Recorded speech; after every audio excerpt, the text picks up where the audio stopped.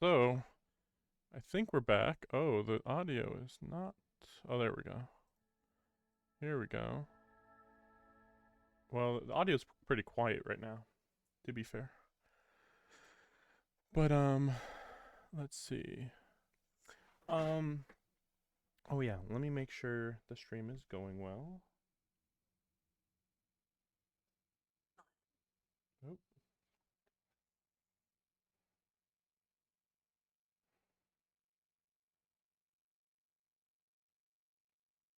Oh, let's check it out. Okay, looks good to me. Okay, so I'm pretty late on doing this, and the stream is in at a weird time. But basically, just don't worry about any of that. I'm gonna be trying to catch up in a lot of short game updates and stuff. Um, we'll see, because like things are weird with the way my work is right now. Plenty of work to do. Weird scheduling.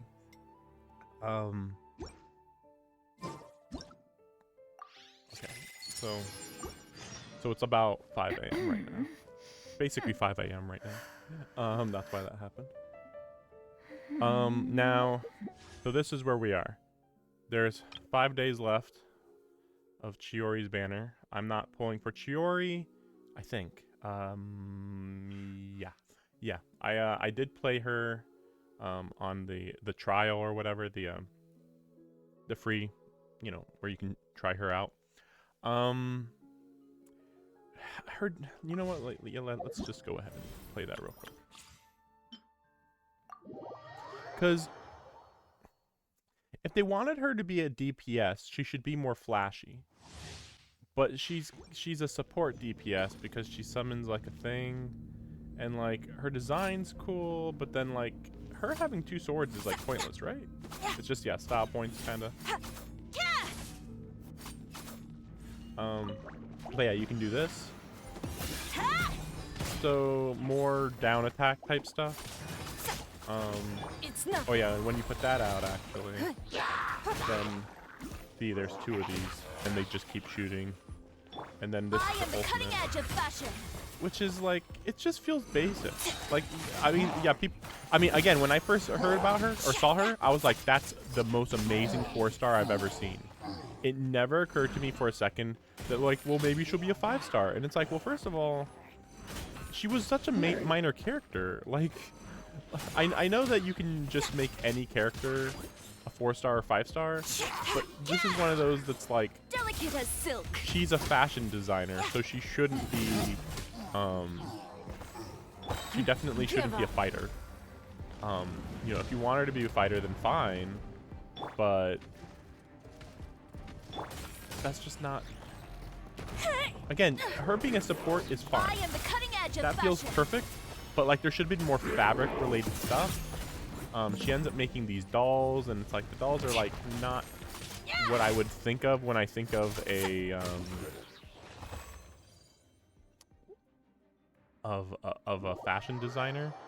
Like it makes sense, but she's like high fashion. It feels like there should be something like way crazier.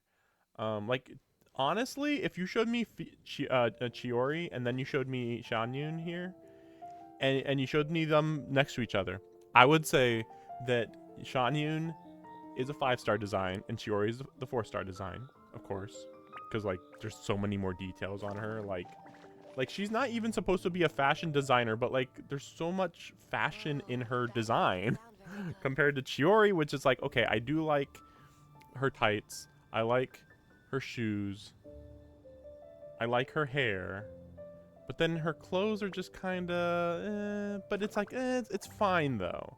But I do feel like they could have made it so that she could like wear different outfits or something. Like maybe she could have like changed her outfit a little bit depending on which class she would help. Like, ooh, this is her electric based clothes or something, and these are her geo based clothes. That'd be crazy. That feels like a 5-star. And like the clothes wouldn't be like drastically different, but like Peace prevails just throughout the some minor differences. But yeah, they didn't do that. Yaimiko still the best design in the whole game. even though it's so basic. Mostly just because of her hair, honestly. But it's also her style. I don't know. Shan Yun, she's great in cutscenes, but like her personality when you use her is just kind of typical, I suppose. But yeah, so we're gonna be doing Chiori's. Ooh, yeah, we'll see how far we get. So I'm gonna first do this, which is a potion event, spring event thing, and I'm assuming this won't take long. I haven't eaten all day, by the way. I'm assuming this won't take long. And then... Oh, yeah. And then we'll do Chiori's event story. Or whatever. But then, I forgot. Right. There's this hangout. So we'll see how far we can get. We'll see. I would like to finish this because I do have Honkai Star Rail that I want to play. And then after that, there's Resident Evil 8 DLC, and then there's Persona 3. That's the bare minimum of what I was hoping for. But yeah, we'll see what happens. Please be quiet within the premises and refrain from making. But yeah, we're gonna just do story mostly for the most part here. Let me just lower my volume. Okay, we'll see how this goes.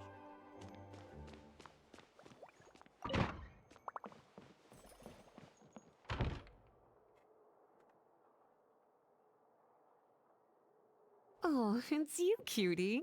To what do I owe the honor of your visit? Are you here to peruse the library?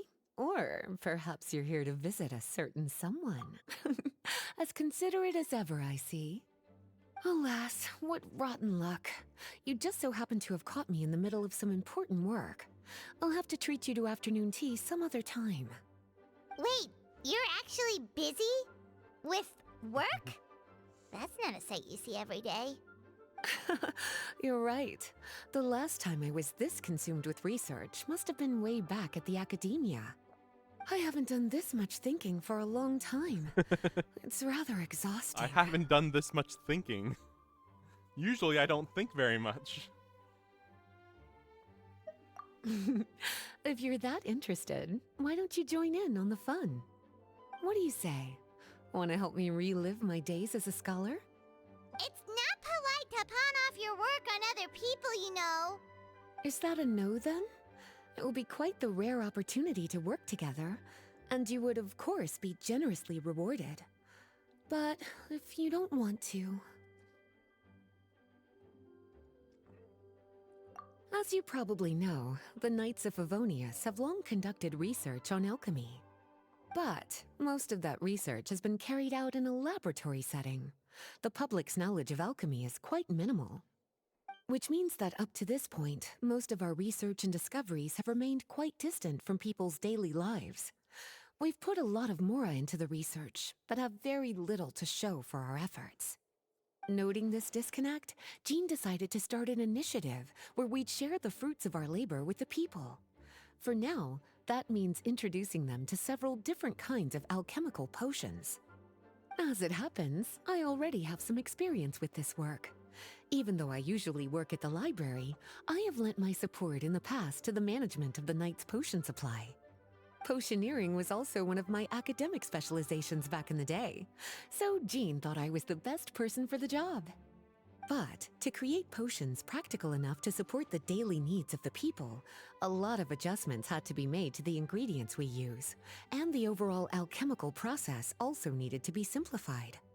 All in all, what started as a relatively simple research project soon evolved into something exceedingly complicated. So, are you asking us to help you with your research? 'Cause, you're not exactly talking to two alchemy experts over here. No worries. I've already thought of the perfect job for you two. Alchemical practices are becoming more and more advanced, but there's still a disconnect between our research and the general public. What we really need is to collect feedback from the people. Otherwise, we won't truly know if we're satisfying their needs. But if we want to conduct research and collect feedback at the same... So, I thought the best way to do that would be to open up a potion shop. Oh, it's like killing two pigs. Well, of course. And who better to take on this job than one of the most accomplished among our ranks, the Traveler. Wait, we're open. When I was we're at in the charge of academia, potion shop? students would often help out with each other's research project. I'm sure my cuties wouldn't want to miss out on the opportunity to experience that sort of youthful enthusiasm. Yeah, you make it sound nice and all, but Paimon still thinks you're just looking for a Yeah, way to pawn obviously. off your work. I knew I could count on you. When all our work is done, I will personally see to it that you're generously rewarded. All of the initial preparations have been made, so...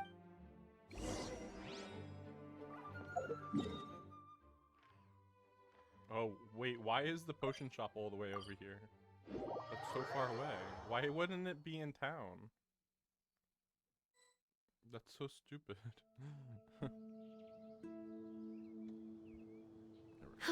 This is the shop. It's in the middle of nowhere. Wow, looks like you've made a lot of preparations already. Did you do this all by yourself?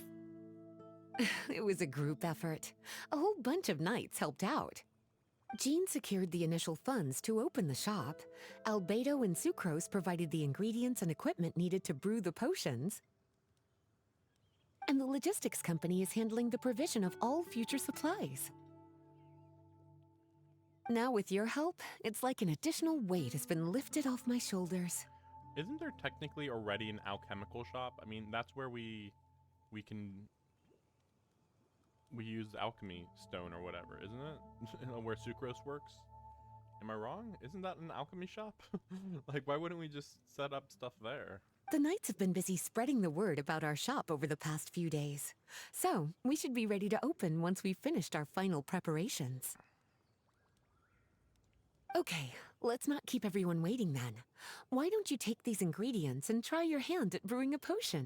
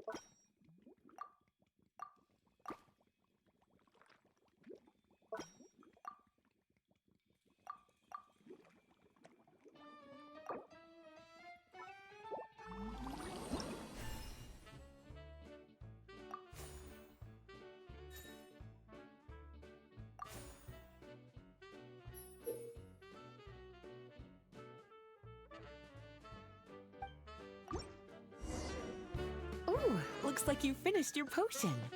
Now, all we need to do is put it on display for sale.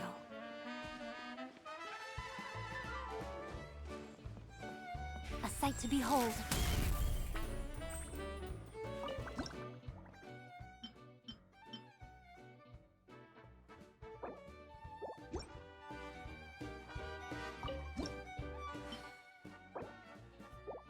Looks like we're done with all the prep work.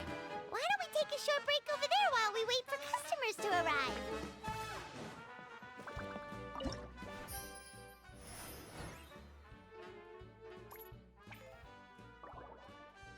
So this is like the same type of game as one of the things in Star Rail.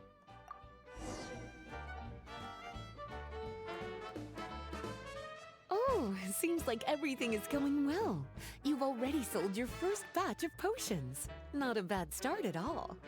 As for what potions you should brew next, we'll need to consult the news from the market.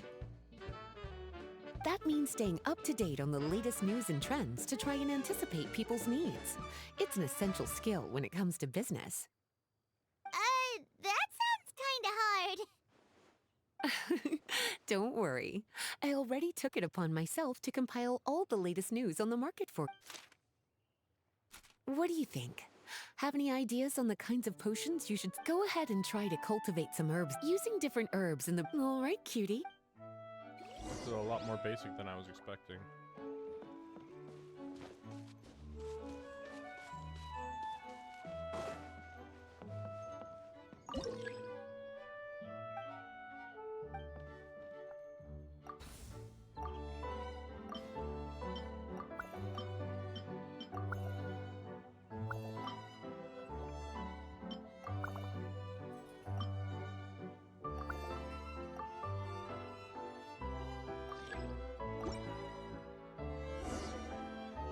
Seems like you've gotten the hang of the cultivation side of things. Ah, I should probably mention, a knight from the logistics company has arrived. She'll be the one handling the provision of all, and after that, it'll be your time to shine. Yeah, shouldn't it be our time to shine? You know, the three of us? My role? Naturally, it was to ensure my cuties had all the business and alchemy knowledge they needed to succeed. Okay, I'll be rooting for you. Good luck. Paimon knew this would happen.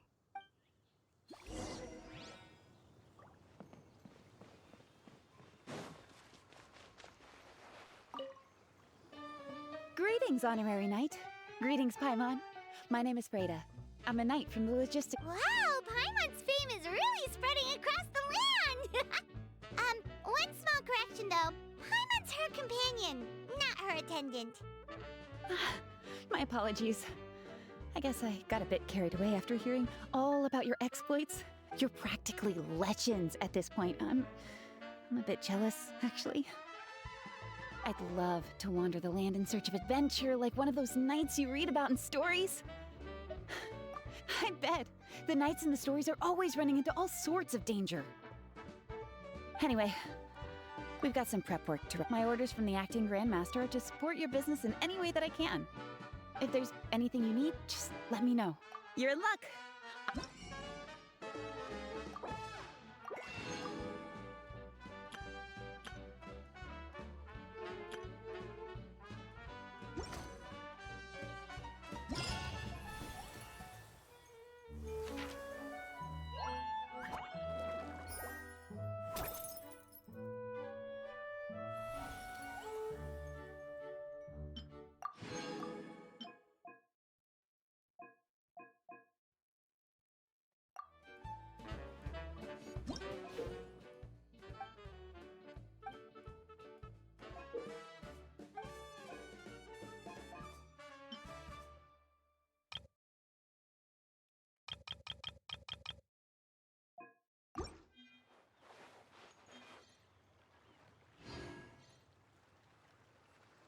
Alright, I think we're good here. Alright, let's go to the story.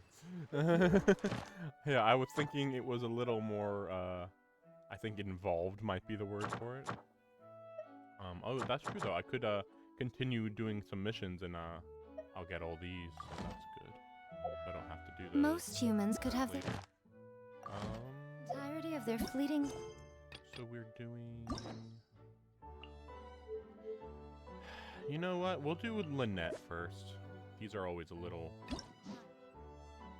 chronicled in but a few short lines. Their stories really rather than... Oh, wow. She's in oh, wait. Okay, no, she's in Fontaine, sorry. For a second, it kind of looked like Mondstadt. I was like, what? Really? No. Oh, you're right. I'm going to go get some... refill some food real quick.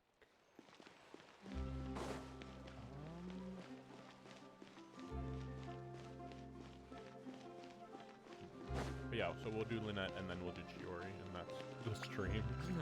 Yeah, I wasn't sure what what that event was gonna be. Definitely seems like one that I should have started a week ago and just passively did it. But we'll see I think it's possible to speedrun it in one day. But yeah, we'll see. I might have to check this, maybe. I don't know why it's time. Oh yeah, time limited. I think Traveling. it's this one. What is this? No, I just saw it. Other worlds is all that anyone's. Which reminds me, so this means that in about a week I'm gonna be streaming again. This because yeah. I was just thinking like, well, the Easter weekend's this weekend, but yeah, that shouldn't really affect things too much. But yeah, so yeah, I guess that's next week. We'll see what happens with the new girl. Arlecchino. I like to say father more, but Arlecchino, that's her name. We'll see whether I'm gonna get her. I kind of feel like I might, but it's weird because she'd be like I still To want be writing about these days. people to. Well, let's see. Goodness no. Where's the What do they find so disappointing about their own world? So we have the Nouvellette team. I mean, Navia, but I'm not sure if this is a real team. But you know, if I want to use Navia, I'll use this. And then Hu Tao. Now I want more on the Hu Tao team, other than Yaimiko and Hu Tao. But like, still, I don't think anybody really perfectly works with them. Now that said,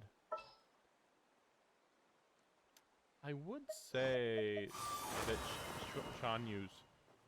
Ooh, that's a cool entrance there. What is everybody else's entrance?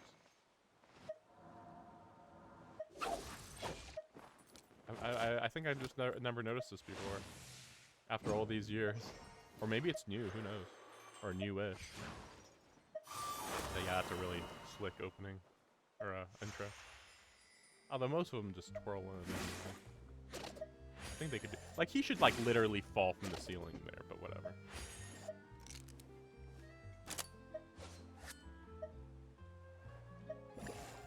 Oh, that's cool. Not bad. I mean, I am planning to level her up more. Oh, what's her? That's surprisingly good, actually.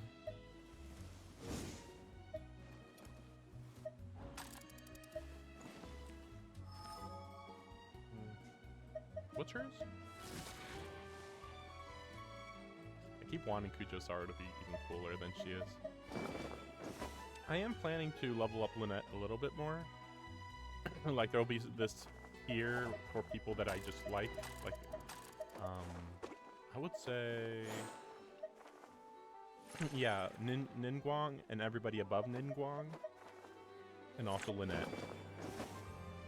And also... I'd say Gaming is barely above Heizo. And then Lynette's above Gaming. Gaming.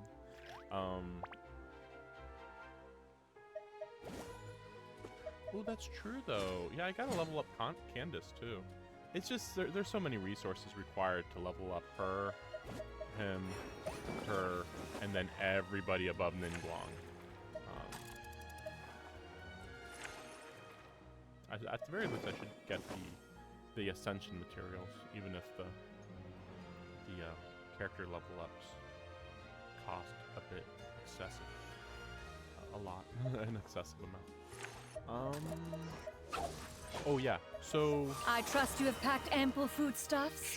Shanyu might be part of this team. It's only Zhongli that just kind of doesn't work here. I have before used What Raiden is the situation? Shogun. I just don't like her though. I don't like her that much. Oh well, no. I was thinking like, oh, but what about her? But no, she doesn't work technically, as far as I know. With Hu Tao.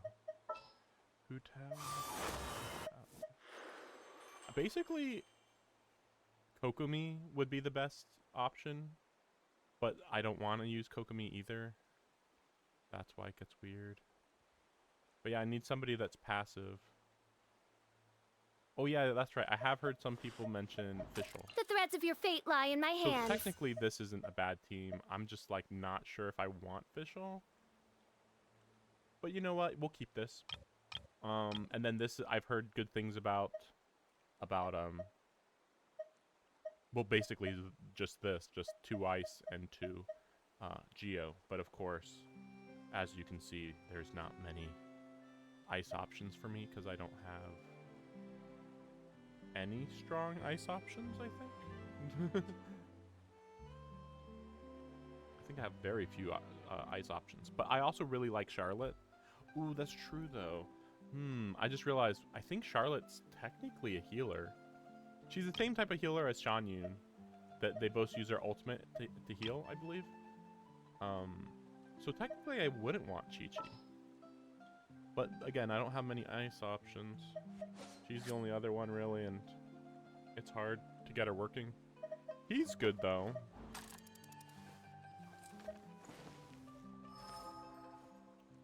I'd kind of rather just wait for the Tsaritsa, but that's of course going to be in a year and a half, about. Maybe, maybe. I mean, I'm presumably a year and a half, but like, yeah. I mean, who knows if it could take longer. They might wait and make it so you can get her in like 6 points.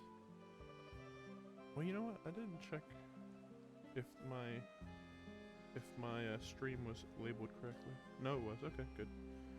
No, because I was just thinking like, okay, it's 4.5 right now, and then which is crazy. Yeah. Oh, that's not typical. It should not be 4.5 right now. Because like it's been.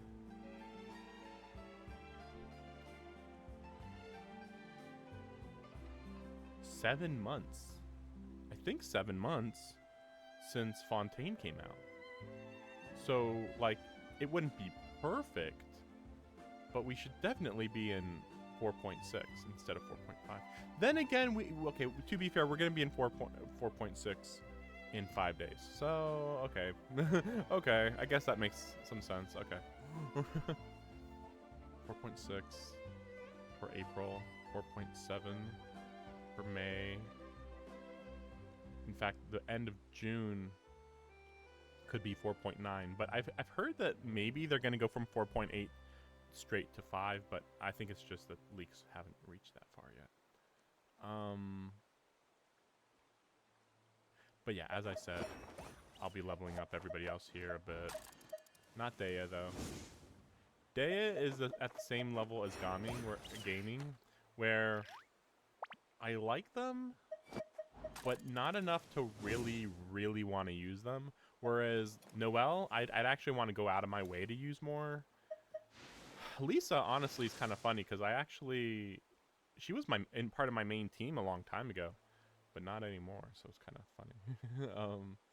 Because I got, I think she was part of the team until I got. What was it? What was my main lightning? I guess till Yai Miko actually. Yeah, Yai Miko kind of replaces Lisa, kinda. Oh wait, oh yeah, I forgot that I have to level up Kuki Shinobu more. She's probably my main healer right now, in fact, funnily enough. She replaced Barbara. But I'm probably just, I mean, if I just level up Barbara and give her the right stuff, she'll probably be good again. But, and then Layla is another one that I'm like, I don't know how good she can be. Same thing with Noelle. Like, I don't know how good they can be, but I do want to go out of my way to see. But yeah, so the next, what's her name?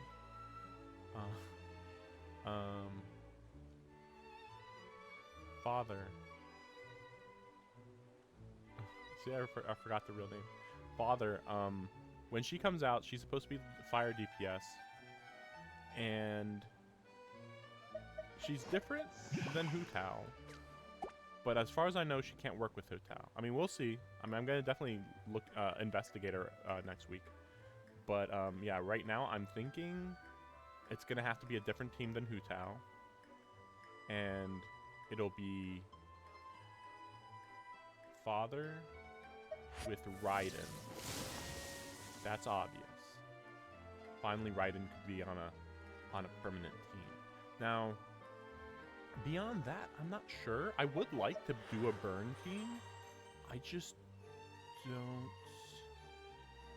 Okay, it depends how she does fire, because I don't know how her skills work. Because if possible, if she only does fire attacks on her burst, that would be amazing. Like if I could just have her passive going, so we're throwing electricity on people who have Dendro. Good, that's going. And then I use Father and burst them with fire and do super damage. But that would have to only be if their skill doesn't use fire, which is, who knows. So that could be a good possibility, actually. But yeah, this team, I don't know. Oh yeah, I need more ice, so we'll see. I don't know. Fremine, I like Fremine, but I don't know if I'd really want to build him, honestly. I'd prefer to prioritize building 6 stars, and at this point, I really do need to level up Mona and Raiden more. And then I keep like ignoring Nilou, which is annoying because it's like Nilou's great. I'd make a team all about Nilou, but it's just weird because like, you know, who's better, Nilou or Nouvelet, and they're different. Then again, you know, I say that, you know, this is weird because I think technically, Nilou is actually probably better in this team. I think it just depends because, like, I think Nouvelet is better on single target. I think that's the main issue. Because, like, at this point, it's just, he's just replacing Hu Tao pretty much. Which is fine. Oh, yeah, I could... Wait, how would that work? No, I was just thinking, like, I could actually take her away and put in... Wait for my signal. That might be better synergy. Because, you know, obviously with Shan Yun and fire, that's good, so... And then they're just passively shooting shit out, too. This is just a collage of characters that I like. just random stuff here. In fact, actually, I probably should take Navi out since she's on a different team. Where are we Put Nilo, dancing today? maybe. I think that's it. Yeah. In fact, if anything, I'd like put like Kujo Sara here. But I don't even know how Kujo Sara is supposed to work, so it doesn't really work. In a practical sense. And of course, this team doesn't actually have any synergy. It's just, I like them. They're cool. I don't know why I called this team perfect. Physical, main, yeah. Just Hu Tao team. Perfect. I don't remember what perfect was supposed to be. Maybe it was my perfect team at one point. Explore. Right. This is like a explore team because, well, at one point they had a lot of variety. But like, this could be good because he actually has a claymore. But, and Yaimiko could just kill minor enemies. But I'm not sure about the rest. Maybe I was like thinking about other possibilities with ice teams. Because like I said, like I do want to use Charlotte more and Layla, get her going if possible. So yeah, maybe I was just thinking ice and lightning. I don't know. And then this is nothing, right? This is nothing. I don't know why I call it the team is drop. I don't remember what that means. But let's just put her here. She's placeholder, and then she's there. This is gonna be for the father team. I keep almost remembering what her name is. I will lead us to victory.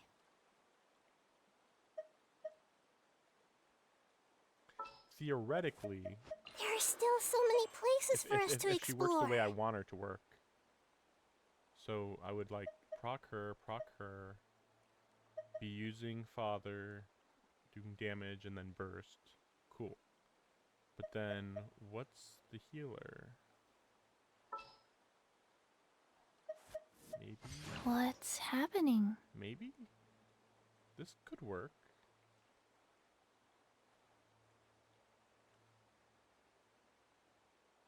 Right?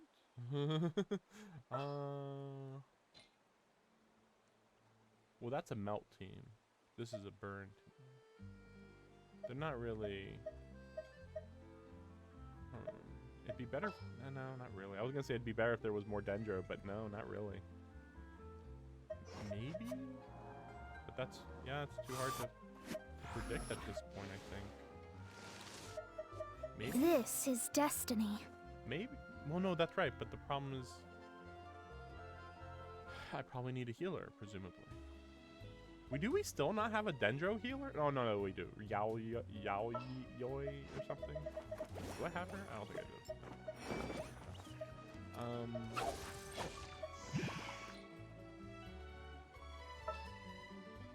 I mean, theoretically, Barbara. But she needs to get built, so I don't... We'll just put her here What's for now. happening? And hopefully I remember that this team is going to be the setup team. We'll go with the Navia team. I've been doing this team way too much. It just feels a little lazy. Honestly, Nouvelle is not nearly as fun to use compared to Hu Tao. And then Father's looking really good. Really fun to play too. So that's where it's like... Tartaglia would be nice to use more, but like... there's a lot of building to do with him. Also, I'm kind of hoping that he gets like an upgrade, but... Maybe they could like give him like a special weapon that's exclusive to Tartaglia, and then that could like give him like a transformation, but probably not. This is all theory. This is very theory crafting centric. Wait, before I go, okay, get to it. A lot of talking there suddenly.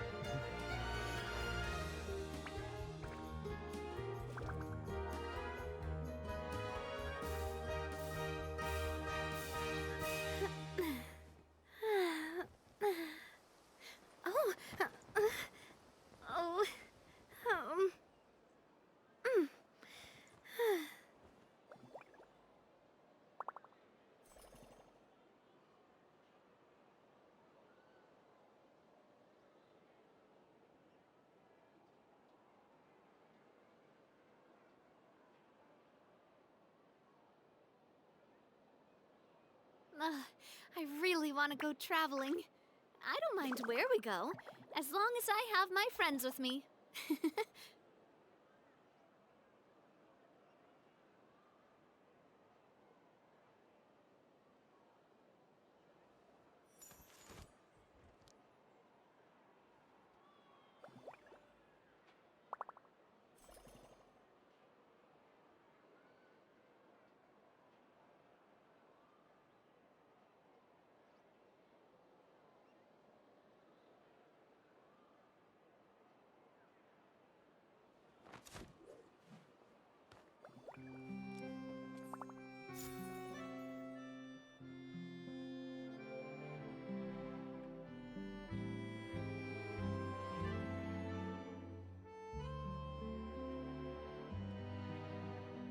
My time with Espina has taught me that carrying an unreliable weapon is worse than not carrying one at all.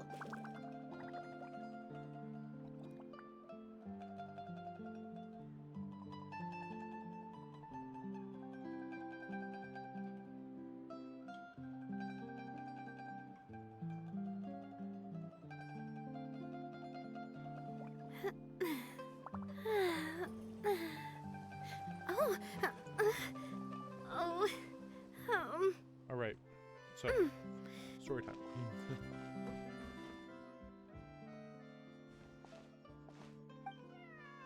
Meow.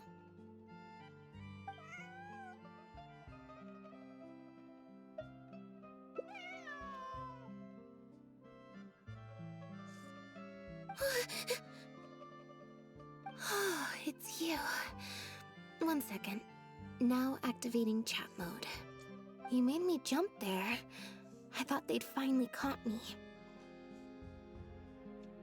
Well, my heart rate did. Jumped up a little, I mean. Objectively speaking, the trouble was entirely of my own making. Half an hour ago, I was at Hotel de Boer for a drinks reception. It was to celebrate the successful opening of a show, but it was draining my energy. So, I waited for the right moment, then snuck away so I could switch to standby mode. Probably because I'm playing the lead role in the show? Is that so surprising? I'm always getting invitations to do solo performances. I just usually get Linny to write back and turn them down. But then came the Fontanalia Film Festival. We took all the kids from the House of the Hearth out to see a film, and after it finished, they all started clamoring for me to try out acting for some reason. Even Linny was chanting along with them. Anyway, it just so happened that a director called Mary had sent me an invitation right around then. I'll spare you the details, but basically, I ended up accepting it. So, assuming that the option is going to be either promote her to become an actor or not and just do whatever.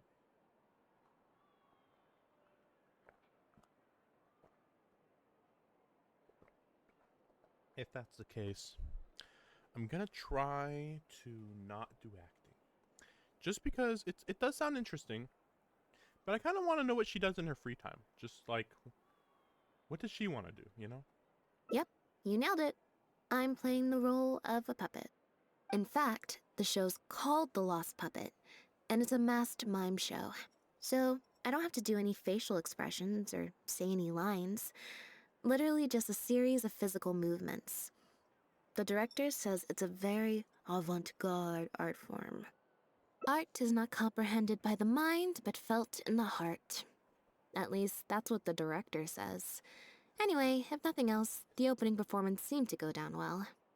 At the drinks reception, everyone was crowding around me, saying, "Triumphant character portrayal, faithful adaptation of the original work, unequivocally, quintessentially avant-garde," and stuff like that. I'm assuming she wasn't trying. But being the center of attention is draining.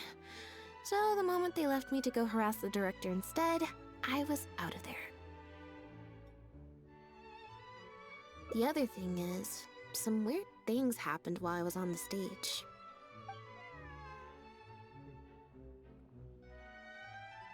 Oh, sorry, Bonnie. I didn't mean to leave you out of the conversation. My bad. No, we just met. We bumped into each other right after I slipped away. Well, it'd be kind of difficult for us to communicate otherwise. Besides, I think she's taken a liking to the name. Haven't you, Bonnie?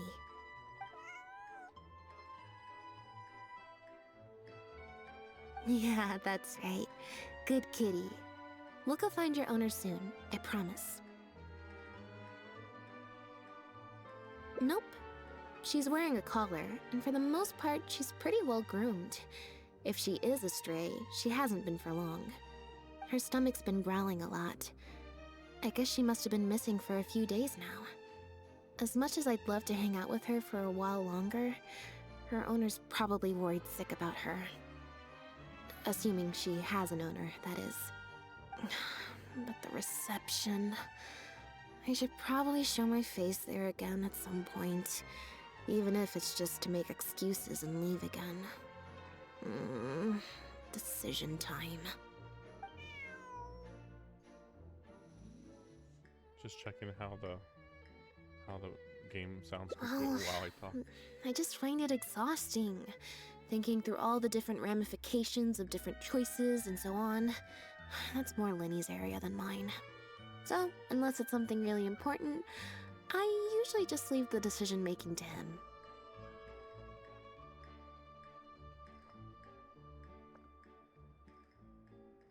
It's fine. He got Fremonade to make me a little something for just this situation. Poof! A phaetometer.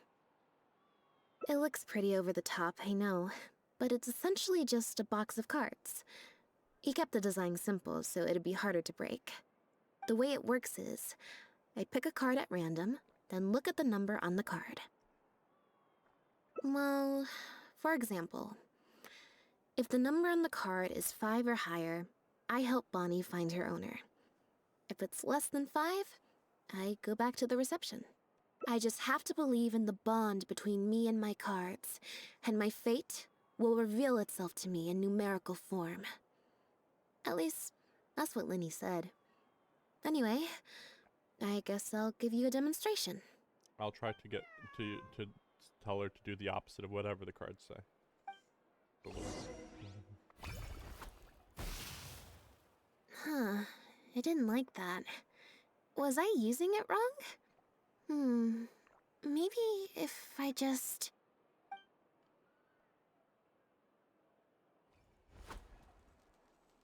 Clearly, there's some design flaws to iron out. I'll have to let Fremine know. Let's see...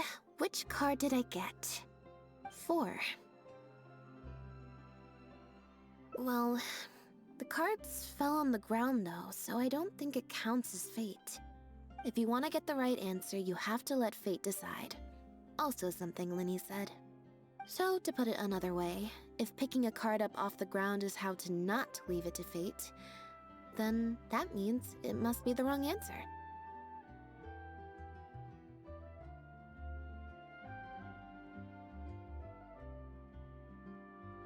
man, you know, all these years later, I still can't understand how Japanese people view fate.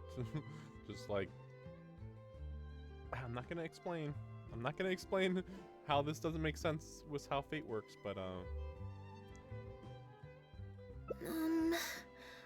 Or why don't you pick a card? Since I ran into you here, that means our fates are like interfering with each other. it's true. I mean, it is true. Like, they're acting like she's lying or making stuff up, but it's like, no, it's true. Thank you. This one is final. Here, take the fatometer. Also, if you have your own thoughts about what I should do, feel free to share it.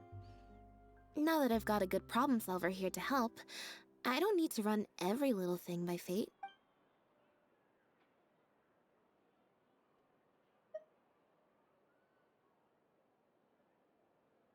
This one is a little hard to say.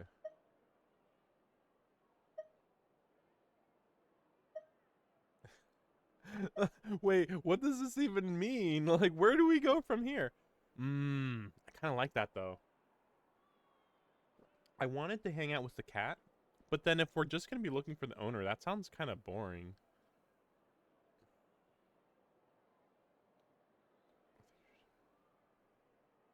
Let's just do the neither one.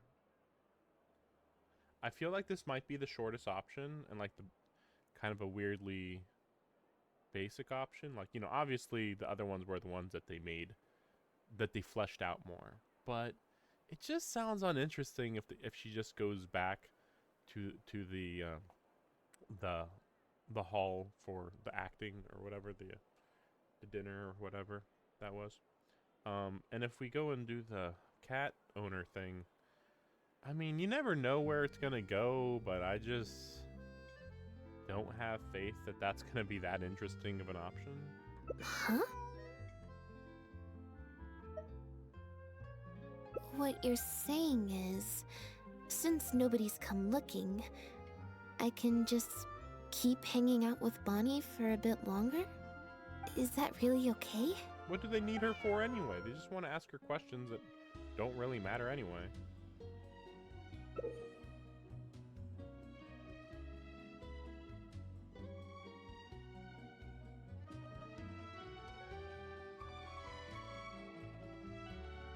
Interesting.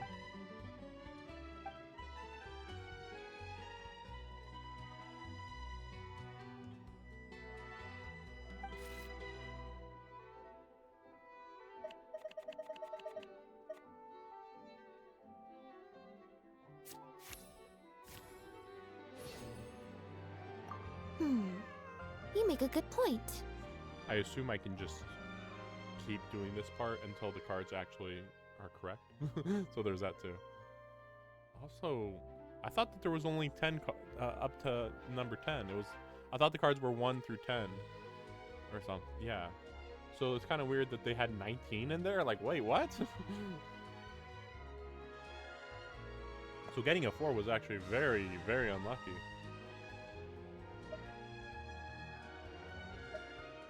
I mean, I don't like both of these, but whatever. Okay, well, assuming Bonnie hasn't strayed too far from where she went missing, there's a chance we might bump into her owner in either the Steambird offices or the restaurant.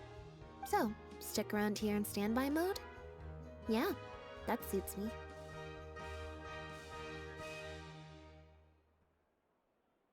Oh, good idea. Bonnie's definitely hungry. Okay, sure, why not? May as well. We could be here a while. Gosh, this is expanding greatly, but it's fine.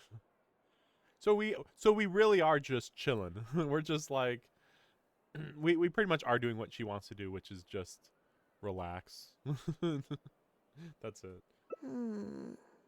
When I was trying to find somewhere I could space out earlier, collect my thoughts, I figured the cafe might be a good shot. Alright then. Plan of action? Spend the whole day spacing out. In standby mode.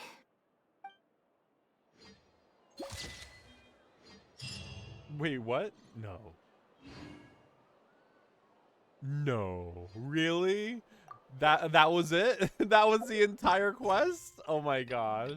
I knew it was gonna be the shorter option, but I wasn't ready for it to be that short. Like, okay, now let's get going. Oh no, it's over. It's over. We done. Which, like, that was like the more interesting option anyway.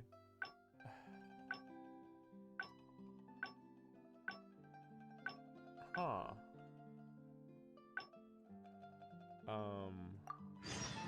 Alright. So which one are we gonna do instead? Because yeah, that was way too short. We gotta do I didn't like that. options.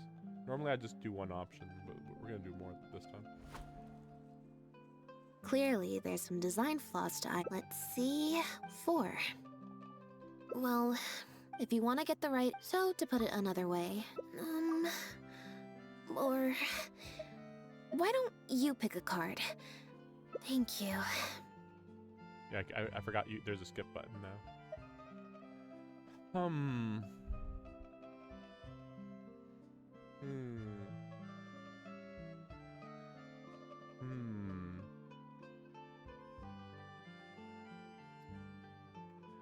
most of the options don't seem interesting. Yeah, we'll just do... You know what? We will just do the Fate Omni. Alright. I don't know. Middle. I don't know. Oh no, this one. Okay. Back to the drinks reception. There's 20 cards in total, numbered 1 to 20. So there's only a 1 in 5 chance of drawing less than a 5. I should also mention, this time the cutoff was 5, but I just set that to wherever I feel like. Yeah, I figured. Nope, I said it was your decision. I'm not gonna waste any more energy dragging my feet. Besides, the drinks reception is technically part of the job as an official publicity event. So, if I bail on it, I might get sued for breach of contract, and that would be a huge pain in the butt. One other thing. Do you want to come with me? If you're free, I mean.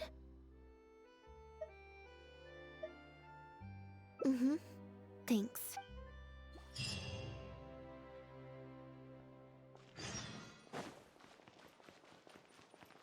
Yeah, I mean, this is kind of where I felt like it was going. I was like, yeah, sure, whatever.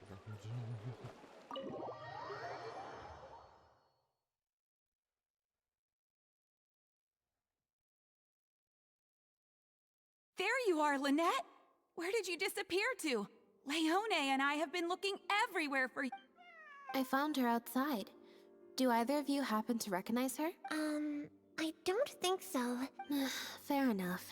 It was a long shot. So sorry we couldn't help you, Lynette. Don't worry. We'll ask around for you. Leone's probably just being forgetful. Maybe you could leave her with us. We'll take her to the reception desk and see if they know anything.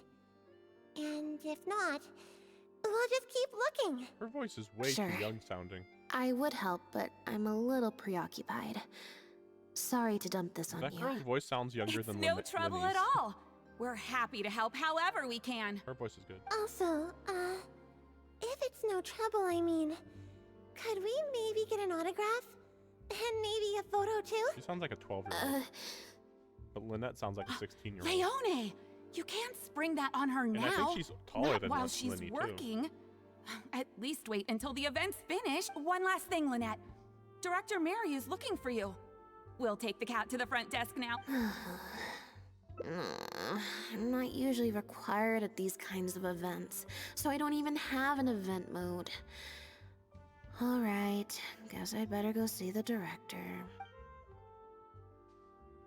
Spectacular choreography, a masterpiece of mise-en-scène. Yes, I for one was particularly captivated by the clearly allegorical such a pioneering work, so far ahead of its time. A tour de force of avant-garde theater. I can already see the headlines of tomorrow's newspapers. But it was a group effort, of course. To convey emotions in a silent show with no facial expressions, the entire cast had to go above and beyond. Speaking of the cast, Jillian, another strong performance from you in director Mariu's latest show. That's quite an overstatement. I've only ever played supporting roles. On that point, you stated a few months ago in an interview that you were looking to secure a leading role in your next show. What led you to the decision to stay in a supporting role this time around? We had a discussion about this, and while Lynette hadn't previously performed in an acting role, we were blown away by her talent, and she was a perfect fit for this character. Quite simply, this was the role she was born to play. Exactly. I was honored to share the stage with her. Lynette worked extremely hard in all of the rehearsals, and she's an incredibly talented actress.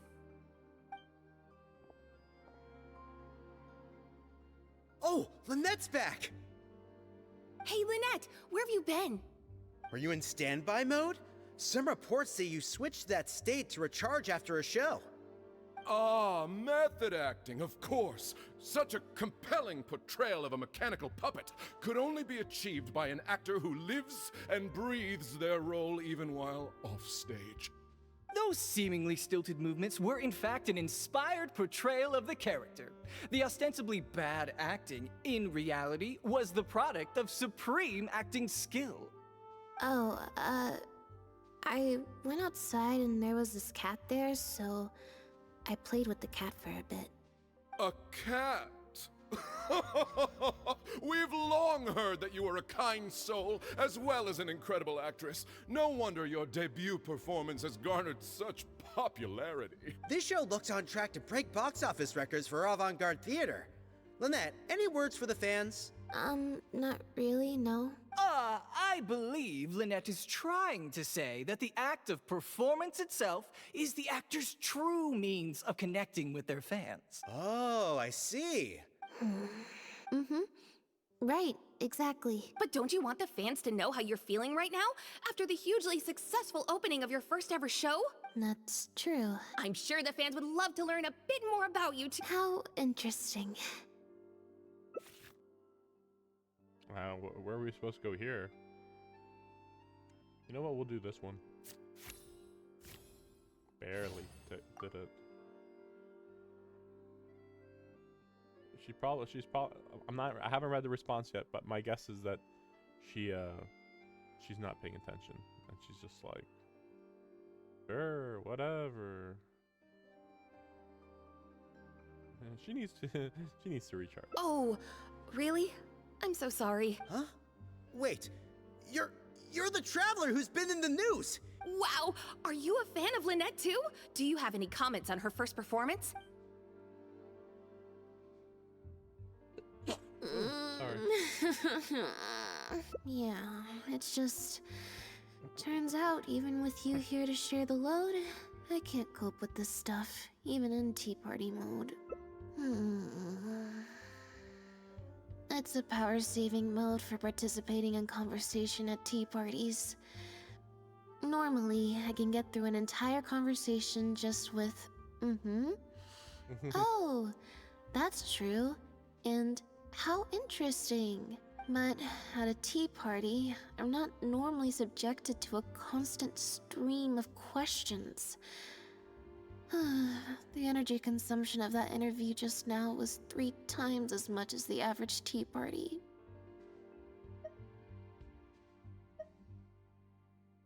These mean the same thing.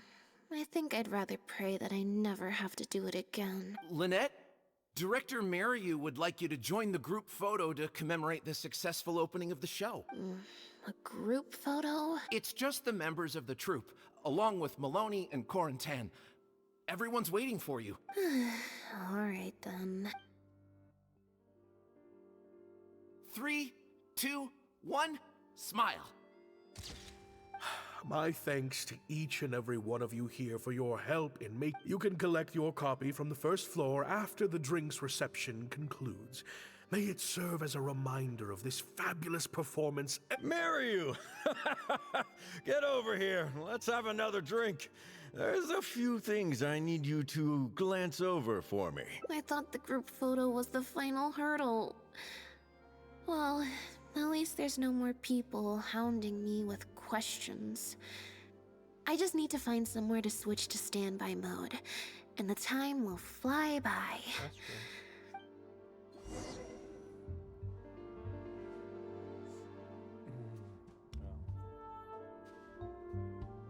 Oh, the second floor. The second floor.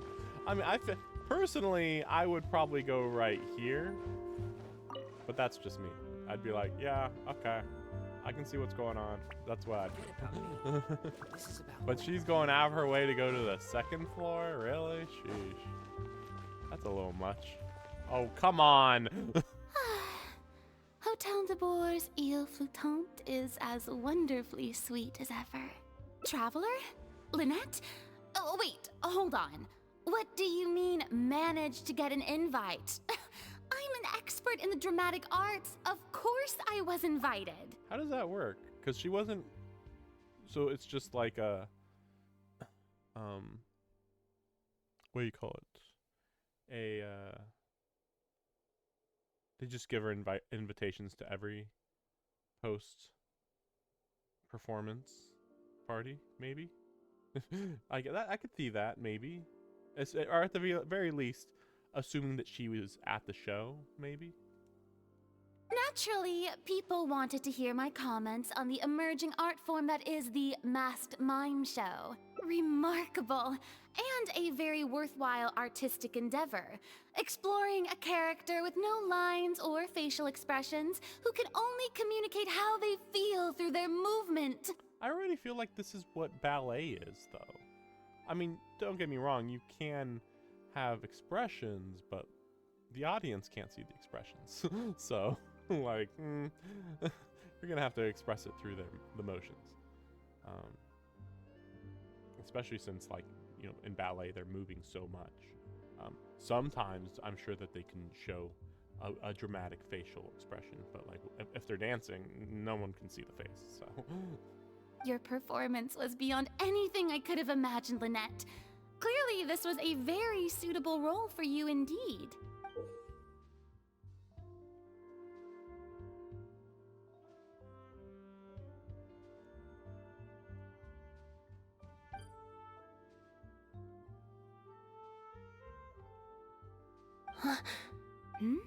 Is something wrong? No, it's nothing. Please go on. Oh, basically, I think I'd give it a positive review overall. Just not as gushing as the crowd downstairs. So, you thought they were pretty over the top too?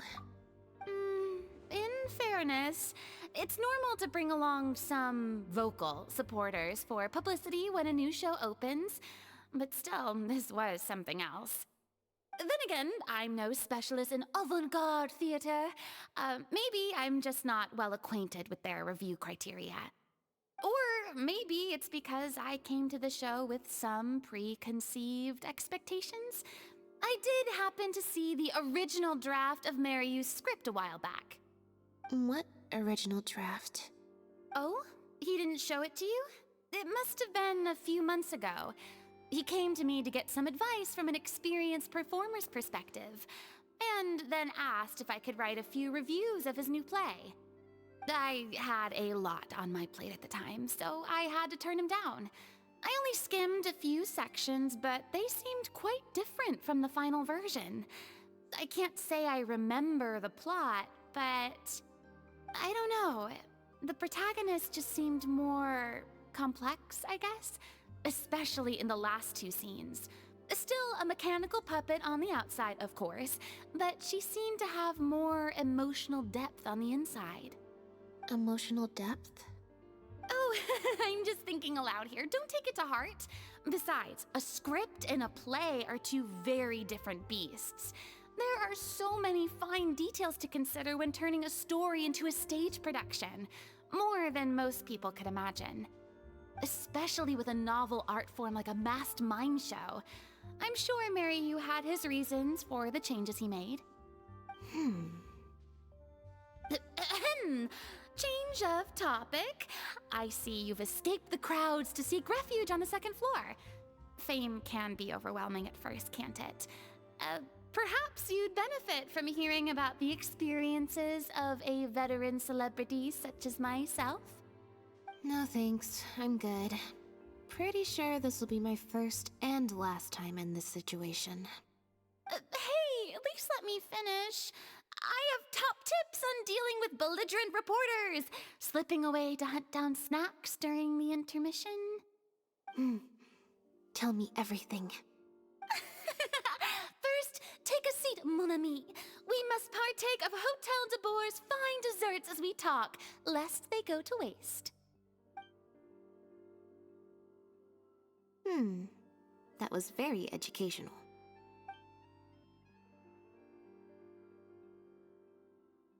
I expect most of the people downstairs have left by now.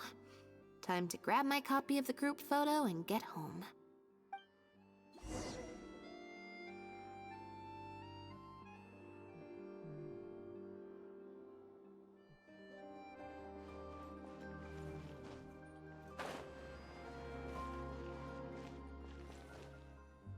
The photo must be in this envelope right here.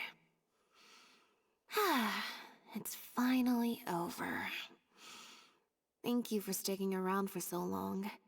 If it wasn't for you, I don't know how I would have standby moded my way through the last few hours.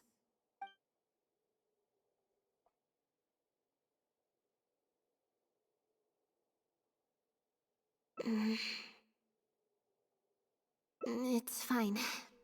It's just... It was such a minor thing. While I was on stage, there was a moment when I felt like someone was looking at me. It was only for an instant, and I didn't even see who it was. But somehow, I knew it was a look of contempt. I got a vague sense of it again during the reception. Like someone was giving me an evil stare. That's because you're not Normally, actor, I'm but you're used to acting. lurking in the shadows on the stage and spying on other people. So, it was strange, feeling like I was the one being spied on this time. It's probably connected a little bit to both, but yeah, basically it's just like, you know, you got a lead acting job when you're not an actor and you weren't interested in acting, you know? Or someone just took a disliking to me for no real reason. Sometimes you can like one person and dislike another for equally pointless reasons. Anyway, it was just a momentary stink eye, that's all. Nothing for you to worry about. I mean, it was twice at different locations, but whatever. Okay, problem solved. I'm gonna take this envelope and go home now.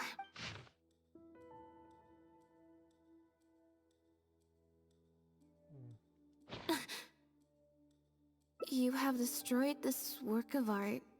Step down from the leading role at once. Based on the tone,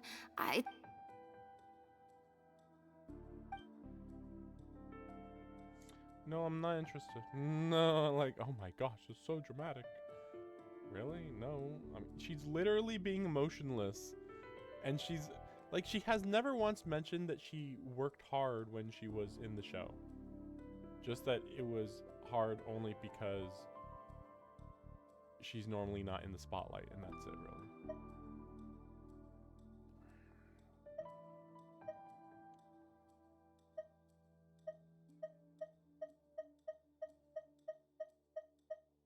I mean, I assume it's the side character girl, but whatever.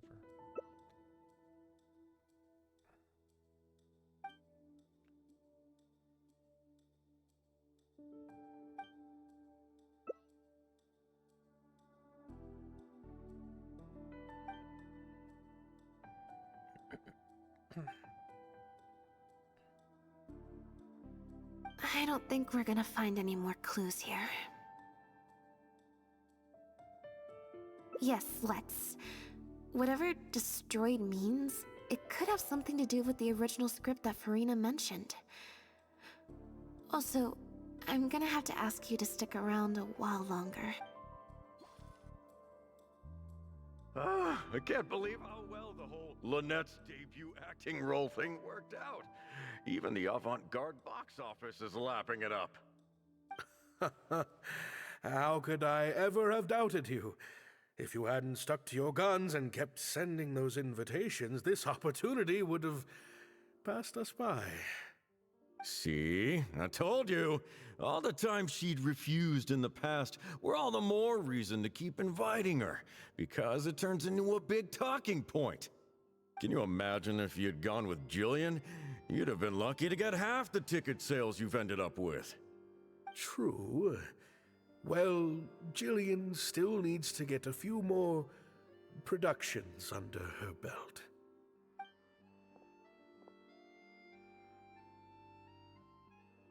Do you have a moment, Director Mario?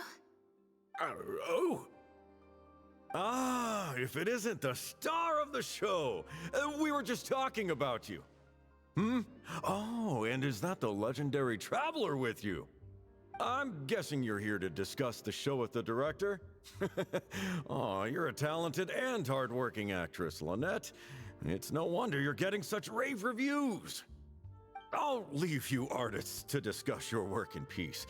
Mariu, make sure you give your star performer and her friend your full attention. I certainly will. Lynette carries the fortunes of our entire troupe on her shoulders. Mr. Maloney. An investor or something, I think. I've never asked him. So, what can I do for the two of you? I'm afraid I'll have to dash soon as I'm meeting some friends from the newspaper. Otherwise, I'd love to stay longer. We heard that the original script for The Lost Puppet was quite different from the final show. I'm kind of curious to know what the protagonist was like in that version. Oh, well, this is a surprise.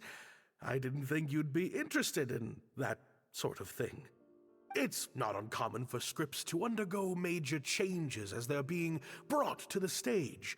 But I'm afraid there's not much to tell you in this case. The protagonist has stayed the same from the beginning to end. A mechanical puppet with a bumbling body but a sensitive soul. A stranger in time who doesn't belong. There's no doubt about it. You are the protagonist, and the protagonist is you. The success of one is the success of the other, and that's what made this show an artistic triumph. Sorry, you've lost me. Can you put it in plain words? All right, then. Delving deep in the search of core truths is the job of an artist, after all. You shouldn't give your attention to early drafts of the script, Lynette. All it would do is sow confusion where you already have clarity. The current script is the final version because it is the best version, and your performance best brings that script to life. Why, if it weren't for you, I doubt any audience would give our show the time of day. What letter?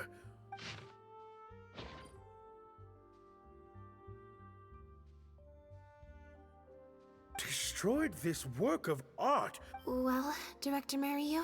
No. Who on earth would write such nonsense? Absolutely not. Without Lynette, this show would be over. Everyone's hard work would go to waste. No, there's... Yeah, maybe Jillian could fill in for me for a while. What? No way, out of the question. The protagonist has to be played by Lynette. Jillian can't... She's just not what the audience is looking for.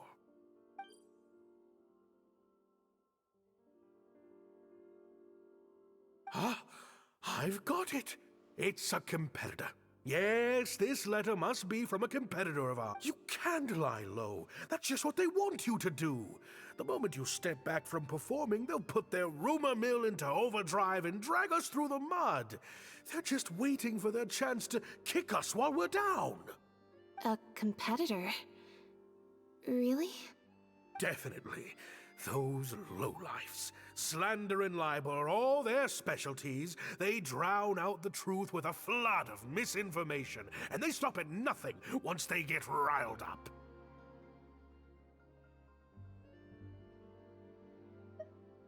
Oh, there's so many of them out there. Fame always seems to attract haters, no matter what you do to try and keep everyone happy. But don't worry, I will get to the bottom of this. Stay strong, Lynette, and keep up the good work on stage. I have to go and meet my friends from the newspapers now, but rest assured, I'll be discussing countermeasures with them. So, a competitor, huh? I kinda doubt it. We've dealt with those types before. Usually their goal is to steal our venue for their own show, or to cover up a scandal by planting a story to divert public attention. But at the moment, I don't think anyone's got a reason to do any of that stuff.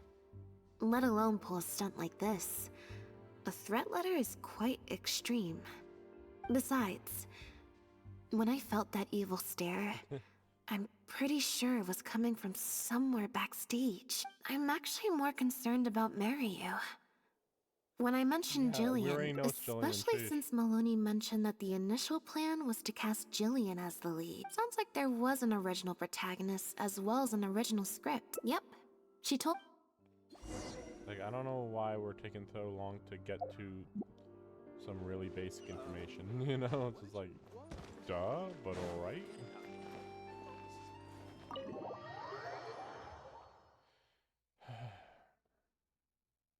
It's so bright.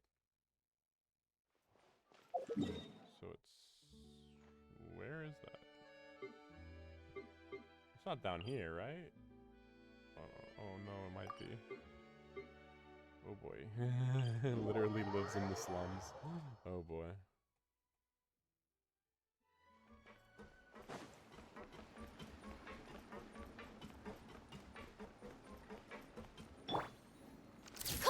Just thinking I kind of want to just run around in circles with it. Lynette? What are you doing? You're not welcome here. I've been to the Fleuve Sandra plenty of times before. This is the first I'm hearing about me not being welcome. Things are different around here. You might be used to a crowd of bootlicking morons fawning over you wherever you go, but not down here. We know what you are. Bootlicking morons? I don't know. I've never met this kid before. Gina, stop that! Go home now! Jillian? No buts. How many times do I have to tell you? That had nothing to do with Lynette. If you don't leave right now, I swear I'll never invite you to one of my shows ever again! Jillian? Just because Lady Farina speaks highly of you, it doesn't mean you're all that. I'm so sorry. Gina's always been a strong-willed child. That's why I never let her visit me at work. It's okay. I have younger siblings too, so I get it. She's in her rebellious phase, huh? If you let angsty kids get you riled up, They'll drain all your energy. So don't worry, I won't let it get to me. Well, the situation's a little different in this case, but still, thank you. So, what brings you to the Fleuve Sandra? We heard about it from Maloney. Maloney, huh? Of course he couldn't keep his mouth shut. I'm sorry. I never mentioned it because Director Mariu was very clear that I mustn't let any of it affect you. What's this?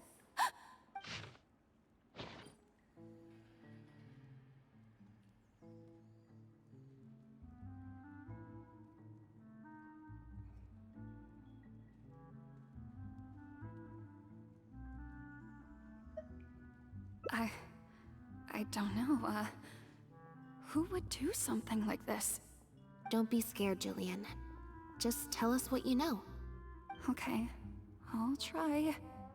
It's true. I was originally cast as the lead in The Lost Puppet. I've worked with director Mariu many times before, but only in minor roles. The audiences and critics never had much to say about me. Nothing terrible, but nothing amazing either. A few months ago, Mariu started working on a new show, so I plucked up the courage to ask him if I could take the leading role. He was hesitant, but he agreed to let me try for the part.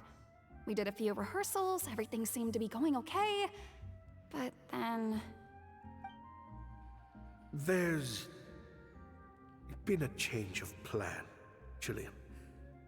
The leading role will now be played by Lynette. Lynette? But she always turns these things down, doesn't she?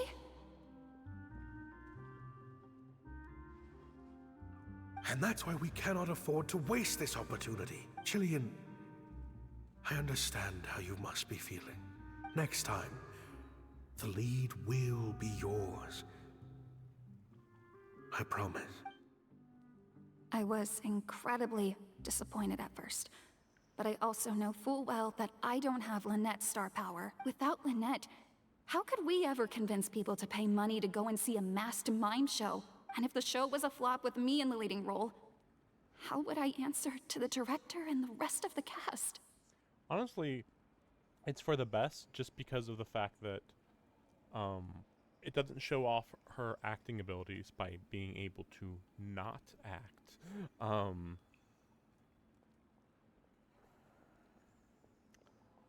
not sure how much,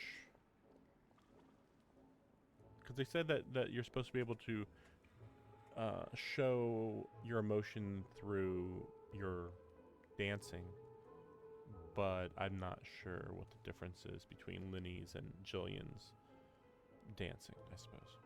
Oh, and also this clearly is like the main story that was meant to be played. So there's that too. Then, I got to meet you on stage and found that you're really down to earth, in a way that not many celebrities are. You were kind to everyone, and your performance wasn't bad. Whatever disappointment I had left at that point, I certainly wasn't about to take it out on you. By wasn't bad, you mean it wasn't great either. So, I'm guessing Mariu changed the script to simplify the protagonist, make her a dumbed-down version of the mechanical puppet that I could actually play. He did make some changes to the script, yes. Jaik, one of the other actors. He likes to collect Dr. Mariu's old drafts because he hopes to be a director himself one day. Makes sense. I always see him talking to Mariu.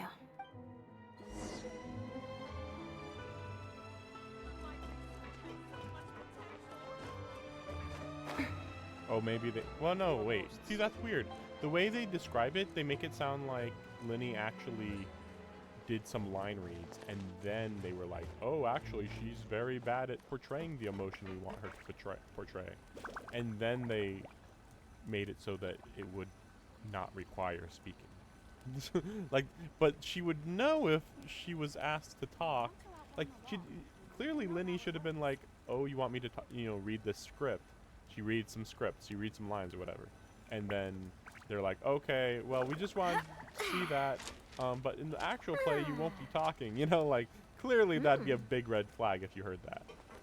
But like, what, she never even read the script and they changed the script for her? Like, really? Like, because if the script is good enough, then it could portray the emotions while her face is completely There are lots of emotionless. journalists in the court of Fontaine. Her face would be completely emotionless, but like her words would be so strong in the emotion that you can tell that as much as she wants to portray the emotion, you know, facially, she's incapable of it. That's what they could have done, but I don't think that that's, you know, like again, if the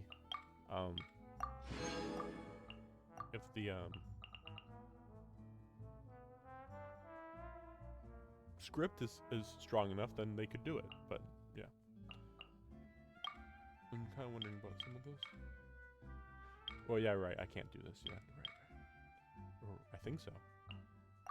I believe so. It's kind of funny how many of these I actually have 100% on. But some of the stuff I just like can't get, pretty much. I caught 17 fish? Maybe with my hands. More fishing? No, not quite. I'm not sure if I'd want to do all these. There's definitely a couple that like are like kind of sort of impossible. Or just annoying. Too annoying to even bother doing. But like, you know, as long as it's like story-based stuff, you know, again, it's easy to get. There's a reason why all these are like 100%. It's like, it's not too hard to do. All right, yeah. Do this? Create 600 furnishings? No. That's annoying. Really annoying.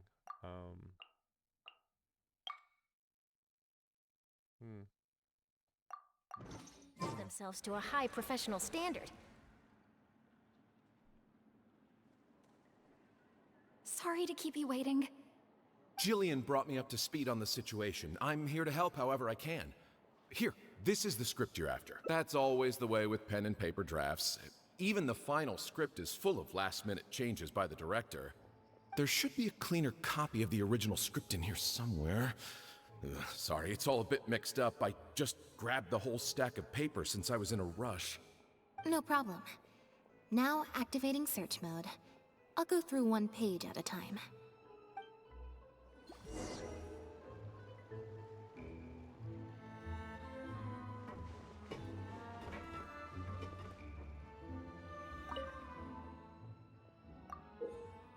Oh my gosh.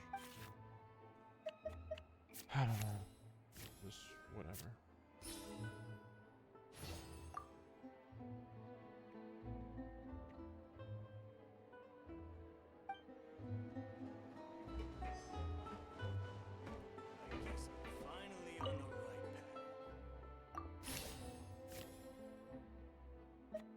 So many of these.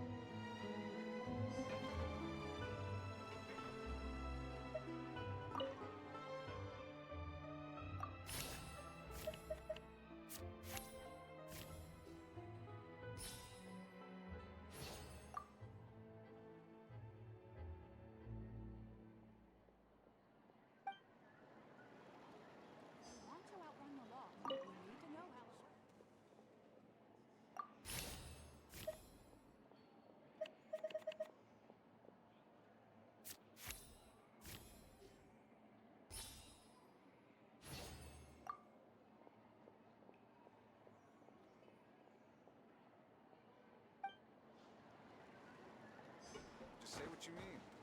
No problem, Stu.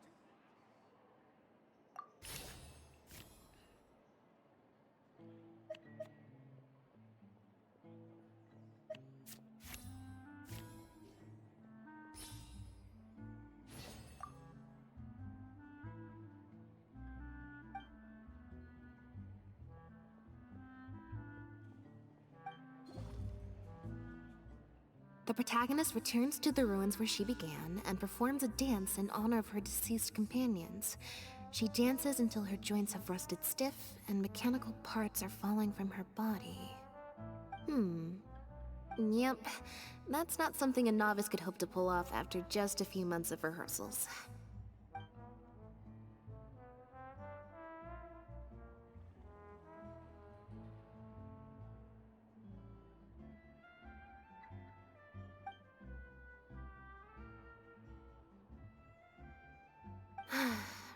Frankly, I think that the original script is much better, and the original lead is the best fit. Jillian, shall I go tell Mariu to put you back in the leading role? Huh? What? Are you serious? But the next show is at the Opera Epiclese.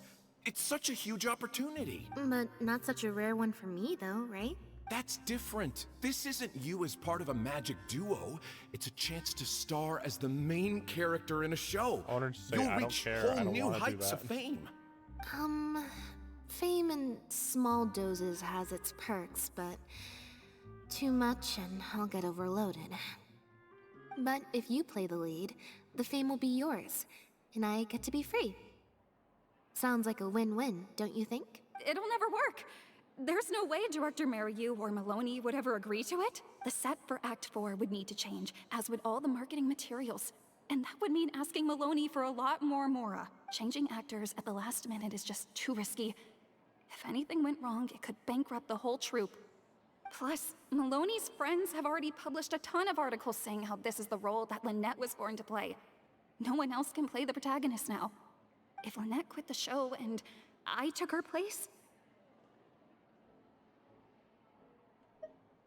If Lynette left, they'd sooner stop the whole show than let me take her place. Stop the whole show? But all the people in the troupe, months and months of everyone's hard work would all be for nothing.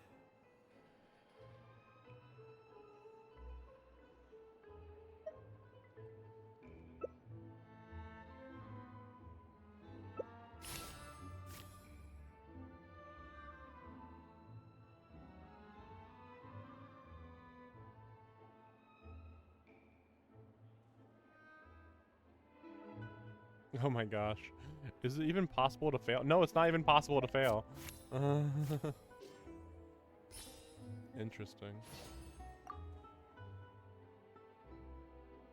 You do? What? But yeah, you'd have to do the whole thing if That's you a failed bold plan. I'm in. You know, it's a little crazy, but it might actually work. No way! It's not worth taking such a huge risk just for a chance to be in the spotlight. Jillian, you said before, whatever disappointment I had left, I wasn't about to take out on you. In other words, that disappointment is still there, but you've kept it bottled up inside. Be honest. You still hope to play the leading role, don't you? But the thought of putting so many people out just for my sake? You think they'd be put out? That's not how I see it. Jillian, you were more dedicated than anyone during the rehearsals for the original script. We all saw how hard you worked for this role. And I think you know that unless we decide to make a stand here, the path we're on is only going to take us further and further from our dreams, all of us. So take it from me, you would not be putting us out. Not one bit.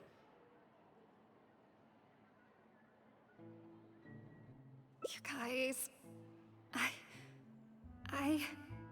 Okay. Let's do it. I will play my part. Yes! I knew you'd come around.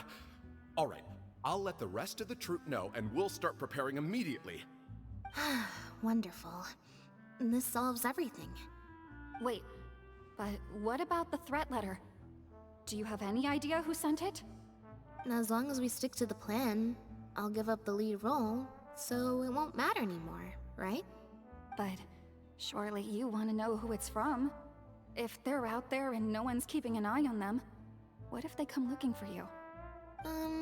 I doubt they will. It's supposed to be a threat, but they didn't even say what would happen if I don't meet their demands. Plus, the handwriting is kinda childish. Doesn't look like a professional intimidator to me. Obviously. Who knows? Maybe it was just a fan of yours having a moment. A fan? Of me?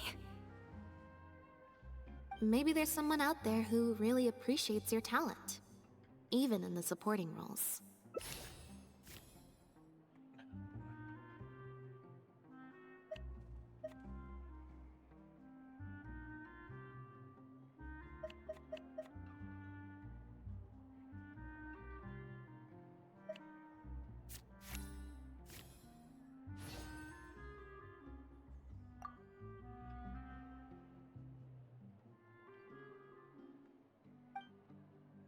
It's getting late.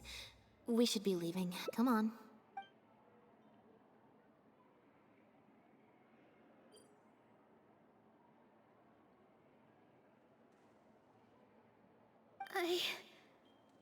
I'm such an idiot. Sorry for manhandling you. You looked like you were seconds away from figuring out who sent the letter, so I had to act fast.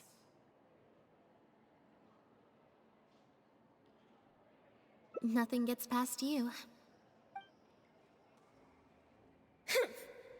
Just because Lady Farina speaks highly of you, it doesn't mean you're all that. I'm so sorry. Gina's always been a strong-willed child. That's why I never let her visit me at work.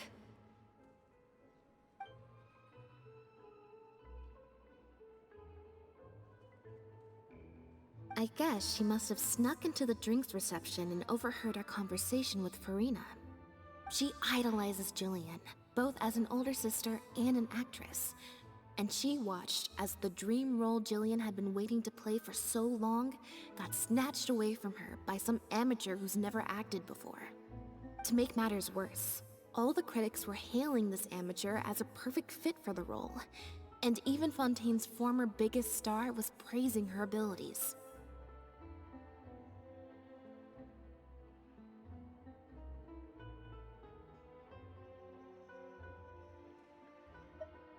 Yeah, that pretty much sums it up. Like I said, getting angry at angsty teenagers is draining. Besides, if it was my younger brother or sister and they found out I'd been treated unfairly or had an opportunity stolen from me, they'd definitely do something far worse. I was in Jillian's position once. Back when Linny and I were starting out, before we got famous, we just had to take things a day at a time. Doing our shows, slowly trying to build up our reputation. So I can understand Gina's frustration. Still, she could definitely use some pro tips on how to write a threat letter.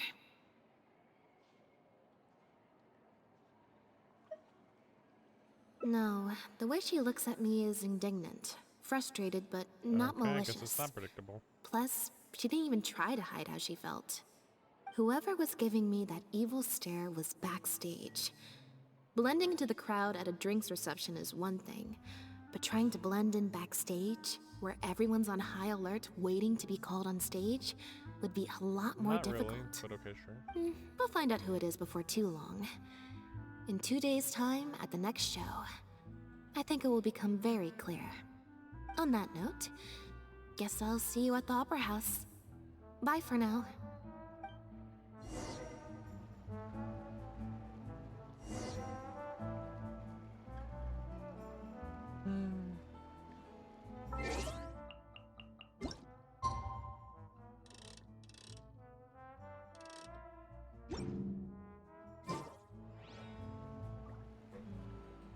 Okay, I didn't notice that. That you have to wait 2 days. 16.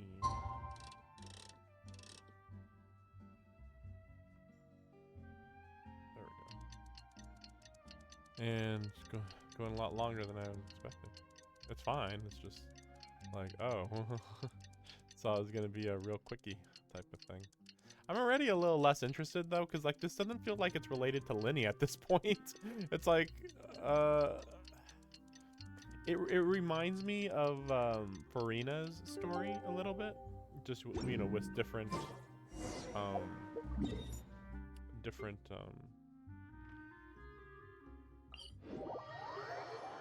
characters that it focuses on. Oh yeah, right. Good. Okay.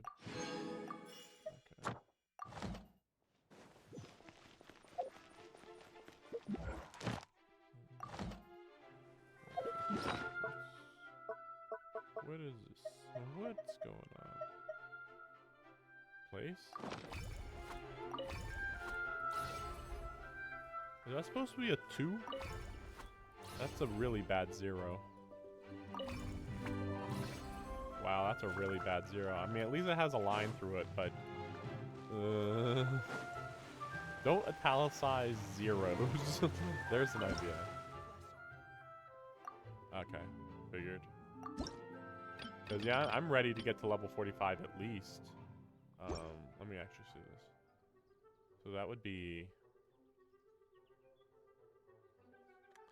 Huh. If it's... Here's the weird part.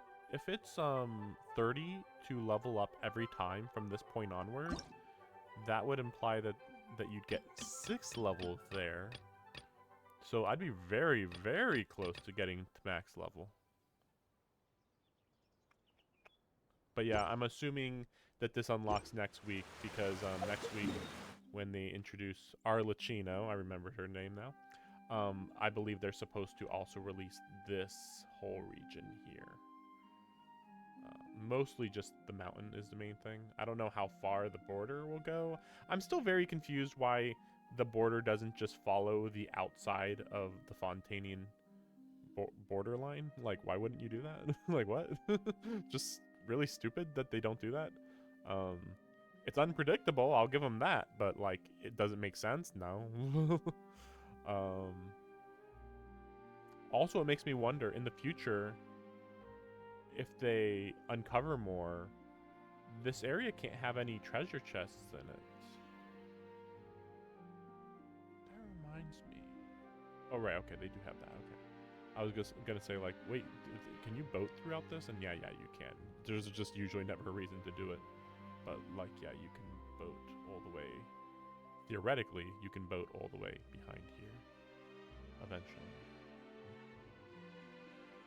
But yeah, I can't wait till the mountain level. When did I switch to Navia? Or maybe Charlotte was talking.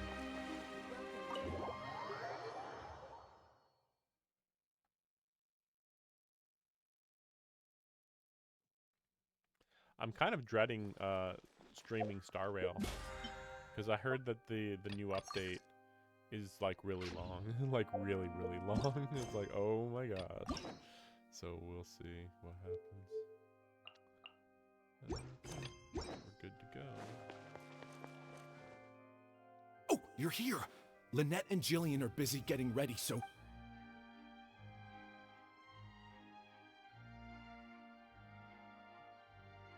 That puppet in the middle, is that Lynette? She's so pretty. Huh? It's starting. Keep your voice down. Wait, what? They have a mask on? What?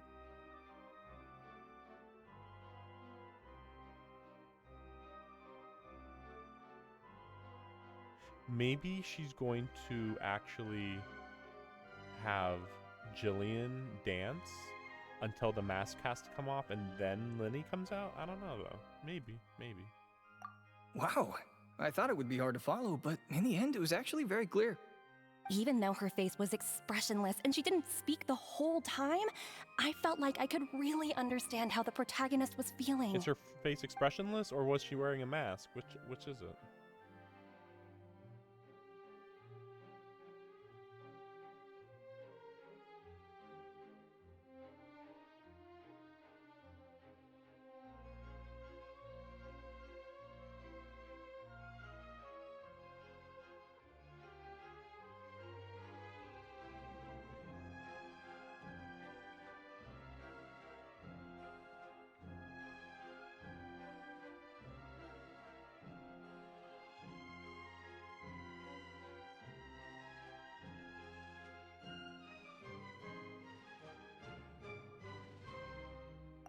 Director Mariu really is a master of his craft.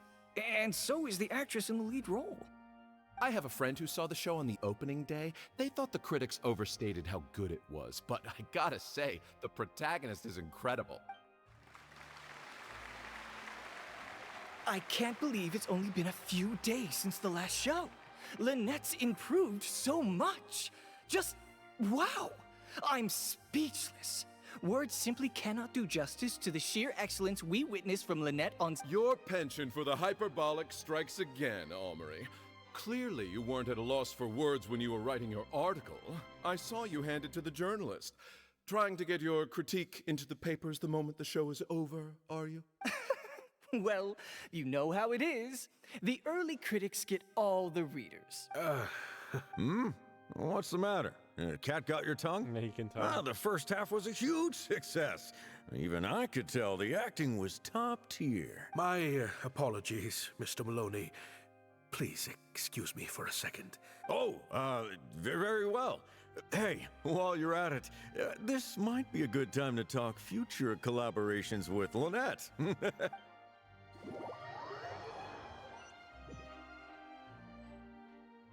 Are you guys sure this is gonna work? What if Director Mariyu pushes back? We're already halfway there. We can't back out now. All we need to do is stick to the plan. What is this plan that you're so intent on hiding from me? Director Mariyu, I thought you were talking to Maloney and the critics. Korantan and Armory have both finished their articles. I went to greet them as a mere formality, but you seem to have availed yourselves of my absence during the first half to defy me. What have you done? To defy Was me. that really Lynette playing the lead role? Ta-da!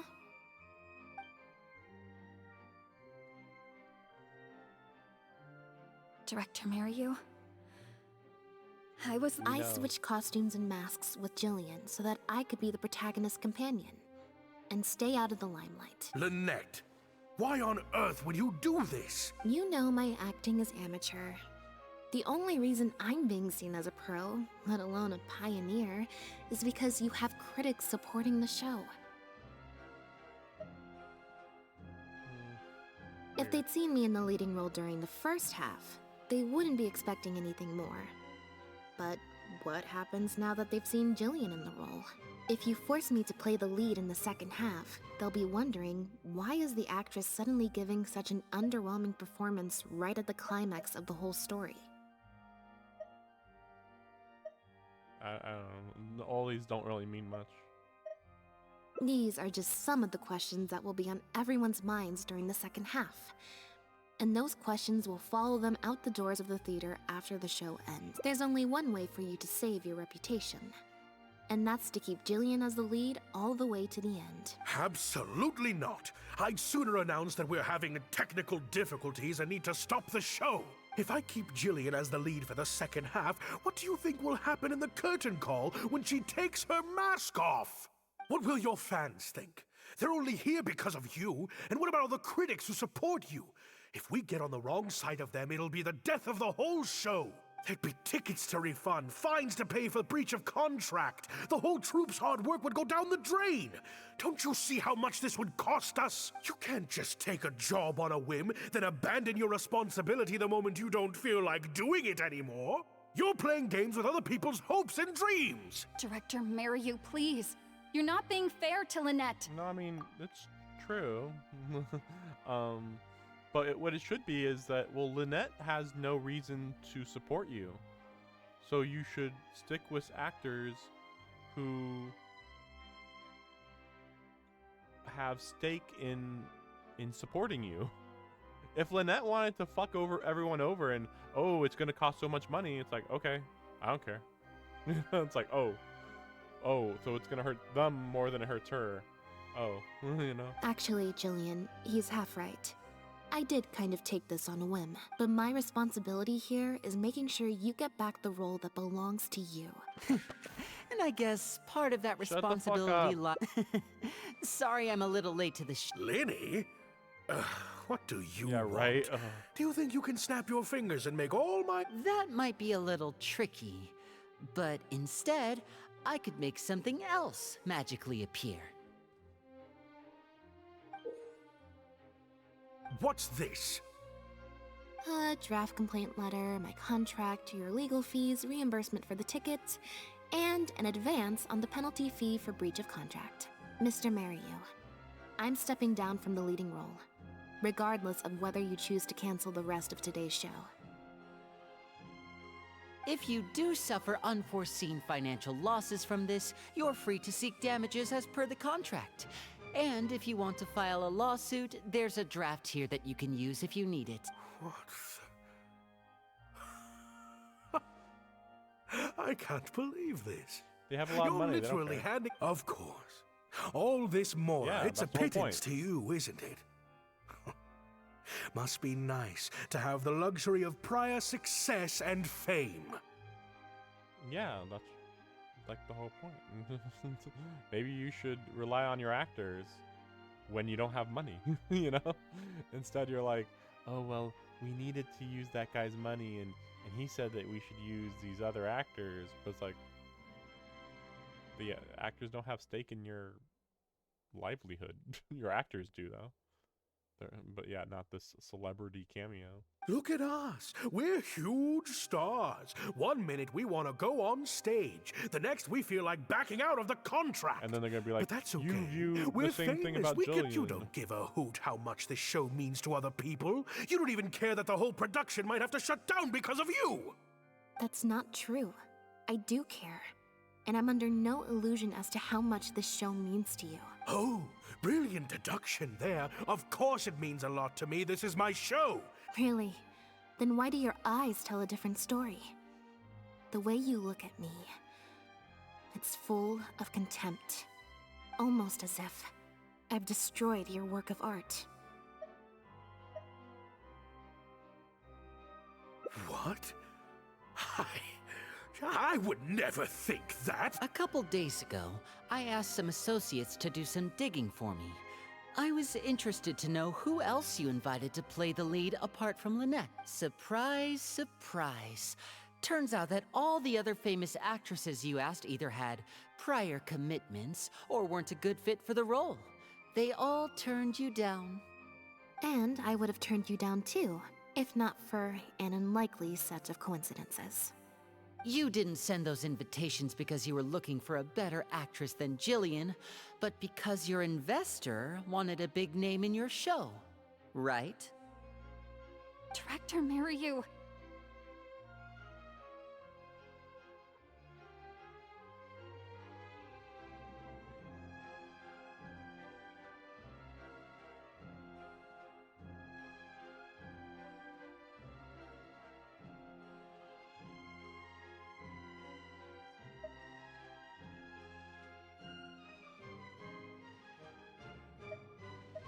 To get Maloney on your side, you chose to make Jillian the understudy, and then look for an opportunity. I bet you were torn at first, weren't you? Or do you choose Jillian, so that you and your longtime collaborator can stage the show of your dreams, the original, unedited version of The Lost Puppet?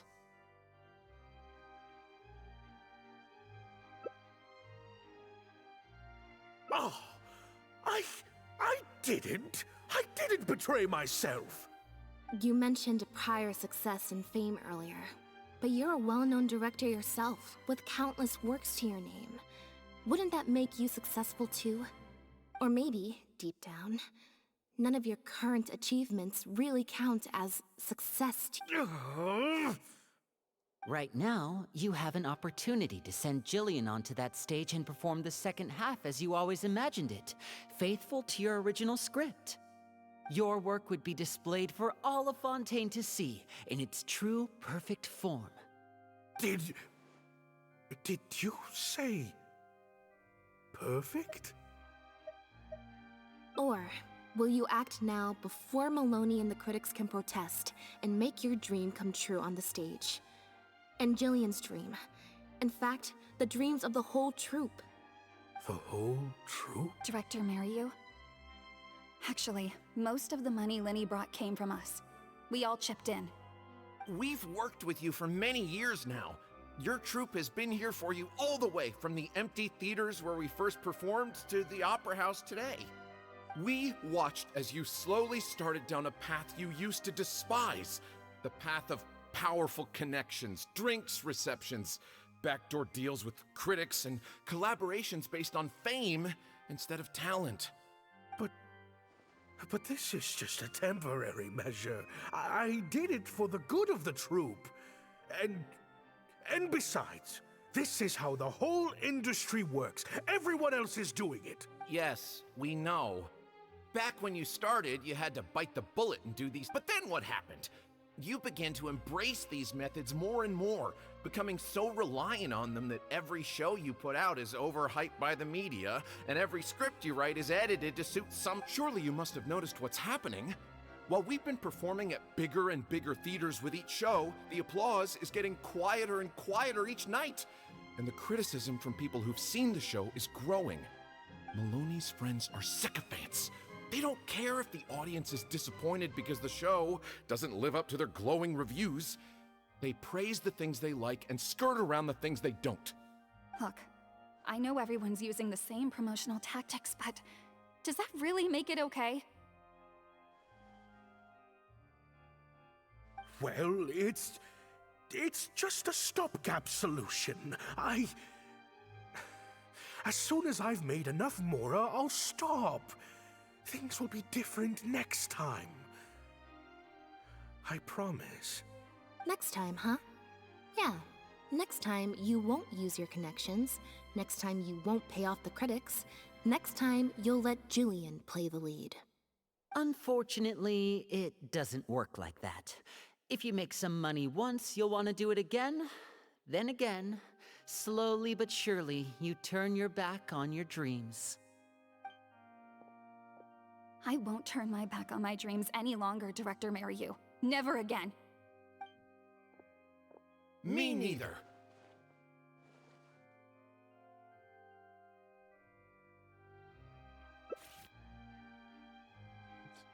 Pretty sure that's like a guarantee, right? At this point? Yeah, it's a guarantee.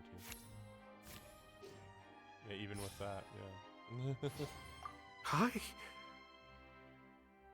had dreams too. Yeah, see, it doesn't really feel like this is about Linny. It's about the troop, and it's like, really?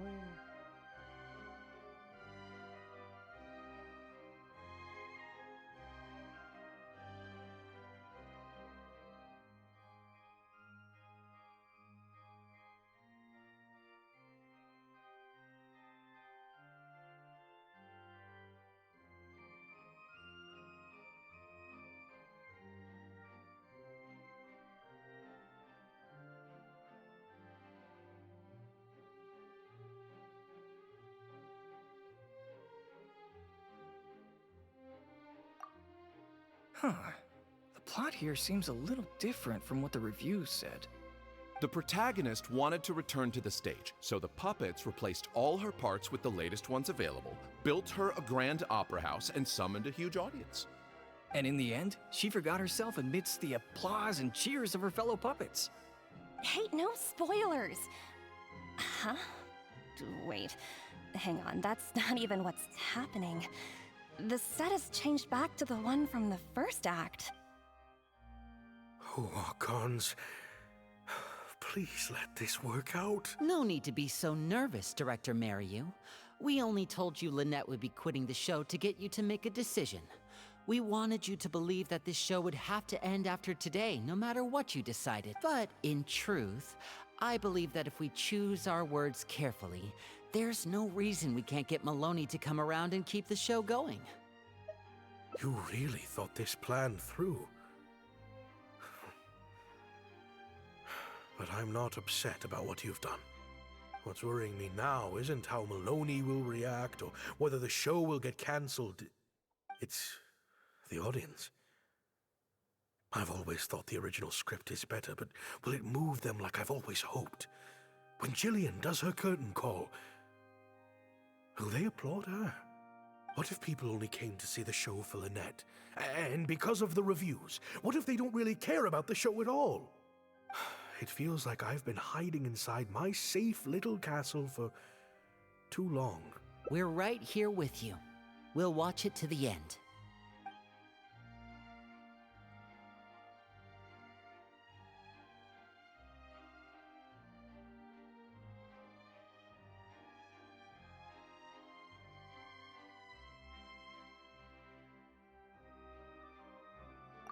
Wow. Okay, this ending is much better. I love how they brought back the set from Act 1 and gave it a whole new meaning. What a fantastic twist. Time for the curtain call. It's the moment of truth. The applause continue after I take off the mask. I could always leave my mask on.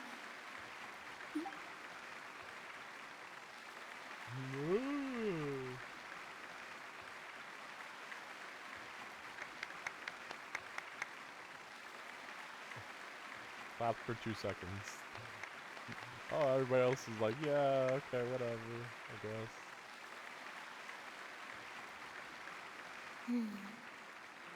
This is what fame looks like, when it's truly deserved. Jillian, you were amazing! Syra was tearing up when you did your final solo dance. If only they could have shown this in the game. Well, so are you. Really? I was so nervous. My legs felt like they turned to jelly. What looked like an actor unsteady on her feet was in fact a poignant expression of the protagonist's frailty in her last moments. Or whatever. Hey, Mario! What the heck was that? Why wasn't Lynette playing the lead? Our articles are already going to press. You better have a good explanation for this. Hey now, it was all of our... Hold on. The decision was mine, and mine alone. They had nothing to do with it. If you have any concerns, gentlemen, then please direct them to me. I mean, you could just say that, oh, Lenny didn't want to play anymore, so we had to switch our main actors at the last second. That's good, what they could have said instead. That's it. That's it. Done. Marry you? So it was you? Well then, I trust you'll have no objection to me pulling the plug on this production. I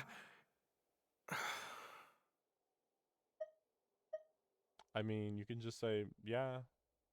Because just literally you just need to say, well, Lenny said that she's not going to be the main actor anymore. So, yeah. Yeah. Director Mariu, Mr. Maloney, what on earth is going on? Why was Lynette not in the lead role? It took a lot of convincing from me for her to accept the role, and I had to turn down some big work opportunities to come and... Lenny, it was all his idea. Mariu, explain yourself. Wait, Blinny, as a matter of fact, this was a piece of performance art. In this play, the masks and costumes serve to obscure the differences between characters, and by extension, the difference between human and machine. I just realized, was I calling Lynette Lenny for a bit? I don't know. Anyway, you get it. We took that idea to the next level with an actor swap, blurring the lines between one performer and the next. So it's in service of the ambitious artistic goals of the production. What? It's similar to deceiving the audience in a magic show. We employed this technique as a means of breaking the fourth wall. It allows the audience to more intuitively understand the cognitive dissonance felt by the protagonist as a machine trying to reconcile the notion of her humanity. The audience's experience mirrors the protagonist's own confusion and becomes... Hold up! What is this nonsense? I mean, this is actually pretty legit, though. Because, like, I'm pretty sure it's been done before, that, like, you just change who the actual actor is, and it's like, well, yeah, it's been done before. It's just really random when it happens.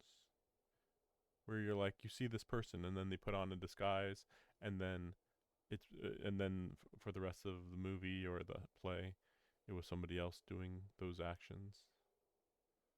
And then it's like, and then there's a reveal at the end that's like, actually, that person wasn't me at all the whole time, or something. Oh, I see. That's probably more because you just don't really understand avant-garde art very well, Lenny. And then they're like, oh, we understand it, so we have to agree with your decision-making. Maybe so, maybe so. Well, perhaps it went over my head, but I'm sure our experts here saw the whole thing coming a mile away. You must have worked it out by the end of the first half, surely. Mr. Amory, I just heard that you managed to write your review after just the first 2 acts.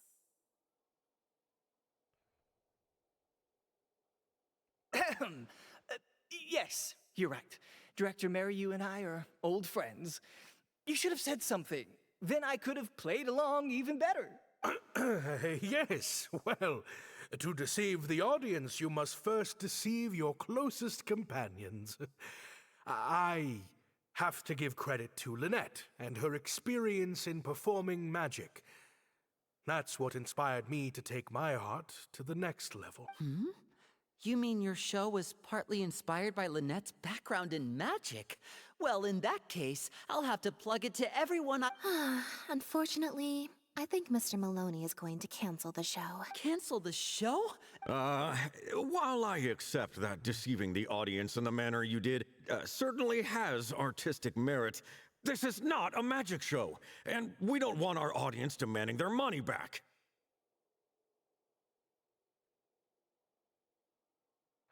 I'm just like trying to think, like, if you were told that some actor was going to be in a movie and then the actor is behind a mask the whole time, but then at the end of the movie they take off the mask and it's not the actor you were expecting,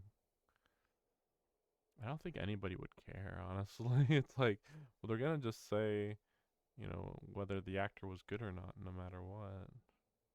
It's just that normally you wouldn't wear a mask. That's why I was confused. I was like, oh, Linny's...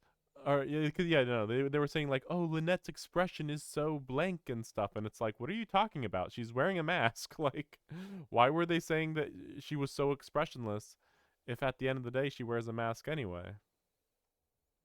Which, again, means that the whole point of Lynette even being here doesn't even make sense, because it doesn't matter who was the main actor here. They were completely covered. The only really significant difference between what was happening was just how well their dancing capabilities were. A very valid criticism, and one that I humbly accept. If that happens, we're prepared to reimburse and apologize to any audience members who weren't satisfied with the experience. Plus, it looks like Jillian is better than me at delivering the excellence people want to see. I'm sure audiences will be very happy with the show if she's allowed to stay in the leading role. Maloney, I believe there should still be time to tweak my article. From the look on Lynette's face, I think she's being sincere. Oh, one other thing. We managed to get a meeting with Lady Farina earlier. Anyway, she agreed to write a review focusing on Jillian's performance and the quality of the show as a whole. She promised to give her honest opinion, and I'm sure today's audience will be discussing her performance too. There's sure to be a variety of opinion. Oh, I mean, art at its finest, clearly. But I'll have to give it some thought before I decide exactly what to write. Oh, of course. Always good to put some thought into these things. Especially now, with a growing range of voices out there. I imagine competition for readers becomes more fierce when everyone's discussing the topic. Corentin, Amory, let's go.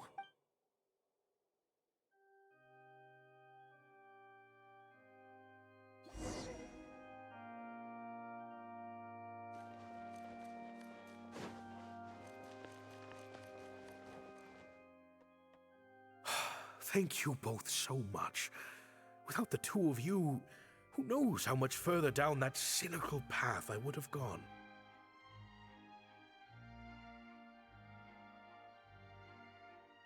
I always told myself that once I'd made enough Mora, I'd get back to doing what I love.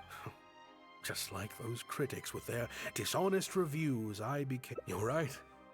Anyway, enough about my problems. What are we going to do about the threat letter that Lynette received? I've been looking into it a lot over the past couple of days, but it doesn't seem like it was one of our competitors. Ah, yes, about that. Lynette, do you... Wait, you're Jillian's sister? I'm sorry. Gina insisted on coming to see Lynette. I couldn't stop her. Lynette, I'm sorry!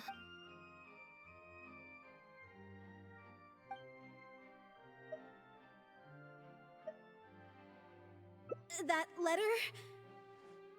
I was the one who... What? Gina? So it was you? Director, it's time for... Oh, okay. Weird energy here. I think we came at a bad time. Lynette, Gina must have been worried sick about me. I'm sure even she wouldn't do something so stupid if she was in her right mind. I'm so sorry. I promise I'll make it up to you somehow. Jillian, no! This is completely my fault, and I'm the one who should have to bear the consequences. I got the wrong end of the stick, and... Well, since I haven't actually suffered any losses, seeking redress could be difficult. Maybe we could just let this one slide? Really? Are you sure? After all, Gina wouldn't be the first person to ever misjudge me. Right? In any case, I think we can all agree it was a misunderstanding and nothing more. No need to overcomplicate things. But still... I was wrong to write that letter. I should own up to my actions. Make it up to you in some way.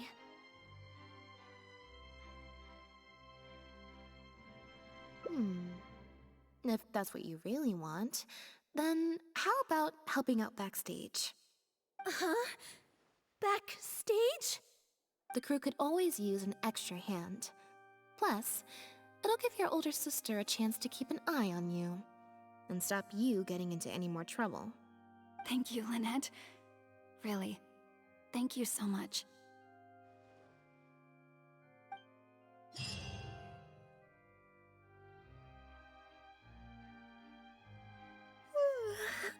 A few days later?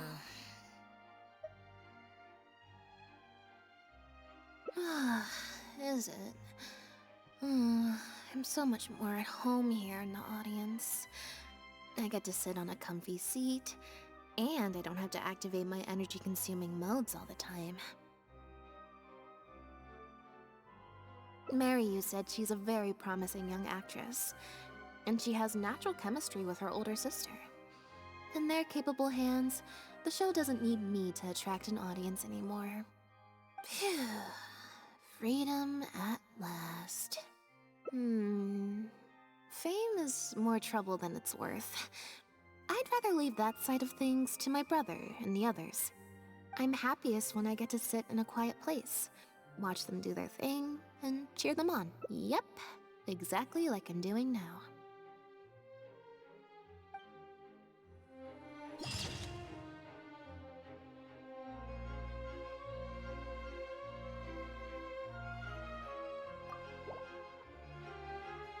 Kind of a weird vibe to do, like, oh well, she just wants to silently support people. Okay, sure, but like it doesn't feel like that's actually what we did.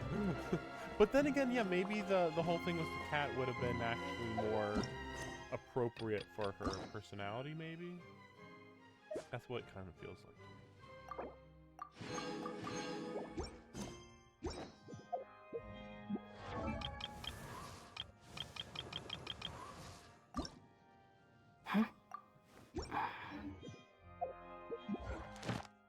All right. No. Here we go. Like I get what they're going for. At the same time, it doesn't feel like it really was really good. Like Ad Astra. Okay, so Thank you for even before Linny showed up, it felt like the whole plot was a little too active to be related to Lynette's story. Linny basically hijacked her story, is what I'm saying. Exactly. Because like being that proactive is what he does. Her being proactive, it's like, okay, I could see her being proactive, but I feel like she'd be proactive in a different way. For instance, like they were like, oh, things aren't gonna perfectly end well if we just let Lynette do everything. And it's like, that's fine. We don't need things to end perfectly. Honestly, they could have just had Lynette announce, I said, again, like I said before, I'm not gonna be the center of the show, and you guys can sue me if you want, but do you want a scandal or do you want to just, you know, just continue as things have been going, you know? That, you know, that's what you could do instead. Just instead of rocking the boat, just say, oh yeah, they're you know, Lynette doesn't want to do the play, so we'll just continue the play with the other actor that everybody already said they liked. That's it. But instead they were like, oh no, all these convoluted artistic expression stuff was going on, and it's just like, why'd they even bother with having Lynette as the main character in the first place?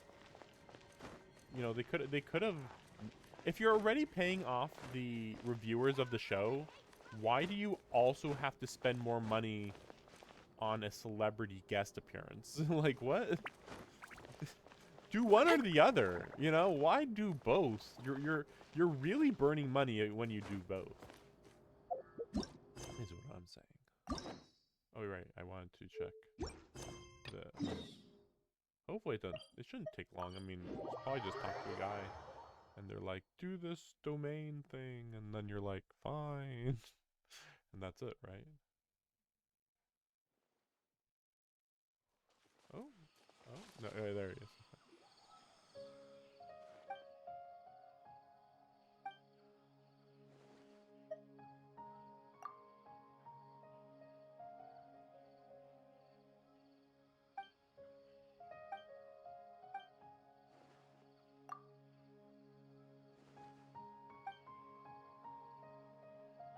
Okay.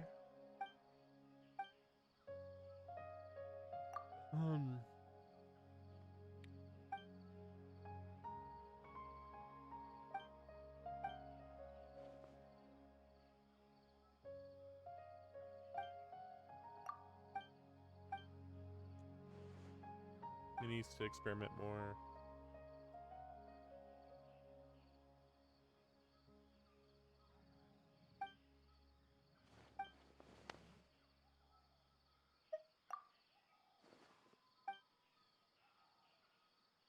I mean, bribing isn't really ill intent, but okay, sure.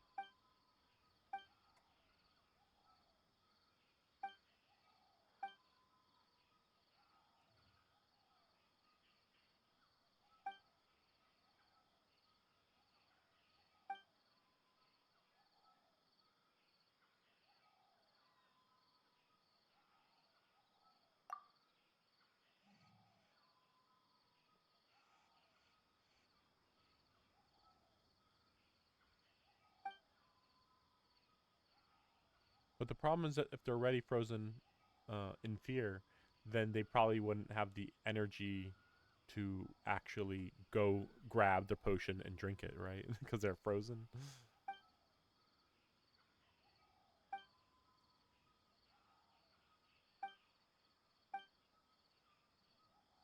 But I'm sure they'll mention that after you finish the actual mini event.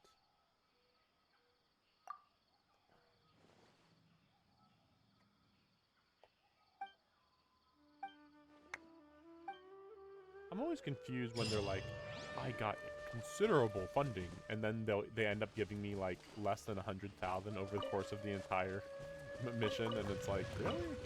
This was considerable? Am I just... I mean, I know I'm very rich since I have millions upon millions, but it still feels really solidify. Attack! That's the way. So the interesting part is that seemingly Earth is good at breaking ice-based enemies. So it's kind of funny that this could be a good build-up to being ready to take on Snezhnaya when it comes out. Although at the same time, I mean, you could just use fire users, to be fair.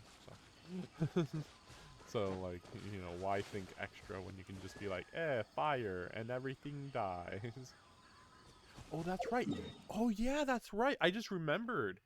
I actually heard, supposedly, that this isn't the next region that's going to be unlocked. Supposedly, this is the next region that's going to be unlocked, which I'm like kind of confused about. I mean, like, I can understand a little bit, But then it just makes me wonder, like, well, then when are we gonna unlock the rest of the Fontaine region? We do still have, what's her name? The police woman that looks like she's from Bloodborne. We still have her, that they have to release. I guess they could release her when this gets released in like 4.7 or 4.8 maybe.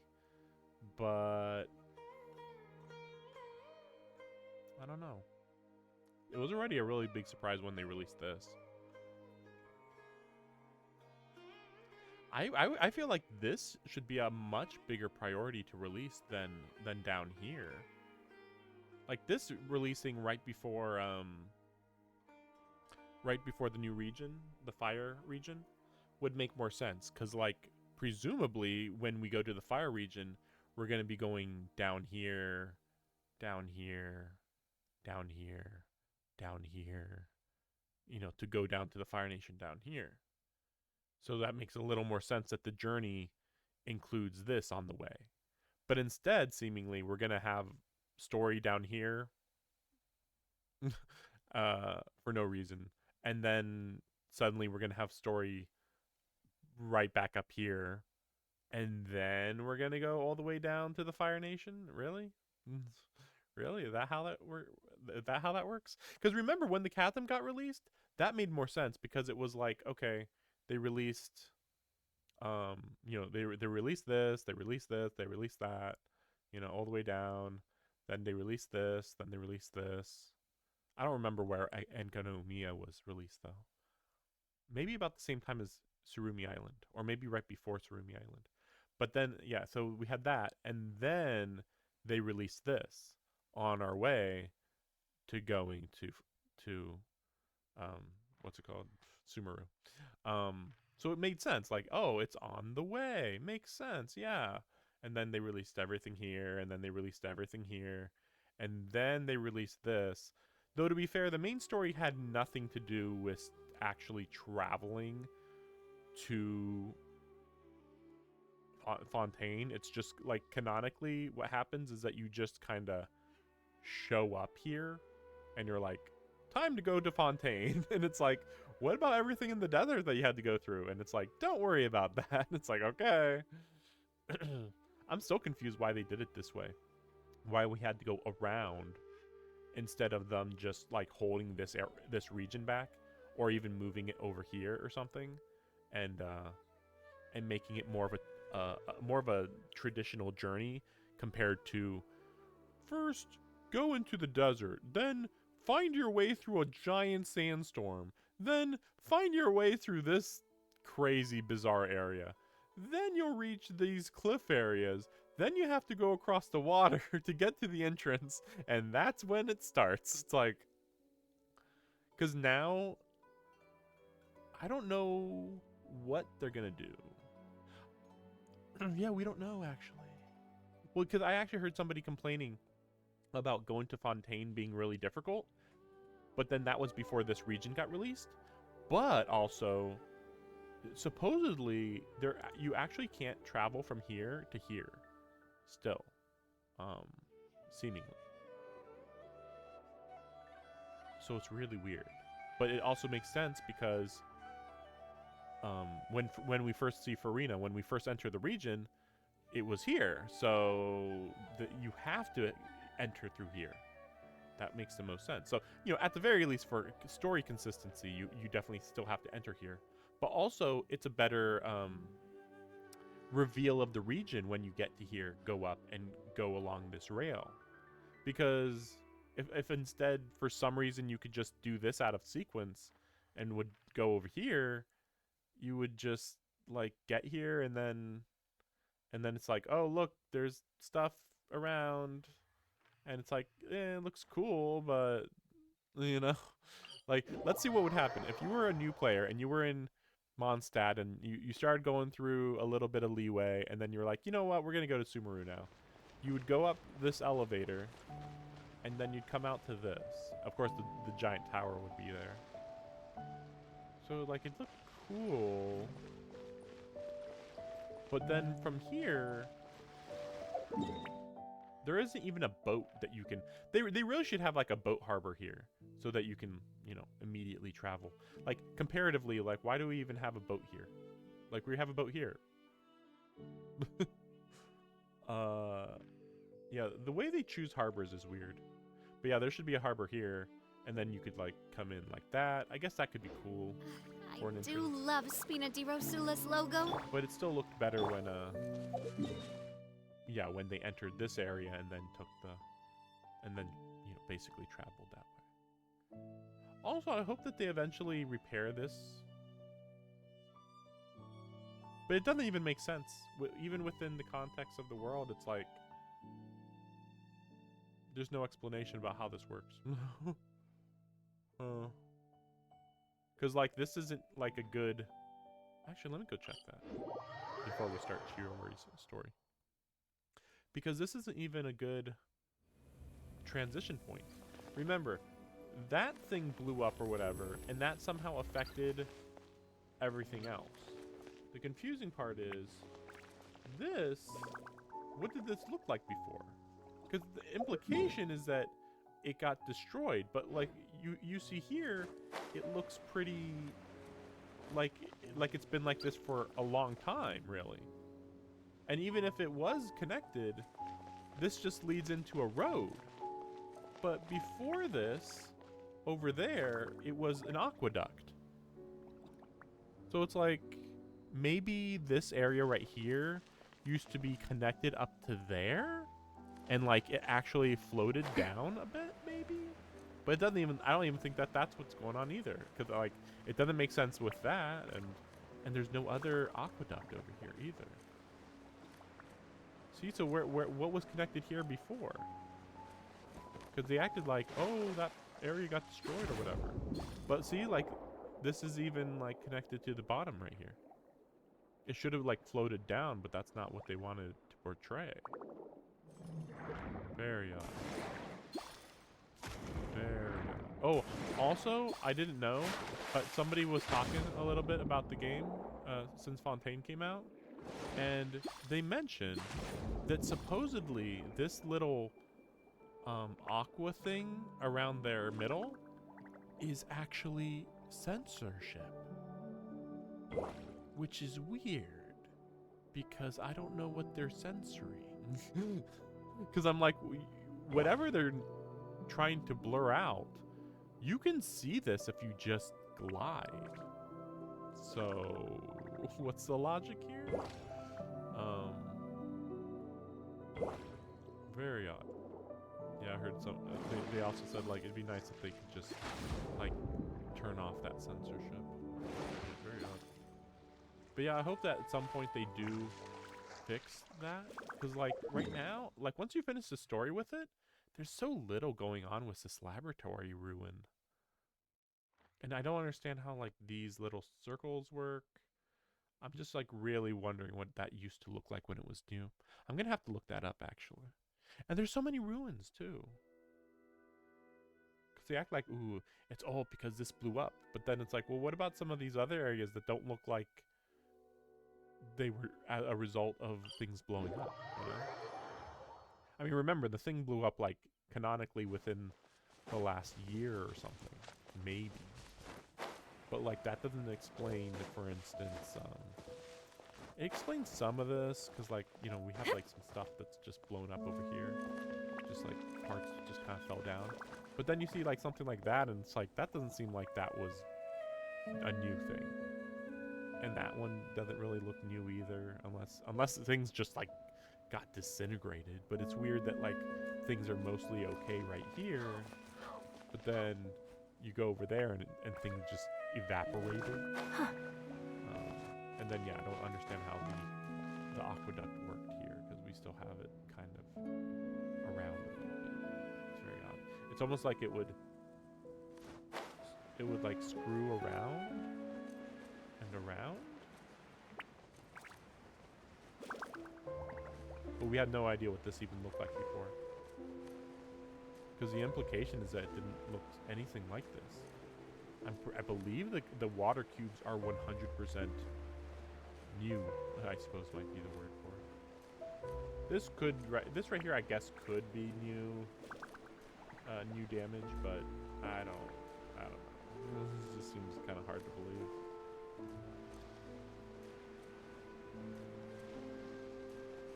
Yeah, and then like look how sloppy this is. I guess it did fall down though, yeah. Because yeah, over there it doesn't look normal, and then you look down here, and yeah, things are floating. So okay, so that could have, so this could have fallen down from much higher up. Okay. This is one of the few times where I would like this. I would like to see what this looked like before. But see, then we have these pillars, and this looks normal. Like, oh, this is what it looked like before. But then when you look over here, it's like, not really. But yeah, like, it's like, oh yeah, this is normal. I think they're just kind of screwing up. Like when they made this, they actually didn't really understand what was, like, the logic of what was happening here, basically. They were just like, we should just have these for some reason. I don't know why. I don't know. Yeah, I'll deal with that later. Get the quests. Right. So we got about 2 more hours probably to do the rest of this. Let me just get more drink real quick. Be right back. Sorry if this gets repetitive.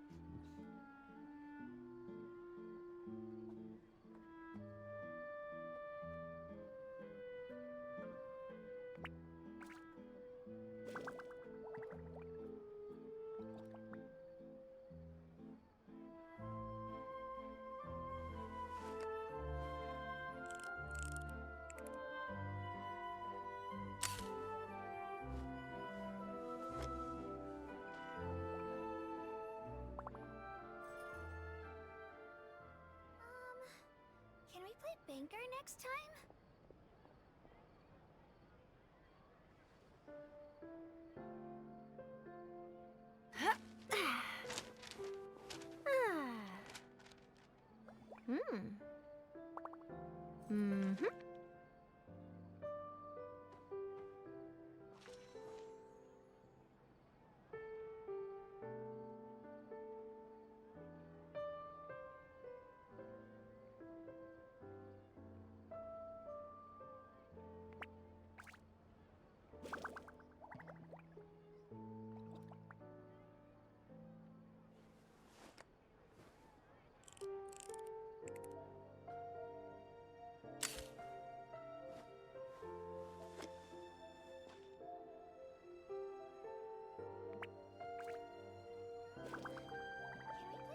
Next time?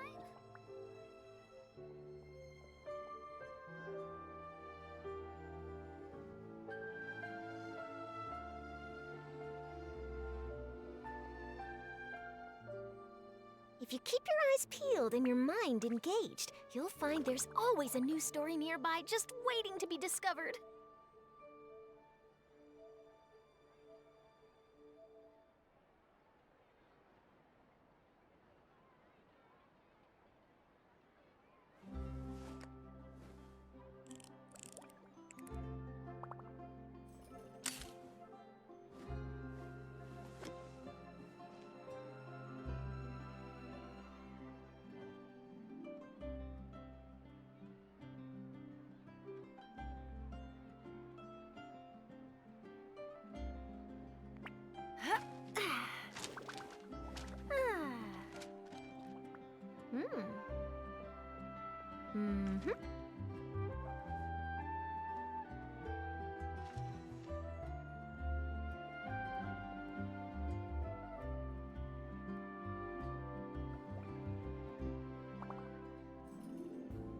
Alright, let's go.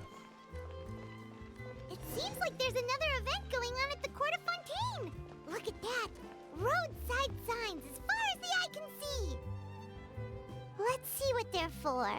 Fontaine Fashion Week? Ooh, why don't we go check out some of the shops? Maybe we can pick up some cool new clothes! Oh, so this is...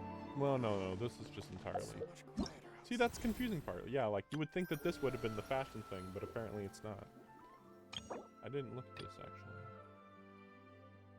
What's this weapon? Pole arm. That's a weird pole arm. Very weird.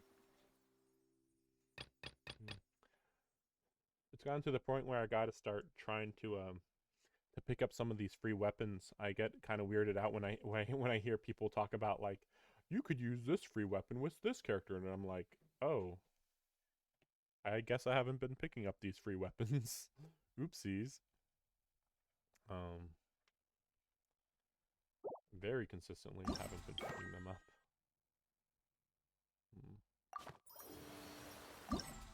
Shot? No. Free stuff. A lot of free stuff, though. A lot of free stuff. And then this is what I'd expect, really. Really? I guess it's all completely unlocked, more or less. I don't like that, though. Those are not... That is not a good reward. Even for the most lazy score, I feel like. I guess I'll do that and then see what the next one is, but if it's the same, I'm probably not even going to bother with that.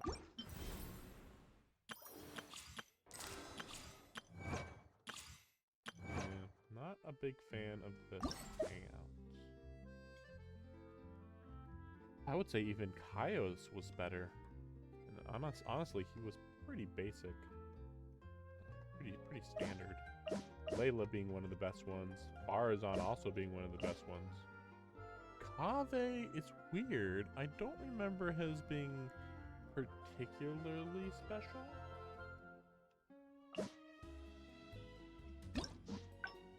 Maybe it was just too predictable.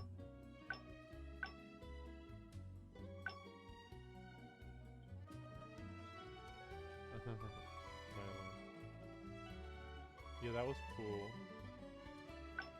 That was whatever. Just hang out. Don't remember. And that was just hang out with the kids. Again, yeah, his was like a 6 out of 10 or something. 5 out of 10.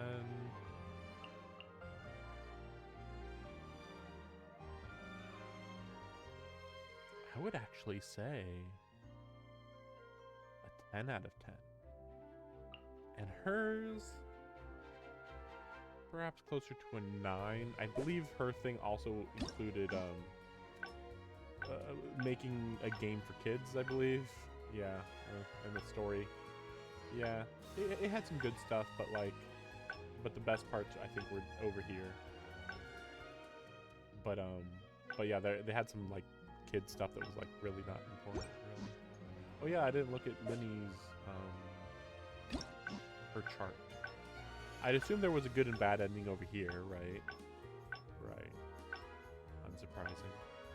So just answer things wrong, probably. And then yeah, there's the option to just not do anything, which that was. Oh, you wanted like they were like. It almost feels like, because that's why I was thinking, like, where are they going to go with this? And I suspected they wouldn't go anywhere, because I was like, this feels really in line with her character.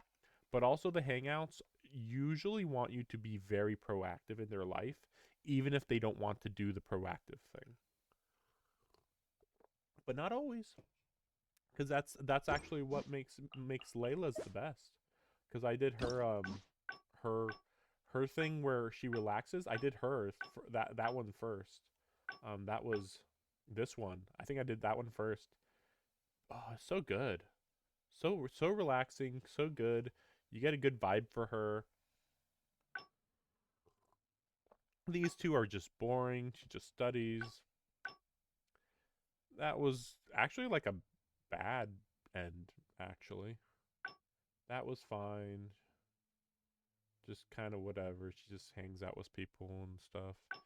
And then this one was really great though. So you had like 1, 2 really good ones out of 6, but that makes it a 10. But that's the thing, right? Because you know, some of these are like pretty painless to just get through. I'm not gonna get through everything. I was just thinking like so Lynette actually kind of felt like. I mean, I'll check out the cat thing, but honestly, it kind of feels like a 4 out of 10, 5 out of 10, 6 out of 10, 10 out of 10, 9. Yes, 9 out of 10.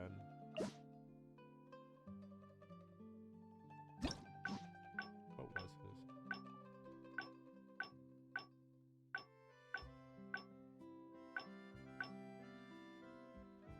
Oh, right. Investigating. Boring investigating stuff. Honestly, I'd say Hazo was... I mean, he's probably a 5 out of 10, but considering how unmemorable he is, I'd give him like a 4. He was about the same as Lenny, where it's like, I didn't get a very good grasp on his character, but I probably did, and it was just a very basic character. Like, I'm a detective. I want to find out the mystery, you know, solve the mystery. Like, okay, whatever. And then Kuki Shinobu was, I think, very unmemorable. I mean, she's just way too straightforward of a person. Yeah, complaining to them a bit. Well, mad at them.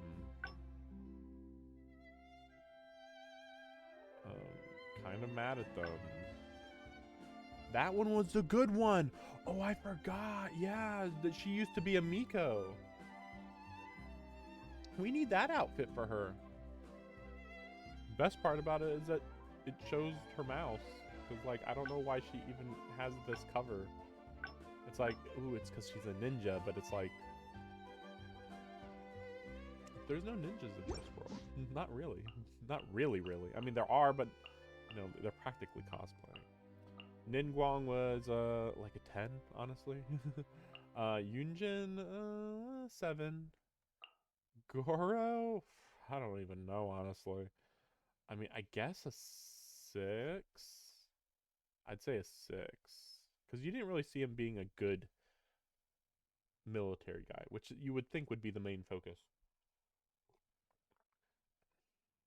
Yeah, he should have had a bigger Kokomi scene or something like that.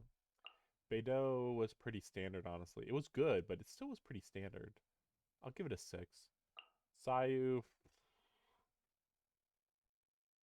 I mean, she's a child, so I guess I got what I expected. In some ways, she's a 5, but to me, she's a 3. Toma, very unmemorable. I believe he was a 4. He's just a guy who does stuff for people, and it's like, cool, that's good, but yeah, he's just kind of whatever. Just very selfless. That's it. Diona was okay. That was a little fun. I honestly, I'd give that a 7. It was pretty basic, but I'd still give it a 7. Noelle is interesting. You really get a good understanding of your character, even if it is mostly basic. Well, to be fair though, she also got a part 2, didn't she? Yeah. So, okay. Act 1, I would give it like maybe a 6 out of 10. But I think that the nightly exam is where I actually give it like an 8 out of 10. Because there was actually some really good variety. Barbara, it was good. 6 out of 10, probably. Chongyun, 5 out of 10. Bennett, I mean, it's probably like a 5, but I'm giving it a 2. Because just, I hate everything with Bennett, and you get it, you know? It's very predictable. It's crazy predictable. Anyway, now that I out of nowhere did that, time to take a picture.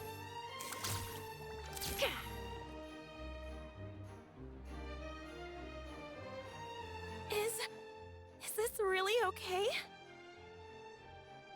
I told you I could do it using the leftover funds from the original deposit. Don't tell me you're afraid that I cheaped out on the dress. No, not at all. I have only the fullest faith in your work, Miss Chiori. I'm just in shock, that's all. It's always been my dream to wear a Chioria boutique dress for my wedding. I really thought the chance had passed me by. Wait, isn't that Chiori? She's actually at her shop today? Oh, you've got a point there. Well, once she's done with her customer, we can go and ask her. I'm a woman of my word. If I say I can do something, then it'll be done. The first rule of business is to always keep your promises. Now, remember to not fold the gown, or store it under direct sunlight. I'd recommend only taking it out on the day of the wedding. But from the look on your face, I can tell that may be a little difficult for you. Oh, I'll try my best. Once he sees me in this, his jaw is gonna drop straight to the floor. Chiori, you're actually at your shop today! Is that really so shocking? It is mine, after all. Anything you're looking for today? A custom design, or perhaps some ready-to-wear outfits for kids? Hey, Paimon's not a kid! Oh. That.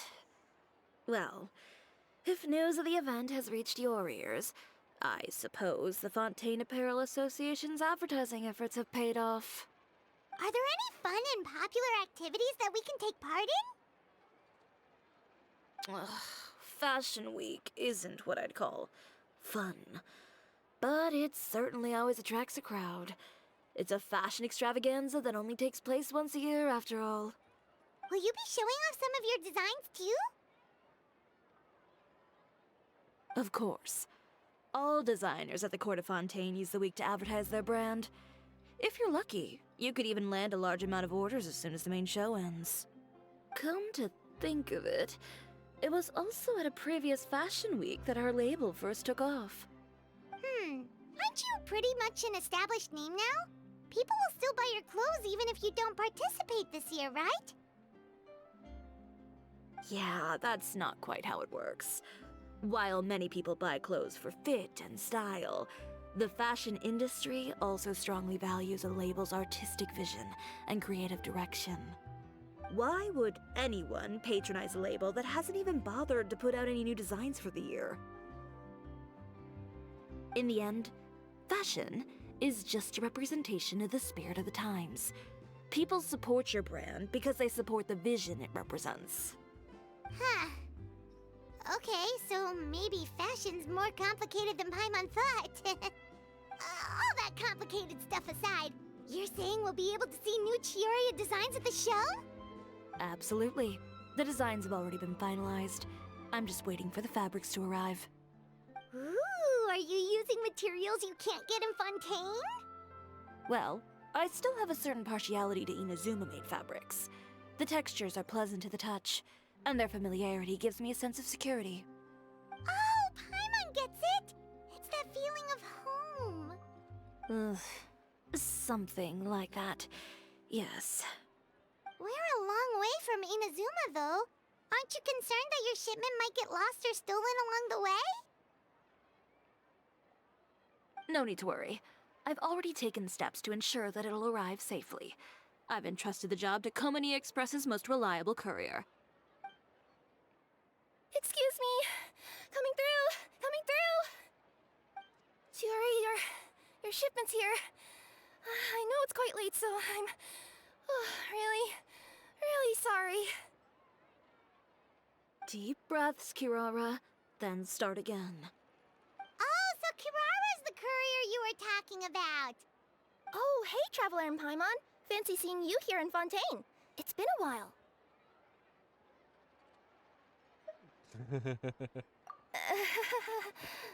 Maybe next time. Considering how late this delivery is, I'm not sure this is the time to play cards.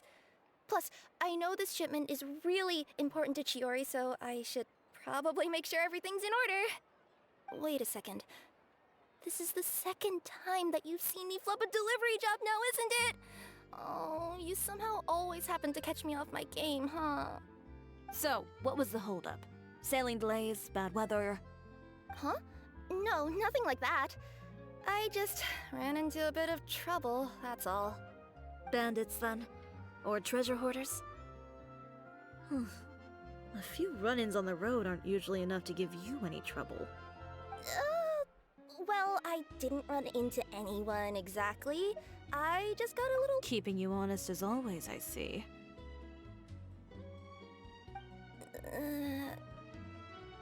Alright. I was stopped by a group of bandits as soon as I entered Fontaine. They were a little different from the ones I usually run into. I could hear them mumbling about Komunia Express. It was obvious they were looking for someone with two tails. So it was a targeted hit? I got the sense that they were actually targeting Chiori's goods. My fabric shipment? Yeah, they said that I could go as long as I left the goods with them. Otherwise, they'd stuff me into my delivery box and toss me into the sea to drown. Oh, are you okay, Kirara? Oh, I'm good. I'm still a yokai after all. I turned them over to the guards. It just took me a while to round them all up. Well, it's not completely out of the ordinary for one of your deliveries to get intercepted. But it still doesn't make sense how you knew it was my goods they were after. You've got other deliveries to make in Fontaine, don't you? Is there something else that you're keeping from me? Huh? Well... Perhaps I need to reconsider how many stars to give you in my review. You always know how to get me, Chiori. So, I kinda wanted to know why anyone would order a hit on me. So I spent a bit of time investigating. One of the bandits had a loose tongue, which saved me some time. He said that a certain person had commissioned them, and who might... Chiori, why don't we just let this one go? I mean, I didn't really get injured, and you've still got Fashion Week to worry about. I appreciate your kindness, Kirara, but if I don't teach this person a lesson, I doubt they'll stop here. Anyone that dares to mess with one of my friends deserves a stern talking to and then some. All right. The guy said that the commissioner was someone by the name of Uter. Uter? Now that name rings a bell. Wouldn't you say, Kirara? Well, that's exactly why I didn't want to bring it up to you. So you both know this Uter guy? Through Chiori's complaints about him, sure.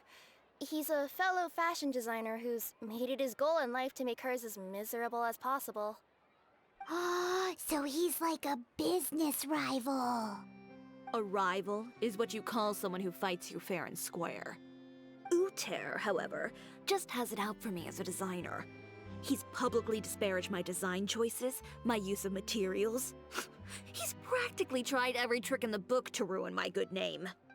I've already warned him before to compete with me fair and square, but I guess he prefers playing dirty. Well, I'm more than happy to oblige.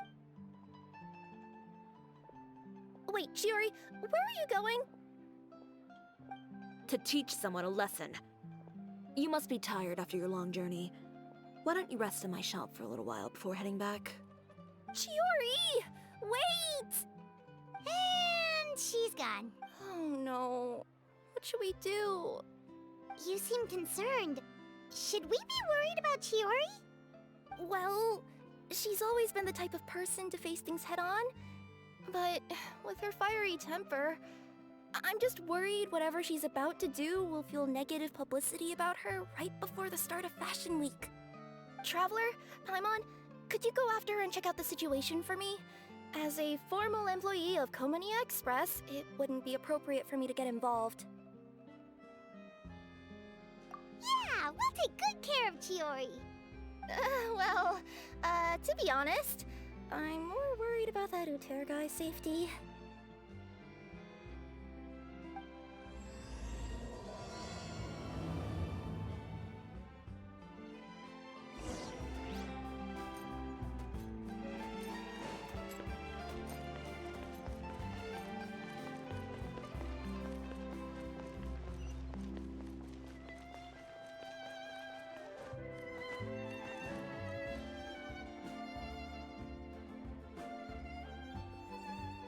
Any chance you're on the clock, officer? Nothing good ever comes out of you addressing me like that. Oh? And I see the Traveler and Paimon are here too. Chevras, we meet again. Well, things have been fine on my end. We were able to bring in a large number of recruits thanks to that film we made. I suppose the trade-off is that I'm now constantly getting stopped for autographs while out on patrol. Not ideal, if you ask me. Well, you were one of the leading roles after all. So, did something happen? Indeed it did. I'll need you to come with me. I only ever hear that phrase from you. Usually I'm the one asking people to do that. Well, are you coming? Not before I know what you're planning. Have I ever made a bad call? The better question is, have you ever made one that didn't violate proper procedure? Okay. A man hired a group of bandits to mug my friend. I'm about to go teach him a lesson. Are you sure this is something you should be telling the captain of the Special Patrol? It's getting hard to tell whether you're here to report a case or turn yourself in for one. Neither. I'm requesting personal supervision from said captain, so I don't do anything too out of line. Are you planning to? Not if I can help it. All right. Where is this person? Follow me.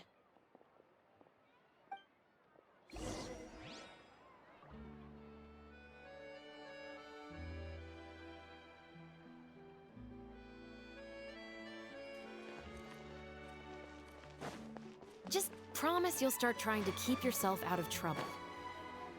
Well, when trouble stops coming my way, I'll be sure to get on that.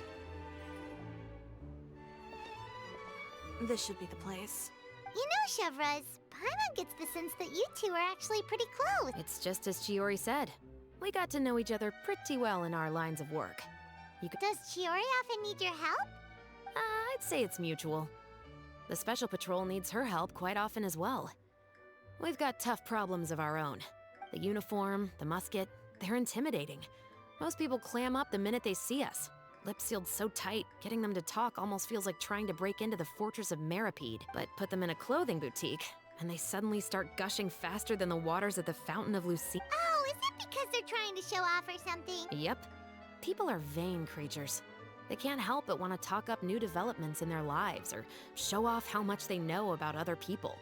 And nothing brings out that sort of vanity quite like fashion. As a result, Chiori often picks up on all kinds of information in her shop. Most of her customers are members of the upper class, which means they're pretty much up to the gills in wealth and intel. You scratch my back and... Exactly. I'm also here to ensure Chiori's safety. Those who make trouble for her also tend to be rich and powerful, and in some very rare cases, I'm forced to protect other people from Chiori herself. So, who got on her case this time? It's been a while since I last saw her that angry. Oh, so this is what...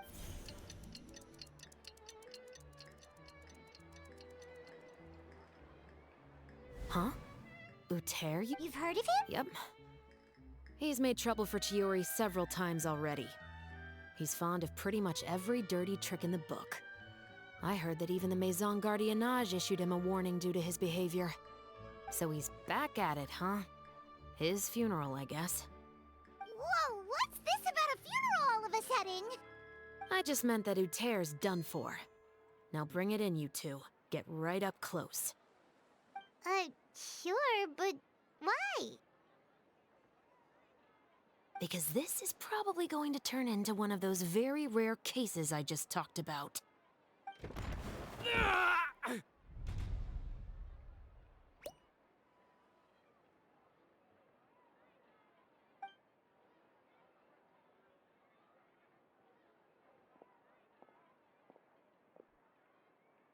What are you doing? Stay away from me!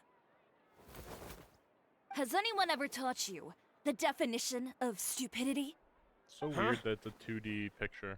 Stupidity is doing the same meaningless thing over and over again. It appears you've forgotten what I told you before. So, allow me to refresh your memory. Lay off the dirty tricks. Oh, and if you dare lay your hands on my friend again, You can expect a far less pleasant landing next time. Chiori? Officer, an assault's in progress! Please, officer, you've got to do something! Of course. I'll do my utmost to investigate the situation. Unfortunately, I was chatting with this traveler and seemed to have missed what happened. Not to worry, though. If you'd allow me to search the scene, I'm sure I'll be able to collect some useful evidence. You don't mind, do you? There's nothing in there that would implicate you in any illegal activity, I would hope. Forget it. It wasn't that big of a deal. Ms. Chiori, I must also ask you to refrain from engaging in such disorderly conduct in the future, especially out in the open like this. Apologies, officer. I guess you could say I'm just used to tossing out any trash I come across on the street. You... Is there anything else either of you have to say for yourselves? That's all from me. I sincerely hope that today's events will never happen again. We'll see about that. Whoa, that scared the heck out of Paimon! How did he just go flying out like that?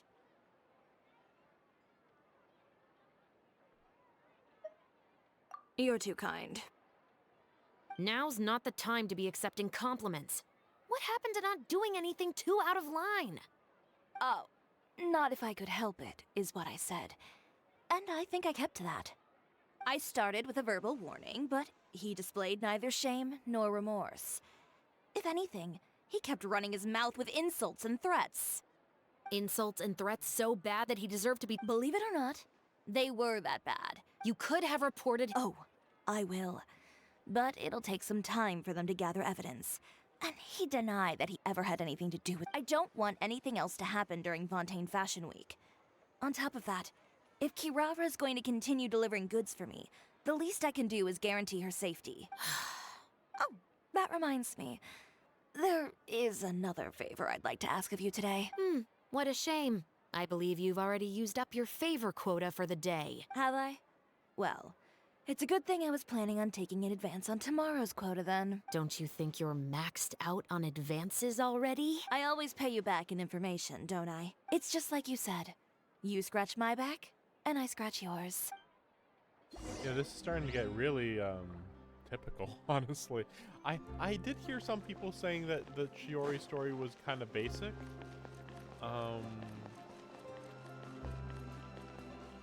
I think I already kind of just know where the story is going already. And like, it's just like a countdown until we get to the finale and maybe she shows off some cool fashion. But everything in between just feels pretty vapid. Like, that's weird. What was the last stories I've done?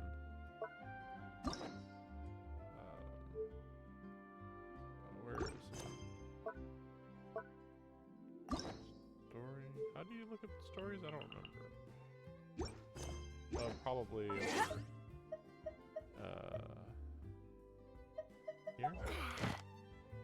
No. It was in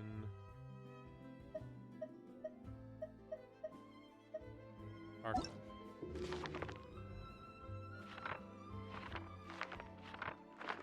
Travel log? Yeah. Because normally, you don't do basic stuff in these. Yeah, wow. Navia's was so good. Nouvelette's was so good. Karina was, I mean, kind of typical, but still a pretty solid epilogue to the main story. Risley's, though, I don't remember much. I mean, it was just kind of just typical. Like, yeah, that's exactly what you'd expect. Nothing more, nothing less, just exactly what you'd expect. Lenny, I actually don't remember. Alhaitham was kind of surprising, but not that good. I mean, it was surprising how dramatic it got with it had its own villain and stuff, but otherwise just so-so. Dea? I don't remember. I think there might have been some stuff related to how she's kind of not respected by a lot of the people in the desert, more or less. Nilu was pretty basic, but I still liked it. Very slice of life. Sino, I don't remember at all. Smuggling, just smuggling stuff. Tainari was fine. Don't remember Kazuya. Don't remember Ayato. I think actually with Ayato, it was like really generic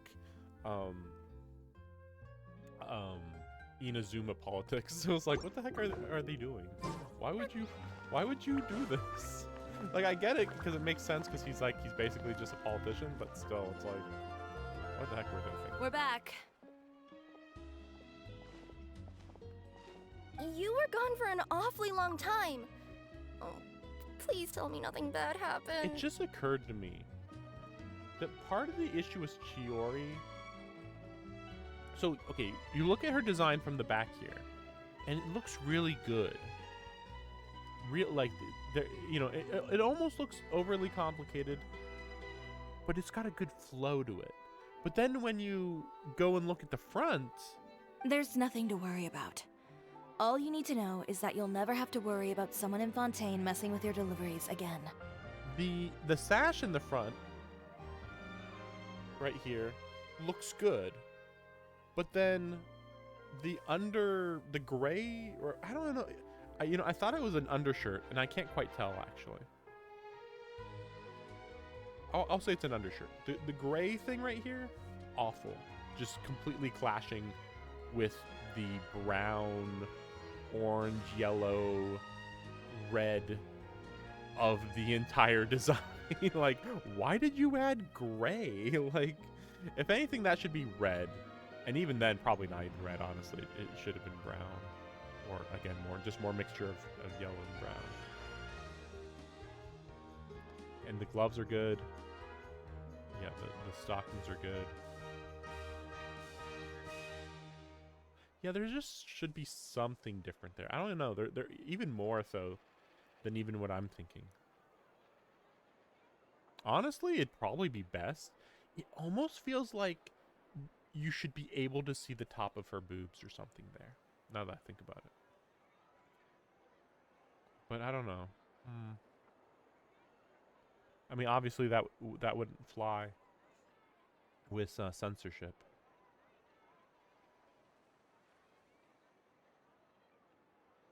Yeah, I think it's just mostly just right there, really. It still feels a little basic on the bottom of her skirt, but it's fine. It would be perfectly fine if not for that whole gray thing. Yeah, the gray thing is just really distracting to me. Sorry, Chiori. Especially since everything else is so good. Didn't mean to cause you... What are you talking about? You didn't do anything wrong. Those greedy bandits are to blame. The next time you need to leave the city, call the Special Security and Surveillance Patrol. They'll escort you half of the way, and the Spina di Rosula can take the second half. That's the other thing. So, I was talking earlier about how Shui Yun feels kind of like what Chiori should be. It just occurred to me, Chiori feels like she should be older. Now, and by older I also more mean taller. But fair enough, she's from Japan. There's not that many tall characters in Japan. That's understandable. Fair enough. Her at that size, it's fine.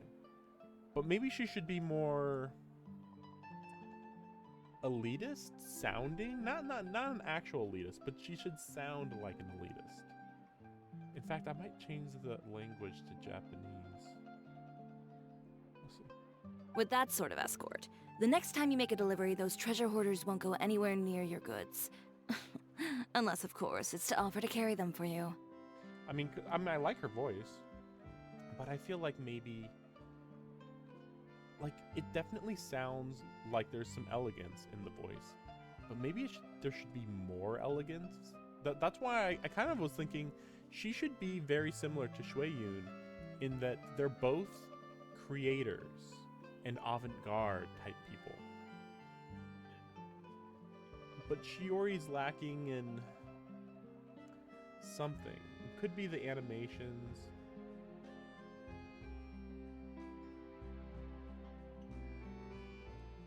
Like, it feels like she should be way flashier with her movements. Just like Cruella de Vil, like, even, maybe. I think that's what I'm thinking of.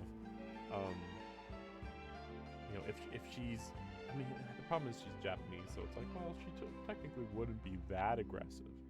But then again, I mean, Shui Yun's not, I say Shui Yun. Maybe I'm saying that wrong.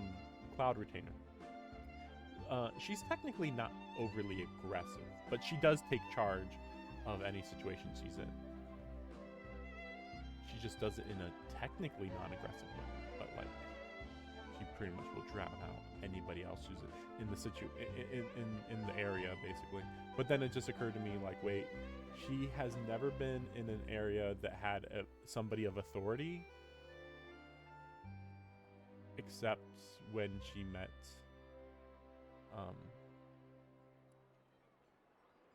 the Geo Archon. Then she's like, oh my lord, oh yes. But like if she had met one of the other top Chinese people, Ningguang, or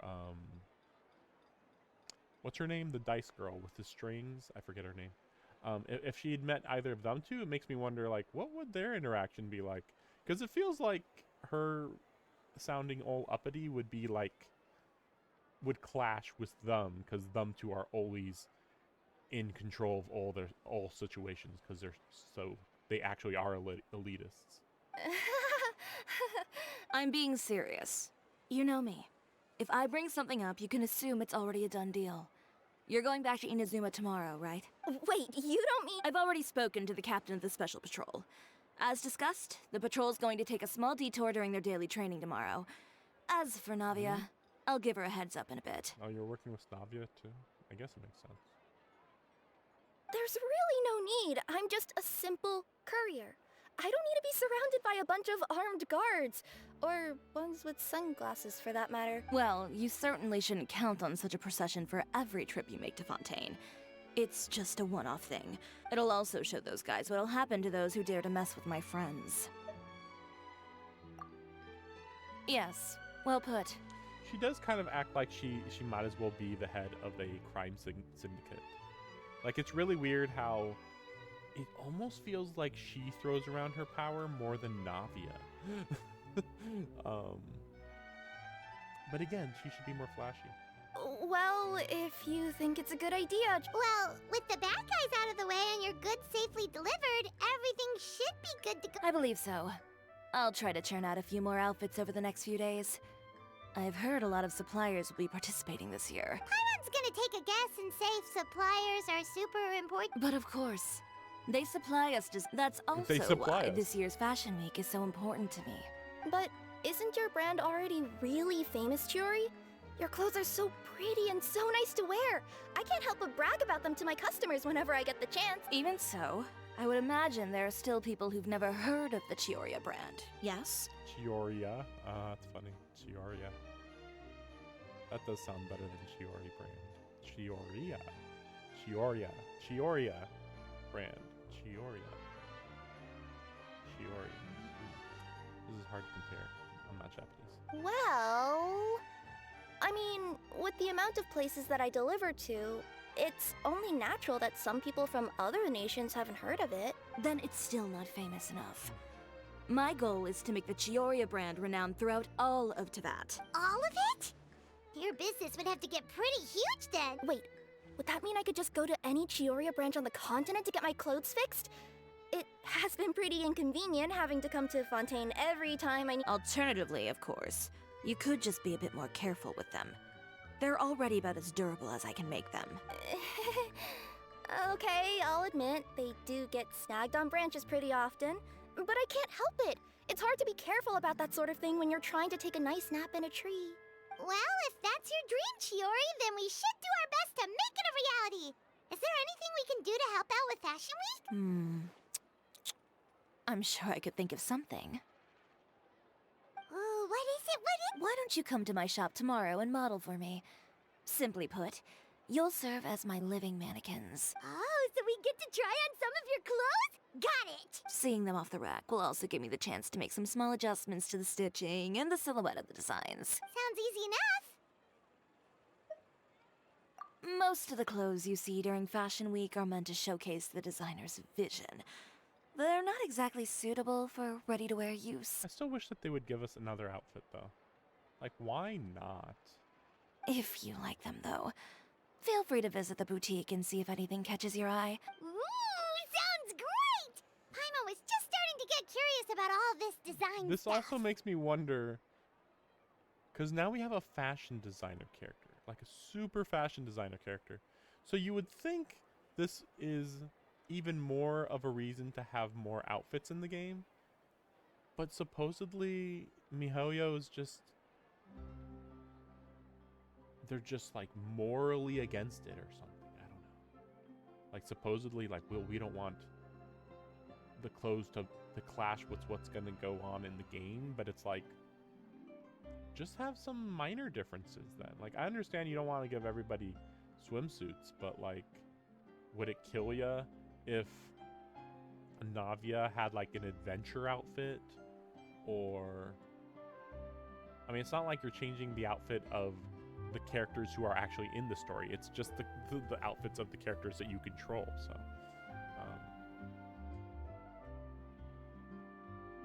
I feel like Paimon should have a better outfit. Like, I'm getting tired of the pink on Paimon.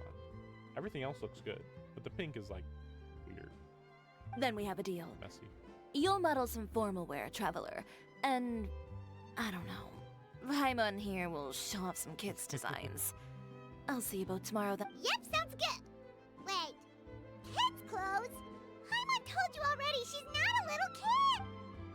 Is coming up. My husband promised to get Weird. me a replica I of think the that's most quite eye-catching typical, isn't outfit it? from the show. Well, you know what? I want to go to. Oops. Ooh, wait. I want to go to the.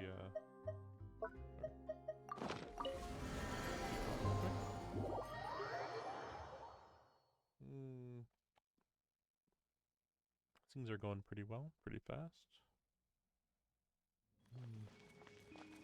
Unfortunately, This realm is... it's Thursday today. So like I'll do another stream tomorrow. But that'll be all I can do. Since I'm gonna be mostly busy the rest of the week.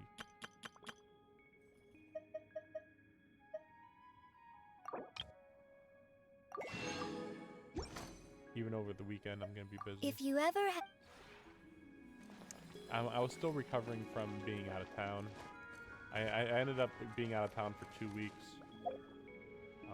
Which, of course, it was supposed to be 1 week at one point.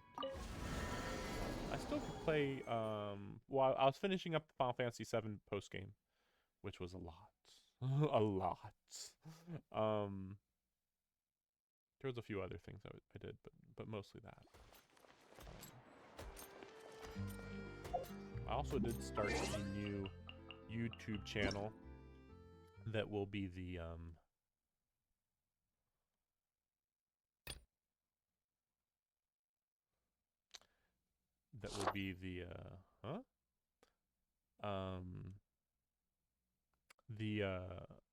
archive for this channel now, because I was like, you know what, I better make a new channel for gameplay specifically. So this is new Valet with Kazuya. Interesting. When is this?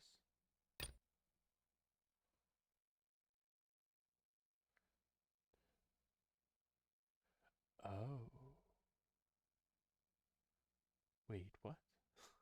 Wait, so this is the second half of 4.5? I mean,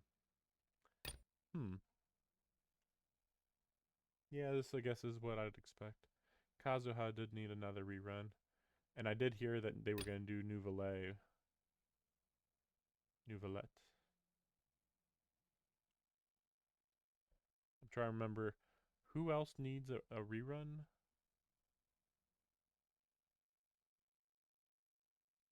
Honestly, I can't really think of much at all. So yeah, interesting that Chiori is actually finishing up. They definitely need more 4-stars though. Again, that's why I was thinking, oh yeah, put Chiori in there with somebody else. They probably would have gotten 6. Sorry. They probably would have gotten more money if Chiori was a 4-star. I know I would have used a few pulls if she was a 4-star. Like again, like her what she's got right now is perfect for a 4-star. For a 4-star. But for a 5-star, it's like she should be way stronger actually. Not like crazy stronger, but stronger.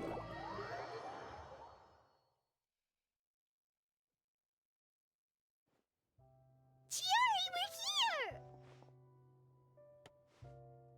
here! You're here early. I haven't even opened the shop yet. Wait, has Kirara left already? Yep, with the special patrol. Bright and early. Did everything go all right on the road? I believe so. The patrol makes for quite the entourage. The way they marched forward with Kirara in the center, you'd think she was some sort of VIP. For the second leg, the Spina also came with a pretty large group, led by Navia herself. They took care to clear the path beforehand as well. Kirara won't so much as step on a single stray rock on her journey. I even heard that Navia decided out of the blue to make a batch of macarons as a going-away gift for Kirara. An excellent souvenir to remember Fontaine by, I'd say. I feel like there is no better picture that represents Fontaine than this. Just Navia being like, I'm just going for a stroll across half the country. Come Mets with me, let's go. But it's also weird because you would think, given how much swag this picture has, you would think, oh, Navia must be a really cool fighter. Yes, but not in the story. In the story, she never had the opportunity to fight anybody. I mean, maybe she could have helped us fight the whale, maybe, but that's a pretty big difference in ability. But yeah, it's kind of weird how there hasn't been a time anybody had to fight in Fontaine except for Nouvelette, kind of. I say kind of because he was doing actions but not fighting necessarily. Sounds like Navia really got into it. My thoughts exactly. She even lamented the fact that she didn't have time to prepare something even fancier. I'm pretty sure she can't wait for another escort opportunity to come her way. You know, now that you mention Navia, Paimon thinks the two of you are actually pretty similar. You say what you mean, and when you have an idea, you really hit the ground running. I suppose that's why we're such good friends. Navia has a certain resilience about her. It's part of who she is. No matter what comes her way, she never bows down in the face of adversity. That sort of determination and courage is something I really admire. That same spirit is the true vision of my brand. When she first mentioned commissioning an outfit from my boutique, well, I'm sure you can imagine my excitement. It's like finding the perfect brand ambassador, huh? Indeed. That's Customers pay attention not just to the clothes, but also to the figures in society who wear said clothes. Huh. And here Paimon thought all that mattered was for the clothes to look cute. Fashion is about more than just looks, my dear. Especially if you've got your sights set on a market the size of Teyvat.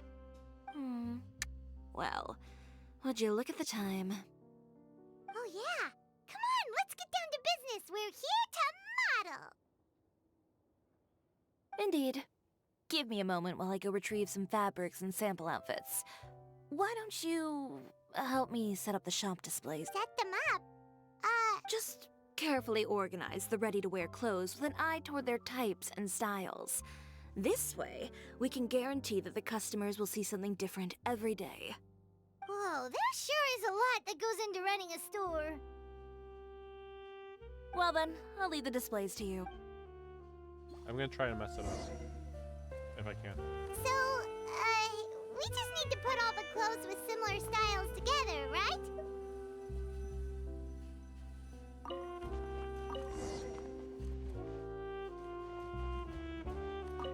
Did it. Ugh, You didn't get bought out by my competitors, did you? This arrangement, It's avant-garde. Never mind. It might look like a chaotic mess, but I suppose it works as a change of pace. And who knows, this style arrangement might come into vogue someday. Anyway, let's move on to the I real like how task she's at like, hand. sure, whatever. Over here, stand still.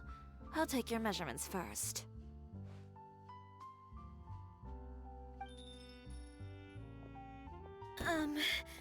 Excuse me, Miss Chiori. Oh, good morning, Leanne. How have you been recently? Your gown will be ready next week, so there's no need to worry about missing the ball. Or did you come here today because you'd like to make a new request, perhaps? My guess is, here's how predictable the story is. My guess is that she's gonna cancel her order, and that somebody is threatening her to not accept the to do the commission through Chiori, the other guy presumably, but yeah, that's what I predict. Oh, no, nothing like that, Miss Chiori. To be honest, I came here today to cancel my order for that gown. Cancel your order? But you can keep the deposit, of course. I know you can't return any materials you've already used. Don't worry about the materials. I'm more concerned about you. Did something happen, Lee? It's all right. I'm not trying to make things difficult for you. I'll take note of the cancellation. Thank you. I'm really sorry. Don't worry about it. Just let me know if there's anything I can do to help.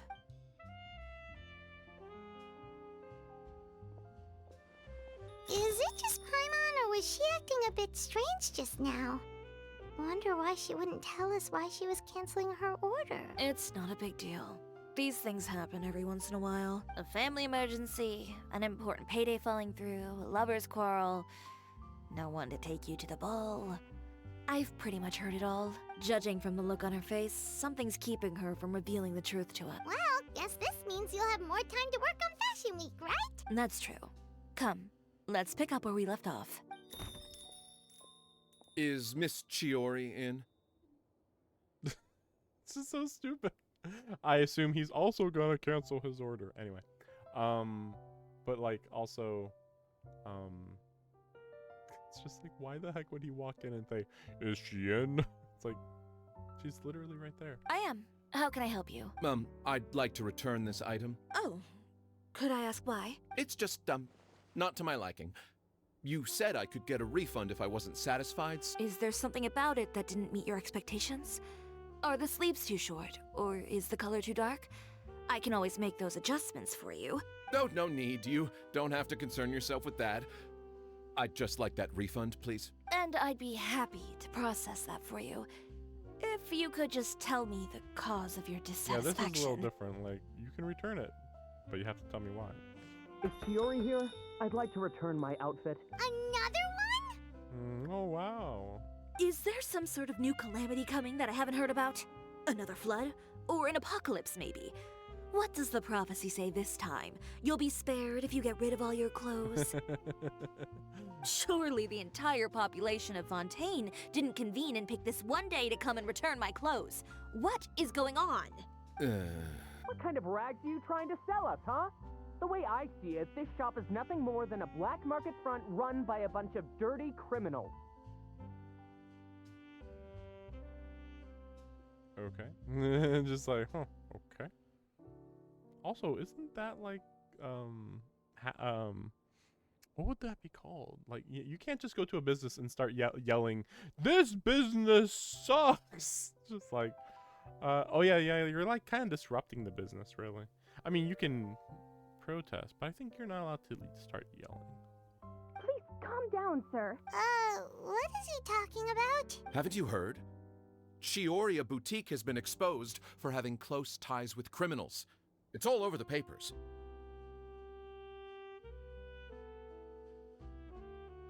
Is Navia a criminal?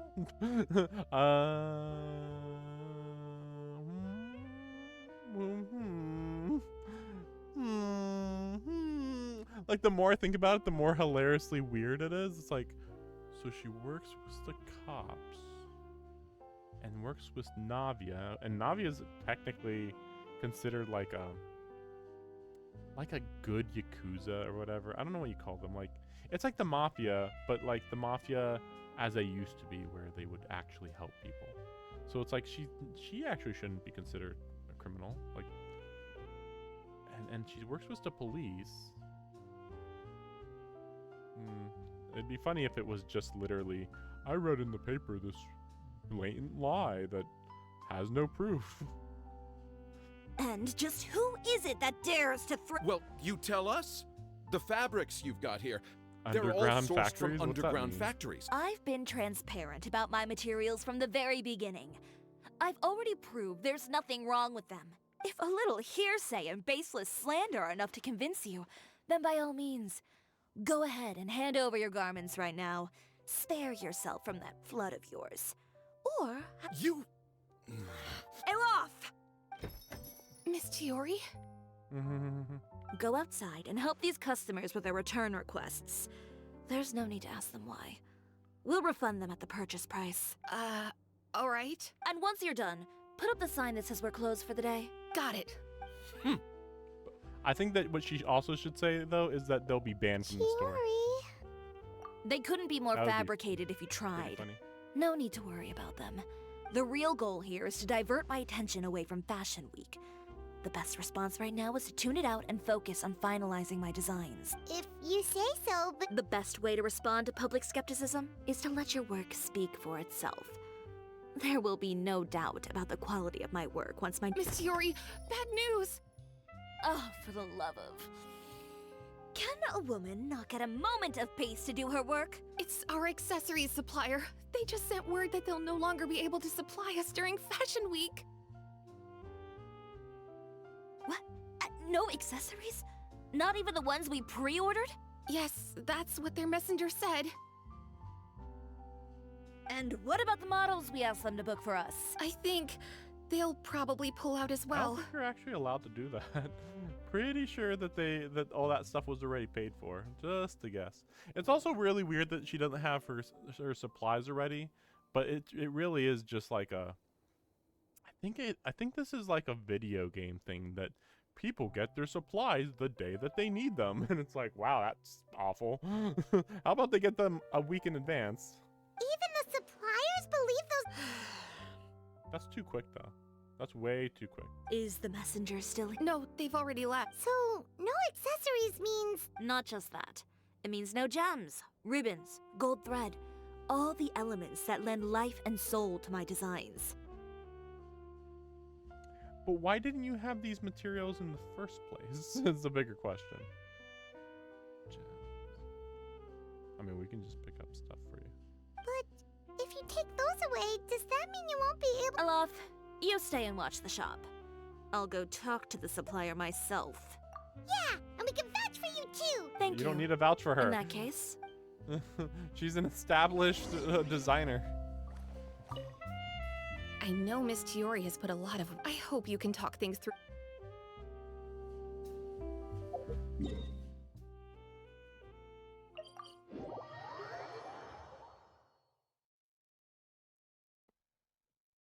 By the way, we really are just going to talk, right?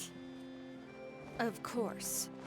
I wouldn't do anything to one of my business partners, especially when a reasonable conversation should suffice.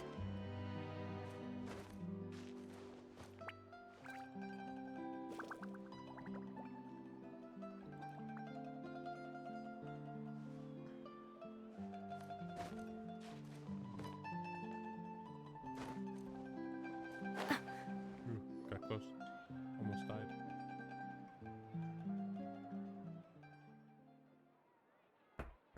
Who is it? Venger, it's Chiori. We've worked together all these years. The least you could do is allow me a face-to-face conversation. Straightforward as always, I see. You know, there are certain conventions people usually... And when has following convention ever gotten me anywhere? Why hire a messenger when I can just explain things in person? It's true. Have you read the... I don't like to waste my time on baseless lies and speculation. Maybe that's something you should consider as well. I mean, it's even weirder because, like, they're risking their business livelihood.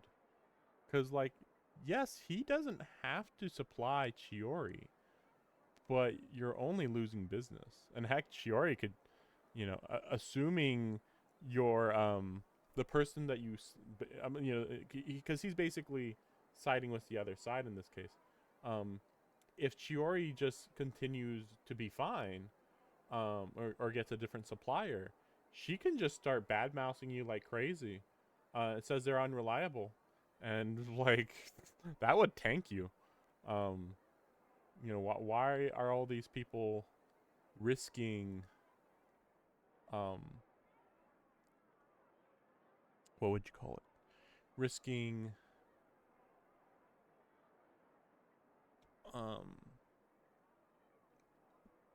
Chiori um um making Chiori have bad will toward you.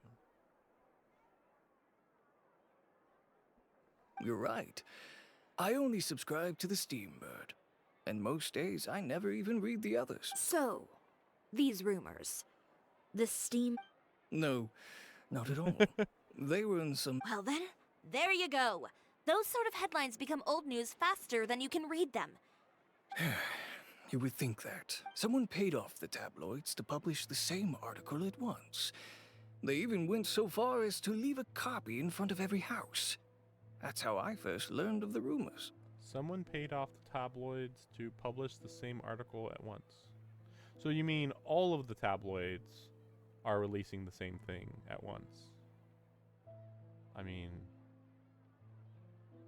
so? Every house?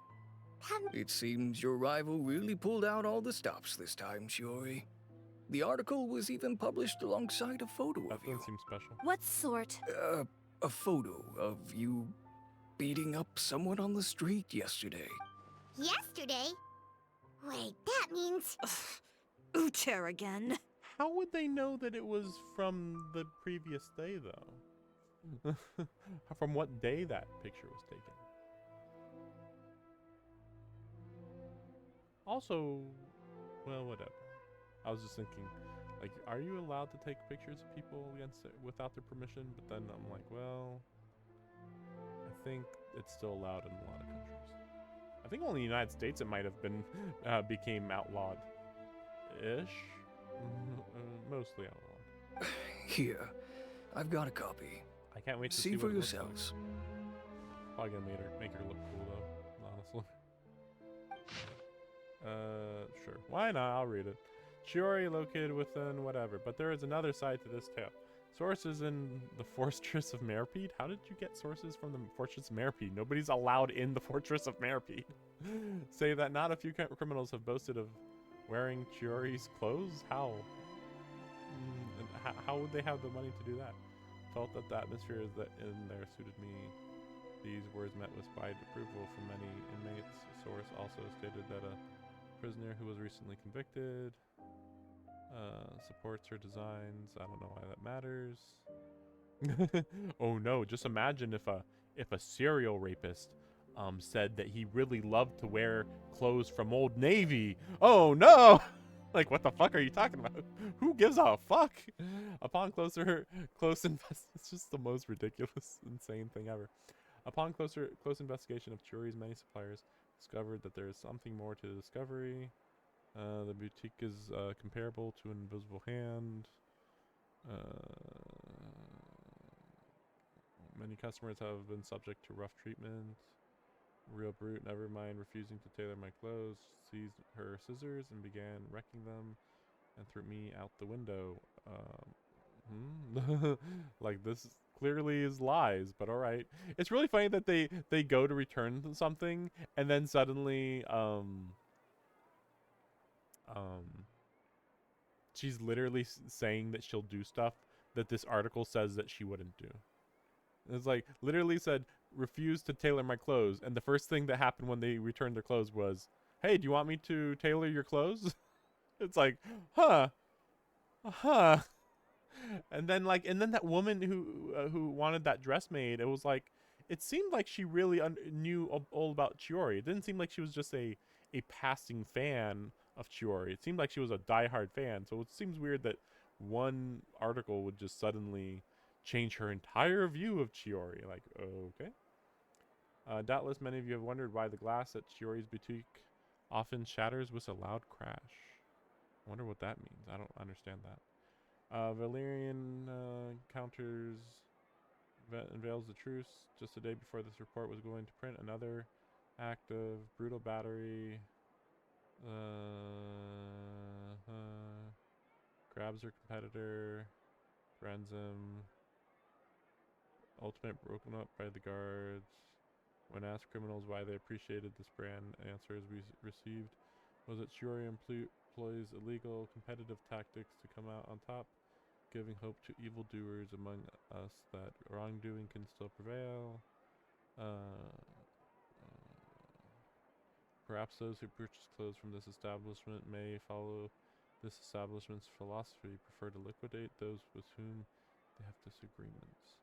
Is Chiori indeed a place blindly flattered by fashionistas that keeps an exclusive clientele of crooks? Well, that's weird that it says something about having an exclusive clientele of crooks, considering how many people you know wear Chiori clothes.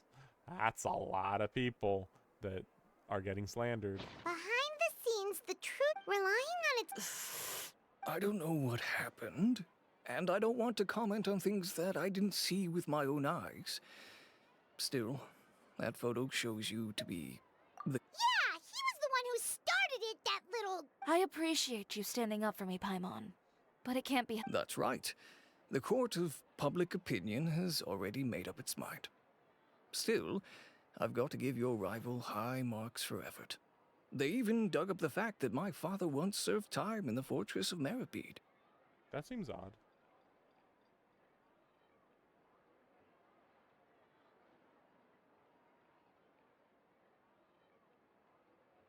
But that was so long ago. In the world of fashion, your past is like a piece of clothing stained with mud.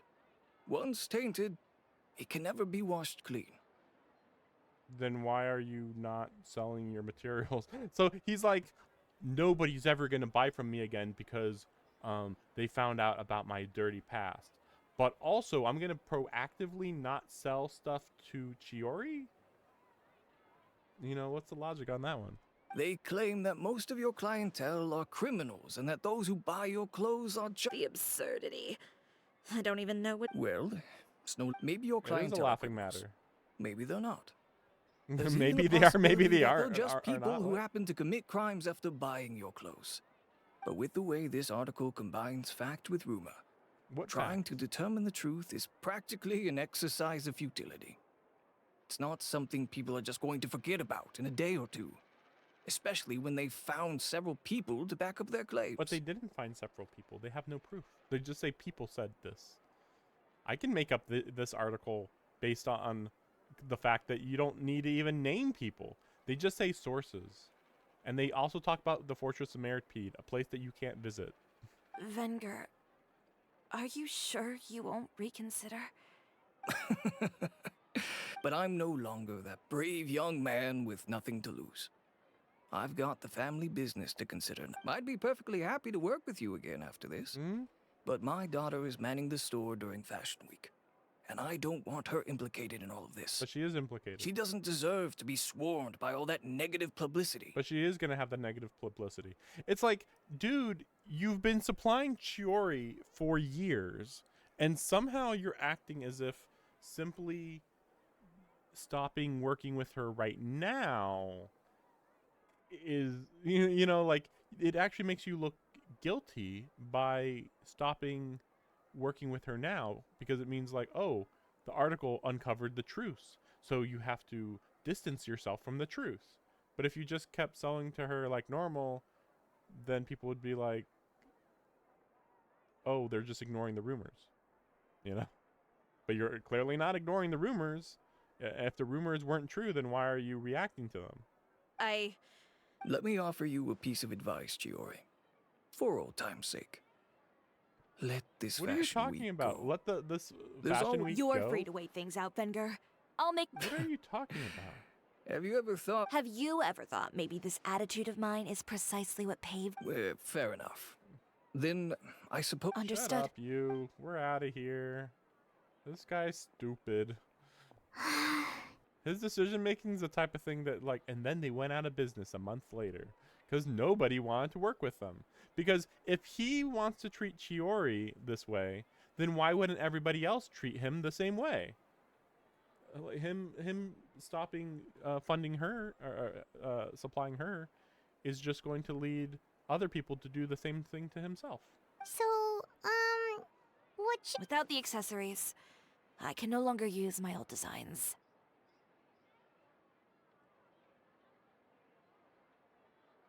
How could they do this? They're making things up! Public opinion has never been about what's true and what's not. It's about echoing the loudest voice in the room.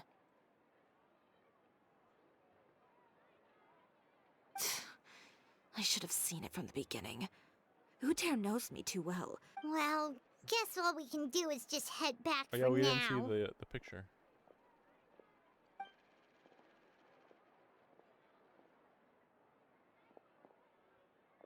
Traveler! Paimon! Charlotte, what are you doing here? Looking for you, of course. Did you see those fashion tabloids this morning? You mean that sorry excuse for an article? You too, huh? Whoever wrote that article must have known the Steambird would never print something so defamatory. Unfortunately, not all papers in Fontaine share our same sense of journalistic integrity. Miss Chiori doesn't deserve to suffer all this baseless slander. I was just about to find some people to interview so that I can write an article to refute all those claims. If there's one thing I can't stand, it's people who misrepresent and distort the facts.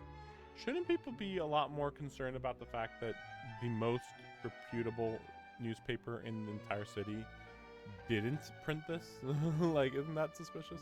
Like, or are we also gonna say, oh, that's because they were bought out by Chiori? You know, like, just what, we're just doing self-fulfilling prophecies left and right at this point? That's great!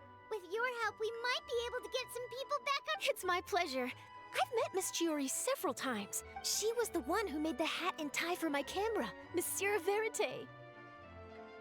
Speaking of Miss Chiori, do you know where she went? Alof told me you were all together.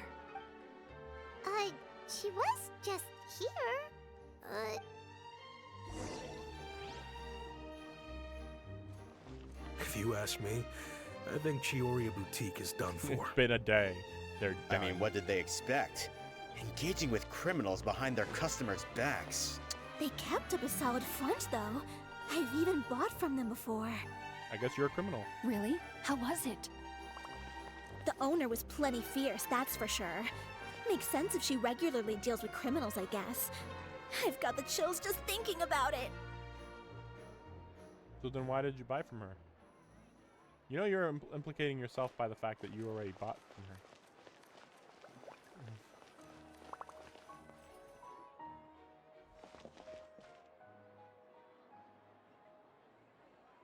Oh no, we've Did you hear what all those... Miss Chiori doesn't often appear in public or give a lot of interviews, so the general public hasn't had a chance to really get to know her. That's a really weird thing to say since you can meet her anytime you go to her store, but okay. It's also true that her way of dealing with things can be a little extreme sometimes. It's easy to use that to mislead people who don't know anything else about her. Oh, this is all Uter's fault! Paimon would pick him up and throw him across the room too if she could! Wait a second. You don't think Chiori might have gone looking for him? That would only make the situation worse for her. You've got a point. Let's just return to the boutique and see if she's there then. Okay. Alof, we're back! Oh, who's this? Isn't this Jillian? Ah, this is Miss Letitia. She's also here to see Miss Chiori. Or is this just the same character model? Oh, you were the one who came to collect the wedding dress yesterday, right? Oh. Wait, please don't say you're returning that dress too. Maybe she wasn't Jillian. Oh, no, not at all. I'm just here to thank her. In fact, if there's anything I can do to help her out, I'd be more than willing. Ah, so you've come across that. Yeah, you probably don't know this, but after I got engaged, I didn't think I'd be able to wear a Chiori dress. My fiancé owns a small business. It doesn't bring in a lot of mora, but we get by. After he proposed, he took me to Chiori Boutique. He probably noticed how often I talked about Miss Chiori's clothes and how pretty they were. And then? And then, something happened to the business, and we ran into major mora problems. We were able to scrounge up enough to pay off our debts, but it left us without the funds to pay for the dress. Yeah, so it was a coincidence. Like I said before, like that seemed odd. But oh, it was a coincidence all along. It's like, okay, if you say so. But didn't Chiori say she was able to make the dress from what was left of the original deposit? Yes. When I came to cancel the order, she asked if something happened, and I told her everything. She heard me out, and then told me not to worry. She assured me that the deposit I paid would be enough for the dress, and that she'd be able to finish making it in time as well. Well, that's a good thing, isn't it? It is good. It's just, after I went home yesterday, I couldn't help but take out the dress and try it on. Oh, he saw it. My early, fiancé happened maybe? to walk into the room and... Ah, what a shame. He's not supposed to see it until the wedding day. How about you lock your door? Well, see, that wasn't actually the issue. He's seen a lot of wedding dresses in his time doing business. So as soon as he saw it, he knew for sure that it must have cost far more than what we paid. Huh? So wait, that... Yeah. Miss Chiori covered all the costs and held nothing back. The fabric, accessories... Miss Letitia, I'd really like to use your story for a piece I'm writing about the boutique. Would you mind going on the record? No. Huh? Well, Oh, if it would help Miss Chiori... I think it'd go a long way. You're... Hey, Olaf! Has Chiori come back here since we left? Huh? I thought you were all together. Well, we were. If she didn't come back here, then do you know of any other places she could have gone? Navia, maybe? Oh, I remember now. There's this one cliff by the sea. Miss Chiori would always go there whenever she was upset. In that case, why don't we split up? I'll continue in... All right, sounds good. This is hilariously basic. It's like, the public opinion can destroy your business in a day. It's like, what? Fucking get out of Japan, losers. Not how that works at all. Especially when there's no proof. But also it's interesting because you risk getting sued for well, heck, oh damn. You know, I was gonna say that it'd be difficult to trace back where the newspaper got their source for everything that they said about Chiori, but then I just realized, nah, we don't need to get the source. The newspapers are the ones that are accusing her of crimes, and if they won't tell you what their source is, then that means they can get sued for defamation. Because it's like, oh yeah, if they just all blame you, it's like, oh well, but they all said the same thing. There you are, Chiori! It's like, so? Yeah. How did you know where I... Alof told you, didn't she? She did. This is really we far were from just the city, looking too. for you at the shop, and Letitia was there. She wanted to thank you for the dress. I'm not upset. I just wanted to get some fresh air. I thought that's the girl that had returned the safety deposit. Maybe it was a different person. I lose track of things really quickly. Want to sit here with me? The view's quite stunning. Pretty foggy, but alright. Sorry about that. I'm the only one here most of the time. All right, don't mind if we do.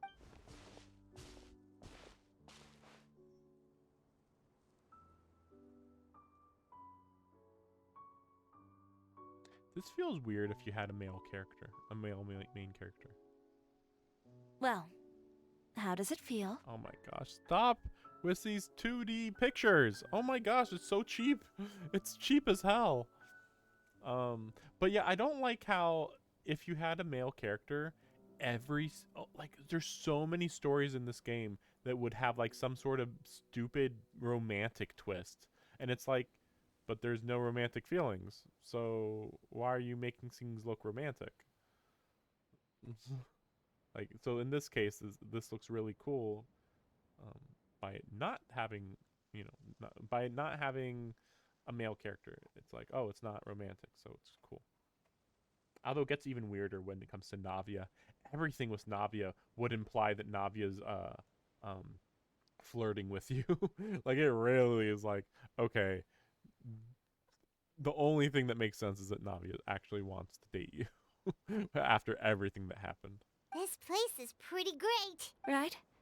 It's quiet and open, and far from the relentless critique from fashion commentators and the media. Yeah, it's important to take yourself out of that kind of stressful environment. I didn't grow up in a very strict family. My parents would joke that I grew up to be so assertive because they spoiled me as a child. I would get together with the other children to climb trees and explore caves. One time, I even climbed over the walls of the Kamisato estate. Whoa, Paimon would have never imagined that. But even as rambunctious as I was, when it came to needlework, I was as quiet and focused as could be. It was as if I discovered a whole new world within those vibrant, dazzling fabrics. You know the feel? Sorta. My parents noticed, and they sent me to study under a famous Inazuman tailor. It wasn't long before I had driven away pretty much every master tailor on the archipelago. You could say I really tried their patience. You were that misbehaved? I wasn't misbehaved, exactly. I just often had strange ideas when it came to fashion. Ones that weren't in line with traditional ways of doing things. Which is funny considering the fact that she, like, yeah, Inazuma's pretty bad with fashion. Like, are you kidding me? These people, like, are the opposite of forward thinking. They literally think in reverse. Like, things are really basic around here, but maybe we can get more basic. Cause screw all these peasants. To be fair, you have Asato who has like a suit yukata. It's so weird. But he's like the only unique design in all of Inazuma, I would say. On top of that, I hated the idea of groveling and making outfits for every arrogant big shot expecting me to be at their beck and call. Anyway, a few incidents later, I soon found myself without a master. No wonder you left Inazuma. I was angry and frustrated. So, before I left, I swore to all those masters that my brand would one day become renowned all over to that. Well, that's a great dream to strive towards. After that, I came all the way to the court of Fontaine, a city often referred to as the capital of arts and fashion. Is it? Arts and fashion? Sumeru is all about intellectual studies. Leeway is about contracts. I feel like Leeway has a lot of fashion and art, though. More than... Like, the weird thing is that unless you include... Well, there is the plays. I guess the plays have been around for a long time. But other than the plays, there's not much other art, from what I can tell. There's just as much art really everywhere else, honestly. Fashion is unique.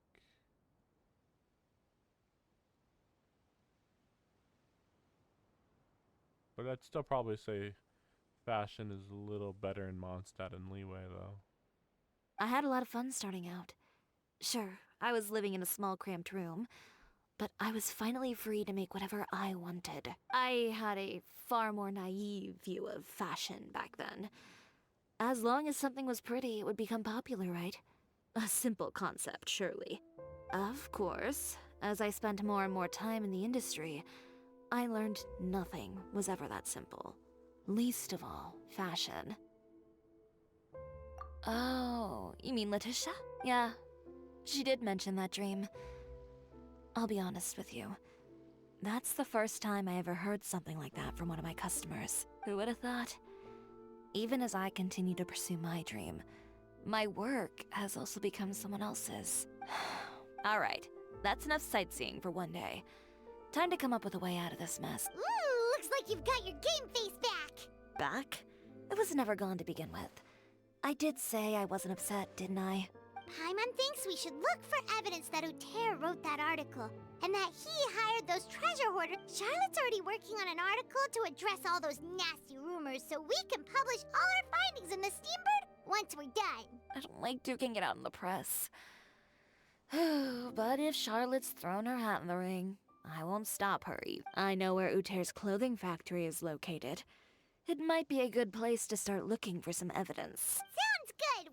As for Fashion Week, well, there's always next year. Huh? When did this become an either-or situation? Find incriminating evidence or participate in Fashion Week. I'm doing both.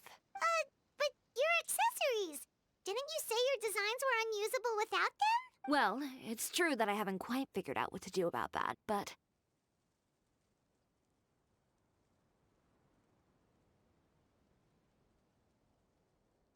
It's weird because, like, I'm looking at her design, and I'm trying to think, like, yes, she has a lot of accessories, but, like, let's be serious. You could just go to a store and buy accessories.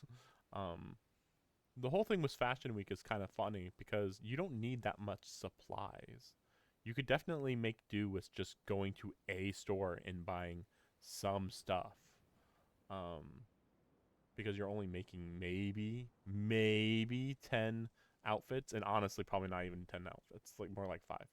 I mean, it's already weird that she doesn't have the outfits ready the week of Fashion Week. Like, what?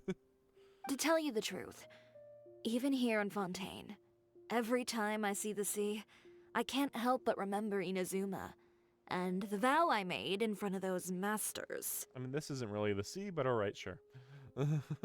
This is not the same water. Thinking about all that, I just can't bear to take even one step back. The sea. What did... The sea. Seashells, coral. I'll use those as the accessories. Come. Chiori! Wait, hold up!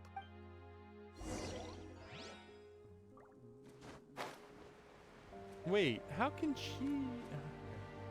No, I was just thinking, like, she can't swim underwater. Not really.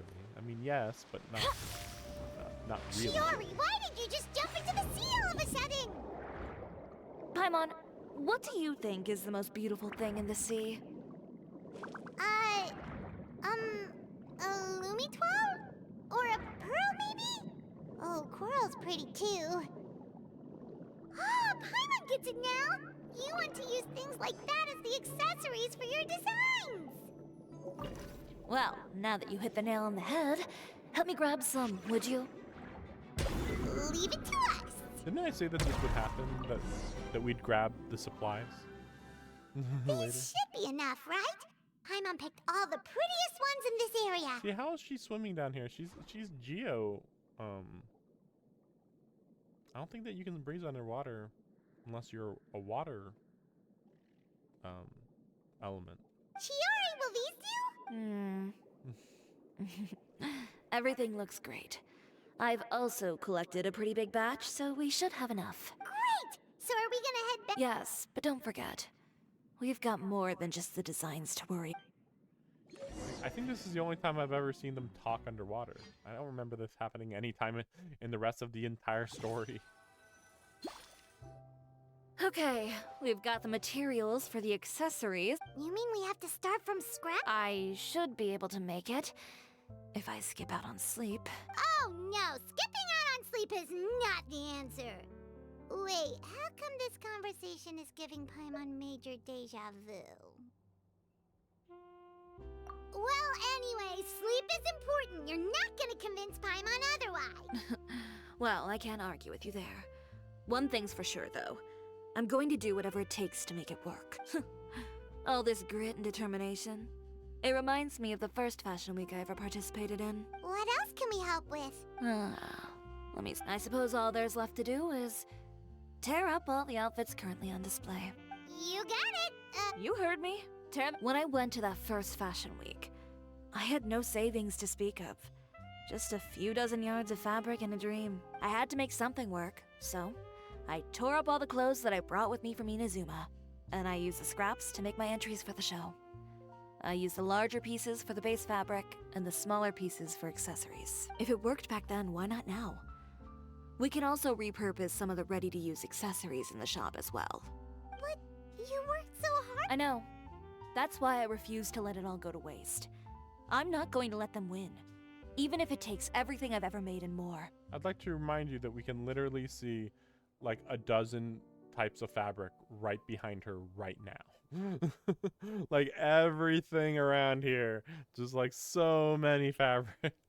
But no, we're gonna shred up all the clothes. All right. Okay. No need to be nervous. I won't hold it against you. Of course, if anyone dared to tear up one of my dresses in front of me on a normal day, I'd probably toss them into the sewer. Just this once, though. I think I can make an exception. Go ahead and tear them up. Think of it as a good way to vent your emotions. The logic's so Good weird. job. That should do it. Chiori, are you alright? Sorry for taking so long. I got caught up and... Whoa. What happened to your shop? Who did this? Those monsters. Slandering you in the papers wasn't enough for them, was it? They even sent people... Give me their names. Since they're all too eager to tear up other people's clothes, I think it's about time the Spina di Rosula return the favor. Maybe you should calm down a bit first, 'cause you see, huh? Oh, I was hoping for a bigger hunt also. Ugh, what is this, a soap opera? I was the one who asked the traveler to tear up the outfits. We need all the fabric and accessories we can get. Oh, so that's what happened. I guess I got a bit ahead of myself just now. Navia sure is scary when she's angry. If there's one thing I can't stand, it's a false accusation. No one's gonna orchestrate some conspiracy to take down one of my friends and get away with it. You and Chiori are really close. Of course. Everyone knows that Chiori makes the most gorgeous outfits in town. All of the Spina di Rosula's formal wear is custom tailored here. Now, if only you'd give me the contract for your uniforms as well. As if you'd enjoy designing something as boring and formulaic as a uniform. That's why I didn't ask you in the first place, silly. Plus, with how much your intel has helped us out in the past, to the Spina, you're more of an intelligence agency than a fashion boutique. If I had it my way, it would be the other way around. Anyway, we both know why I'm here. Tell me, how can the Spina be of service to you? If it's not too much trouble, can I borrow some skilled hands to help with some simple sewing work? I'll need all the help I can get if I'm going to finish these outfits over the next few days. Oh, no problem. I've got a few of those guys all ready to go. I just knew you wouldn't be intimidated. When are you going to get started? I can help with sewing too. Actually, there's something else I'd like to ask of you. Ask away. Oh, and Traveler and Paimon, could you help me pass word to Linny and Lynette? I'll need their help as well. How does she know about them two? I feel like she wouldn't know them. Are we really gonna say like, oh, actually, she made their outfits too? Like, really? I'm done with my interview. Has Miss Chiori made it back yet? Oh! What happened to the boutique? Who did this? Give me names. I'll make sure every last one lands a full feature on the front page of the Steambird tomorrow. Not this again. Okay, wait a second. I wanna switch to Japanese. Language. Ooh, I have to do stuff. Ooh, whoa. Oh? Oh? Do I not have all the, Wait a second. Let me get out of here real quick. This shouldn't take long. Let's see. Maybe I can do it here? No, doesn't seem like it. Oh, crap. Oh, heck. That was weird. Oh, okay. Wait, what is this one? Oh, that's just a logout? Oops. just gonna exit, and then we're gonna open it up again, and then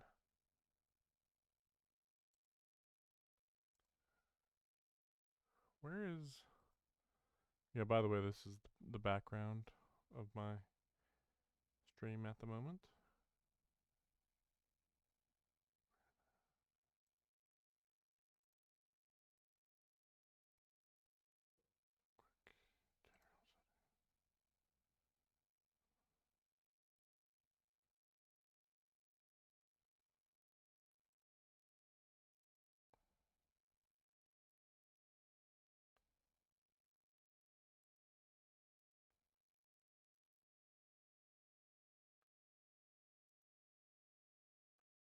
Oop, okay.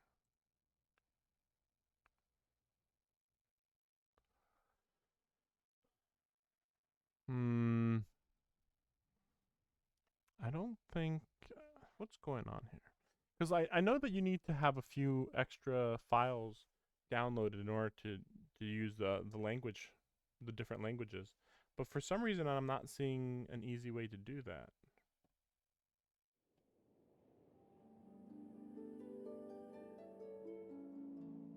Let's just try to, hopefully there's no information on here that matters. I don't think so.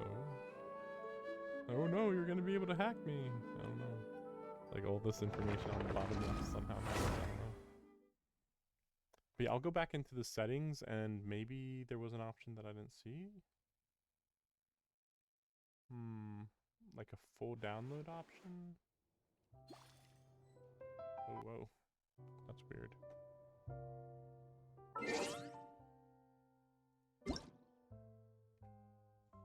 So it's like, yeah, it made me have to use my mouse.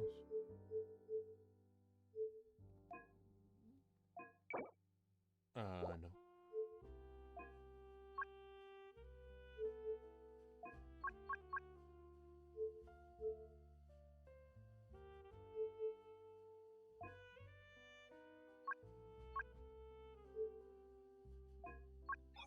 Oh? Oh? Wait, what was going on here? Maybe there was an update. Okay. Sure, whatever. 16. Did that say 16 gigabytes? That is crazy. But then again, I guess it's potentially every line that's been spoken, so. I'm gonna have to look into my memory for the computer. I'll be right back. In fact, I'll just go to intermission real quick. But yeah, I'll be right back.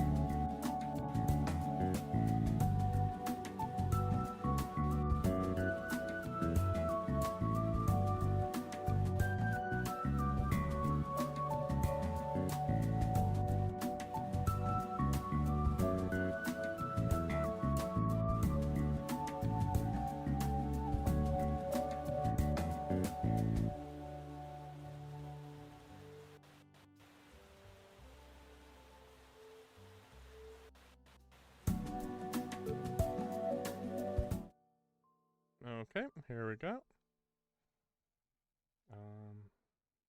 Wait a second.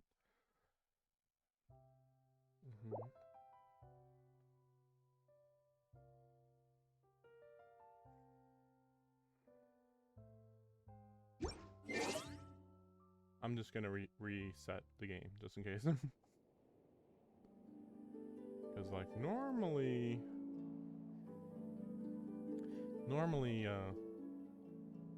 you have to reset the game to make that work. Wait.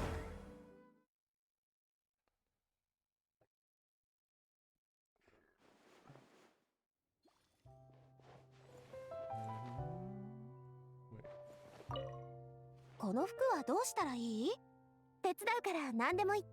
じゃあまず生地の素材ごとに分類して、それから色別に分けてくれる？あとアクセサリーは取り外して別途置いと。難しくなさそうね。私も手伝うわ。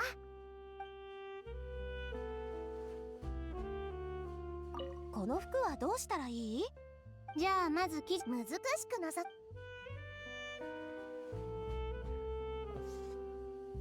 I'm trying to justify these voices in my mind right now. They all sound like 10-year-olds. I have heard 18-year-old Japanese teenagers, and they sound like normal people. Now Navia sounds fine. But she's like on the low spectrum of like, you sound a little weirdly young, but not that bad. It's fine. Barely. But then these two are just like straight down, like, what the fuck? They're so much younger. It's crazy. I think Chiori and Navi are supposed to be like the same age. We'll just hopefully they don't go too far. We're gonna switch back to English. But I just want to see like one more scene or something. Yeah, we'll see Linny and Lynette. Yeah, why not? Seems like this should be done within a half an hour. Good healthy stream length this time.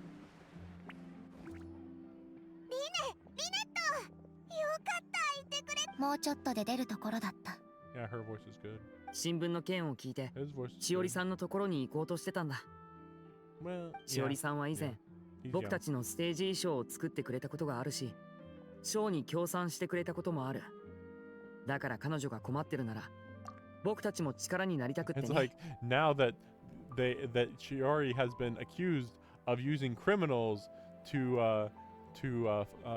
run her business, we will use criminals to prove her innocence. It's like you guys are very sketch. And Navia, I mean, again, is she a criminal or not? I'm very confused by that. Because if she's not, if nobody views her as a criminal, then it's really, really insulting that they're being called criminals. Like, that's the weird part. The paper implied that everybody was a criminal if you went to Chiori's, which you would think would be like, you know, you're defaming a lot of people at that point. タイミングバッチリだな。なるほど。そうだったんだね。僕たちにできる。Explained. それだけでいいのかい？お兄ちゃんと私にはお安いご用。Yeah, her voice is so good. Like, it definitely sounds young, but like,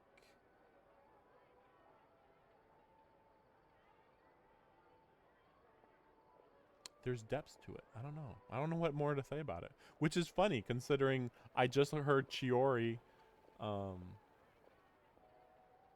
and the rest of the girls over there, and it's like, they just sound like, I'm a little girl, and it's like, really? What the fuck's going on? And Lynette, I wouldn't be able to reproduce that. Like, she sounds young, but also, like, mellow. She's like a mellow 16, 17-year-old, which makes her have like a different type of maturity, which is weird because it ends up making her seem a lot more mature than everybody else that was in the other room. Which is weird, because, like, I feel like she'd be the youngest one. Since, like, I feel like she's canonically, like, 15, 16. But then, like, Navia's in her 20s, and Chiori's in her 20s. ならおいら、あとはユーザーが悪事を働いた証拠をこの2日間はそっとしといて、服が出来上がってから来てほしいって千織に言われたけど。ファッションショーは2日後だよね。本当に間に合うのかな。千織が言うには、まずはファッションショーで勝負してからで。二段構えってことかい。正々堂々勝負した後、さらに相手の急所をつく。わかった。しおりさんがそう決めたのなら信じるよ。頼んだぞ。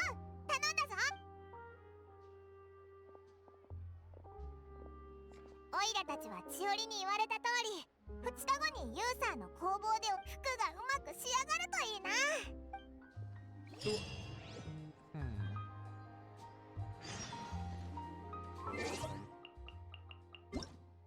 Let's just change it back, honestly. Like, I don't want to deal with this anymore. It's bad enough as it is.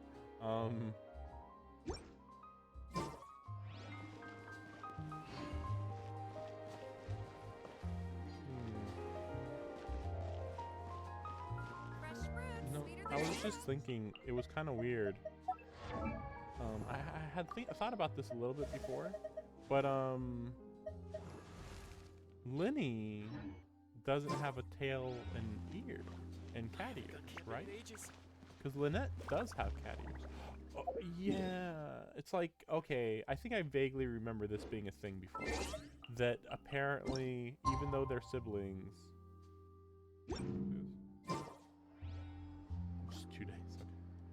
Okay. Even though they're siblings,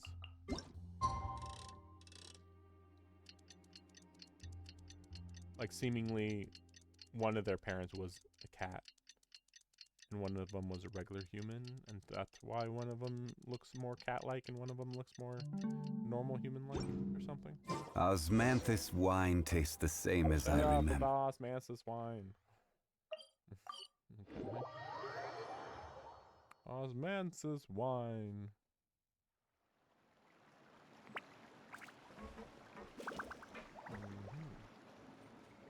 Oh, you're here.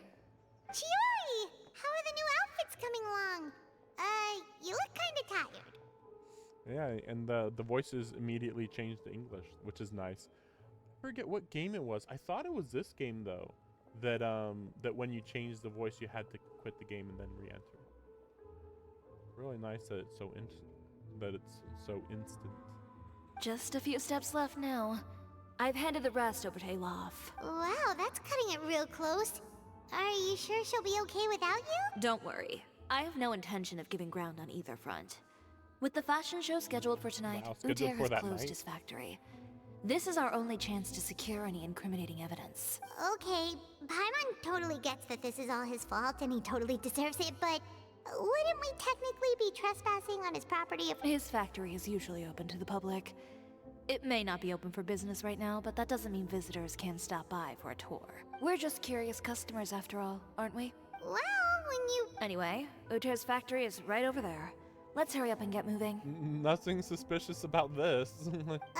Why would he open a factory over there? We have different marketing strategies. While I specialize in high-end custom garments, he prefers low prices and large sales volumes. I don't know. Maybe the rent here is cheap. I mean, it is, but also the funny part is it's not easy to transport stuff. Like, what? All right. Ugh, it's really creepy. You make a good point. Let's all be on our guard. Let's go up to that dark room with the glowing green light. Nothing weird there.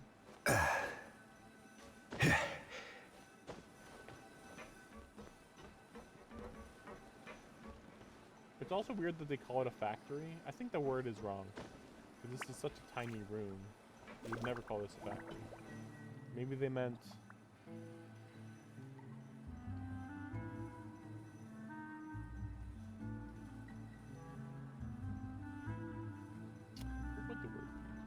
would the word be? Like fabricator? Like a small factory or a small producer? Producer might be the right word.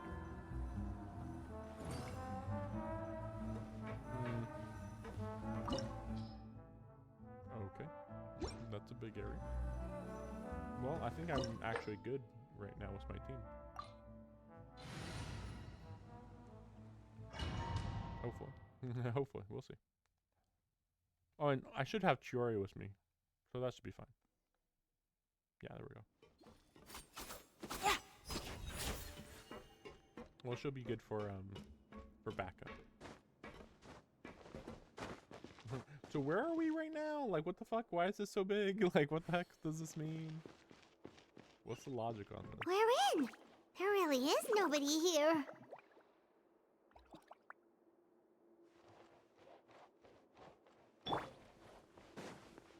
Welcome, dear visitors. Oh, Paimon nearly fell out of the air. What is that thing? A mechanical guide. They usually use a recorded tape to give you a tour of the factory. Please, follow me, dear guests.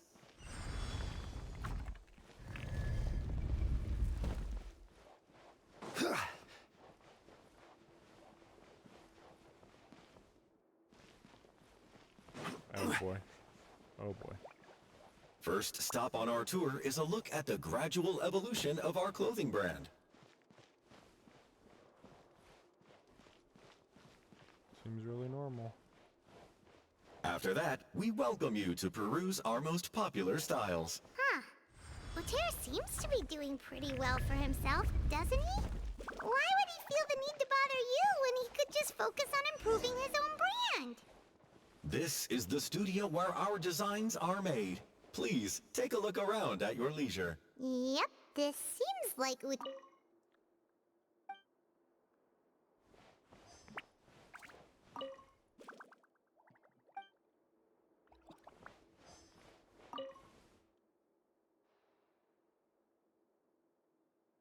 These are the fitting rooms. Please use them at your leisure. Huh?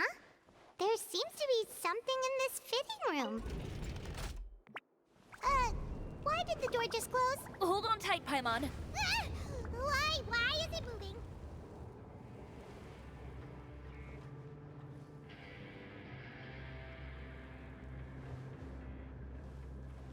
I mean, considering it's a dungeon, presumably. It seems to have stopped. Where did this thing take us? It seems like we're someplace deeper inside the factory.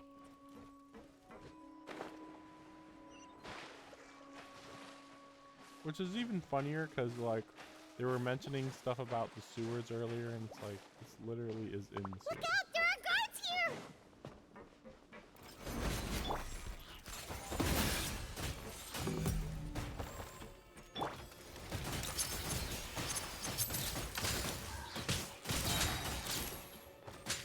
Rise!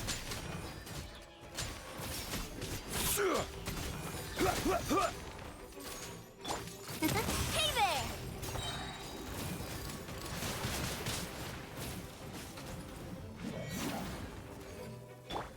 I am the cutting edge of fashion.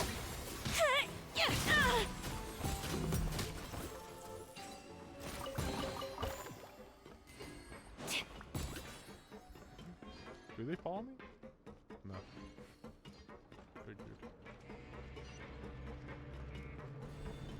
You picked the wrong fight. Is that all?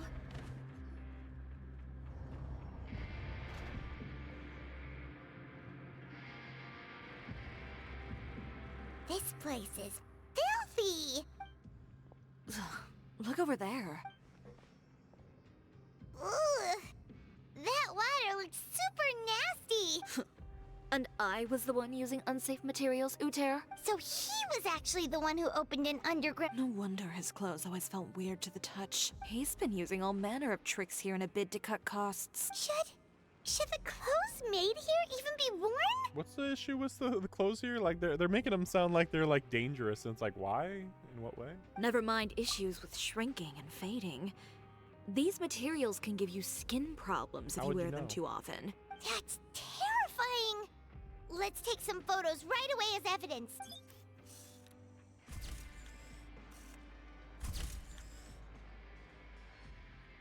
This way he won't be able to try and deny anything in court. I mean, how can you prove where the is? Oh, is this how we're doing it? This is actually what we have to do? Doesn't look like there's a path here. Follow me. Let's go up. There's a pretty long cooldown on that, too. Like, why would they be doing this over a giant water pit? Like, what the fuck? But maybe it's because it's in the sewer.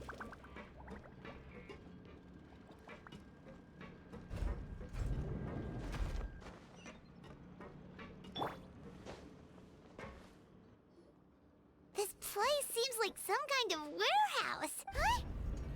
What's going on? Our way in's been blocked. That's stupid to say. He wants to trap us here. Like, what? Seems like he knew we'd be coming. You did say he knew you really well, didn't you? Or maybe it's just that there was an automated burglar Yes. system. And that's because we used to be partners. But you're practically at each other's throats. Now you're telling us you used to work together? When I first came to Fontaine, we were both fledgling designers who longed to gain a foothold in the world of fashion. In the beginning, we both wanted to make clothes that would stand out from the crowd and shatter tradition. The kind of clothes that would turn heads and leave people in awe. But with every criticism we received, and every sponsor that rejected us, Uter's confidence disappeared little by little. Finally, right before Fashion Week, he came to the conclusion that we wouldn't be able to make the designs we always dreamed of. And we parted ways. For my part, I gambled it all and devoted everything I had to that 1 week. I came out the other side with something that really made me proud. I was nervous to present it, of course, but I knew it was my chance to show the industry what I was made of. You received the acclaim of all Fontaine while Uter gave up on his dream and turned to making the— I don't know the exact details of what happened after that. All I know is, after I opened Chiori Boutique, he's harassed me every year since. He's just jealous of what you've accomplished. A guy like that doesn't deserve your sympathy. Well, let's focus on getting out of here first. Missing the show is as good as letting him win. There are some control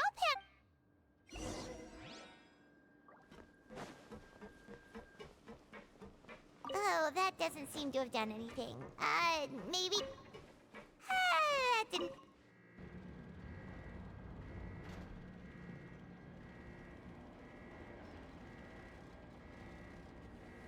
Warning. Warning. Unauthorized intruders entering expulsion mode. Solidify! Orders given. Orders received. Warning. Warning. Unauthorized intruders entering expulsion mode.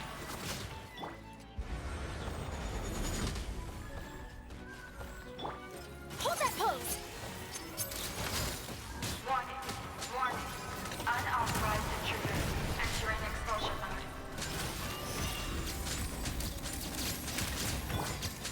Scraps of color. Scatter! Warning. Warning. Unauthorized intruders entering expulsion mode. Feeling lucky? Warning. Warning. Unauthorized. Look over there. Seems like there's a way out. Maybe we can use these mechanisms to get higher. Warning. Warning. Unauthorized intruders entering expulsion mode.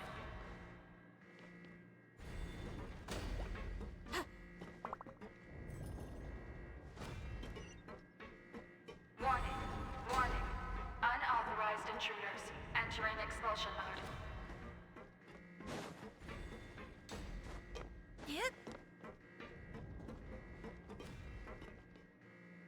Warning.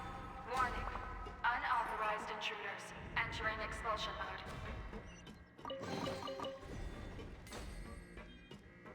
I just remembered it's kind of bizarre how few robots are in Fontaine. You would think there would have been a lot of robot enemies, but like, nah, not really.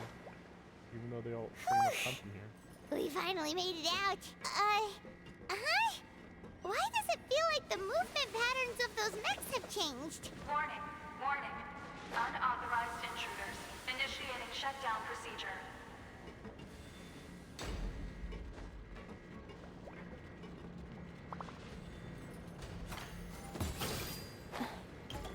Warning, warning.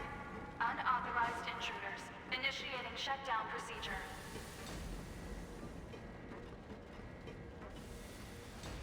You picked the wrong Oh, whoa, fight. that was weird. Oh, these steam things are like practically invisible.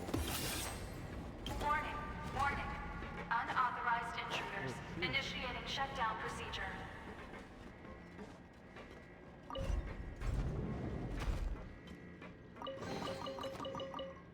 Oh, we're going down? Guess so.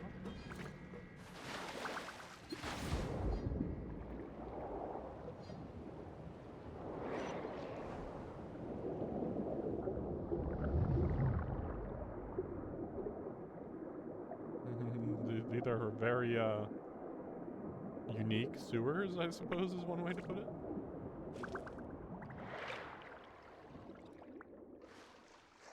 So was that canon that we had to swim through the sewer? We're finally out of that stinky place. Let's take this evidence and get out of here. See, how canon is that when they did have the picture, the camera was like undamaged even though it was underwater? Also, this area is like so just literally fucking the wall was like, you know, broken through. Like, so where would these stairs normally bring you? Just to a dead end, seemingly? Weird.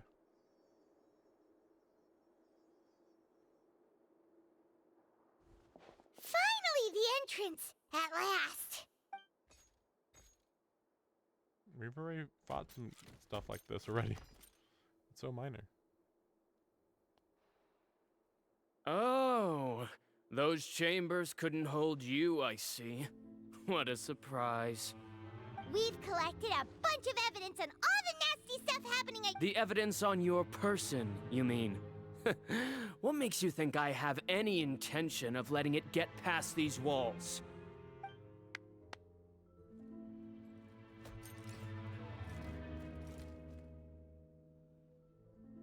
More mechanical guards? Really? Ever thought about using these funds for a legitimate purpose? Oh, but this is What? Destroying Chiori Boutique? Or continuing to make your rotten rags? Proving that fashion is merely a laughable farce. A carnival of ignorance! You know what your problem is, Uter? You've become so obsessed with the concept of fashion itself that you let it paralyze you. Stop trying to cater to it. Focus on your own work and— Spare me the lecture, why don't you? Sooner or later, you'll cater to all the voices too, you know. After all, what is fashion but another form of public opinion? Fashion is about aspiring towards a certain ideal. But it's up to you to decide what it is. My brand caters to no one but myself and my vision. Well, once the people witness their former darling's spectacular fall, they'll understand how laughable that ideal truly is. That's what you've been trying to prove all this time? Your jaded understanding of the industry is the reason you've had it out for my brand for so long? You weren't like this before, Uter. What happened to the man who wanted to make something that would bring the entire world to its knees? He realized long ago how utterly naive and ridiculous that dream was. You gave up on your dream, but that wasn't enough, was it?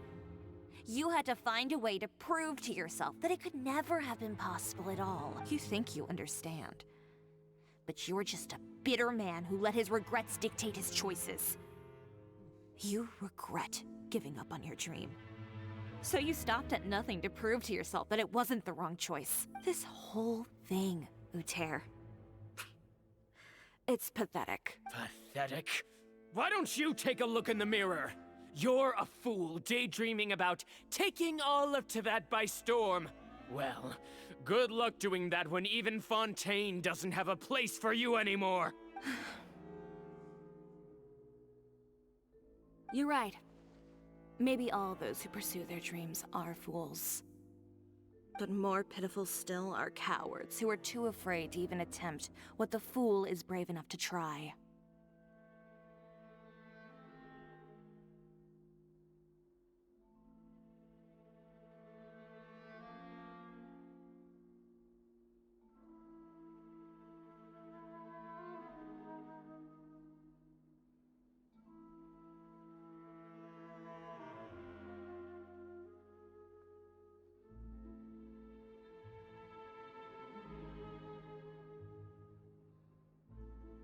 Just looking through some stuff. Just like, alright. Okay. Don't worry about it. You! Oh my gosh, a gun! Yeah, just leave this guy to— No. You go instead. But he has a gun! I still am very confused how this works. It's like, yes, and I have a vision. I can control elements. I don't think it's actually I don't think it should be possible for somebody with a vision to lose to somebody with a gun. Because like you can pretty much just summon any element to just sweep the bullets away. But like swords on the other hand, like they can be a little, you know, if you're strong enough, you can kind of overpower vision users a little It'll bit. be fine. Just go to the venue and tell everyone to proceed with the plan. I'll deal with him. Some lessons are best delivered in person. Catch up with us soon! Trying to leave, are we?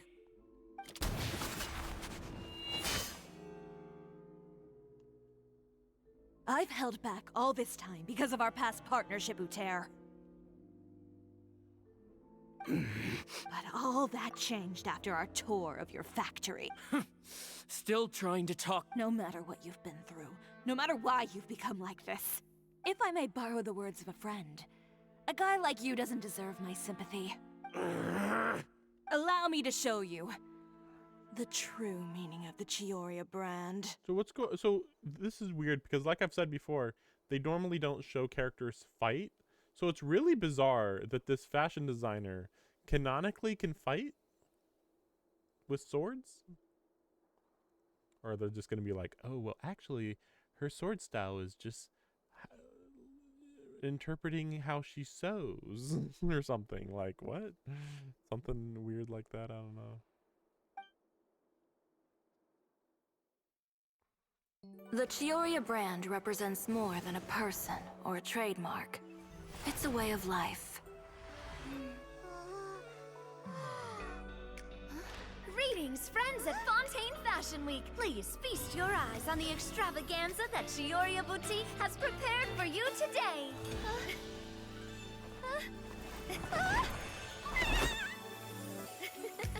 Brilliant, dazzling, and wholly unique. So what's And the most location importantly, actually like? An enduring, never-say-die spirit.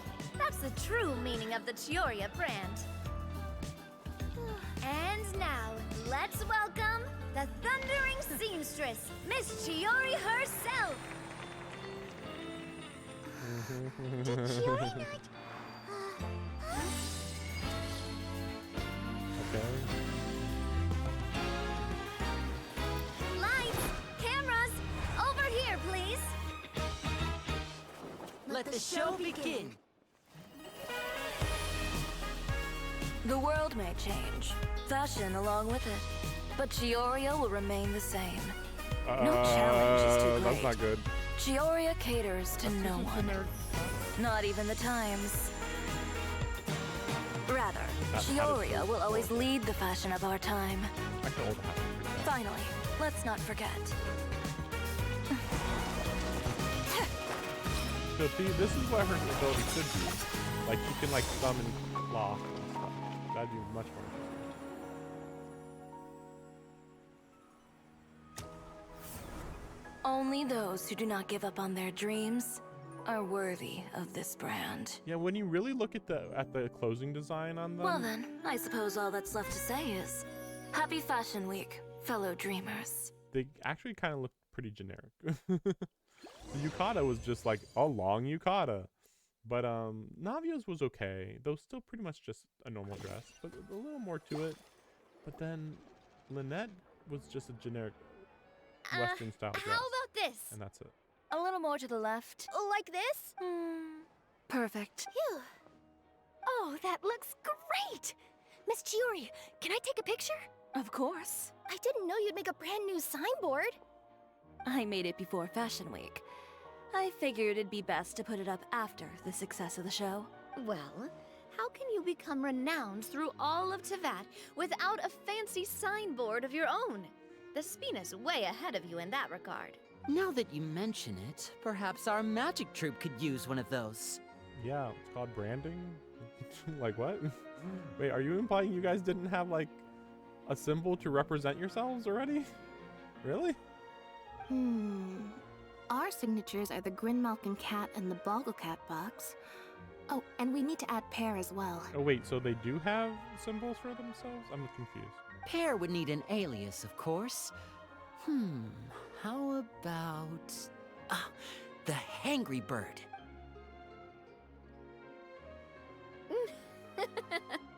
So, does that mean your signboard is going to be 2 cats and a penguin stuffed into a single hat? Ooh, that sounds super snuggly and warm. And a bit cramped. Miss Chiori, I'm done taking pictures. You can expect the article in tomorrow's Steambird, along with the evidence the Traveler gathered. Thank you, Charlotte. It's my pleasure. Bringing the truth to light is a journalist's duty. Going forward, feel free to custom order any accessories you need for Monsieur Verite. It's on the house. Huh? You really mean it? Who's Monsieur Verite? Of course. The same goes for you too, Linny and Lynette.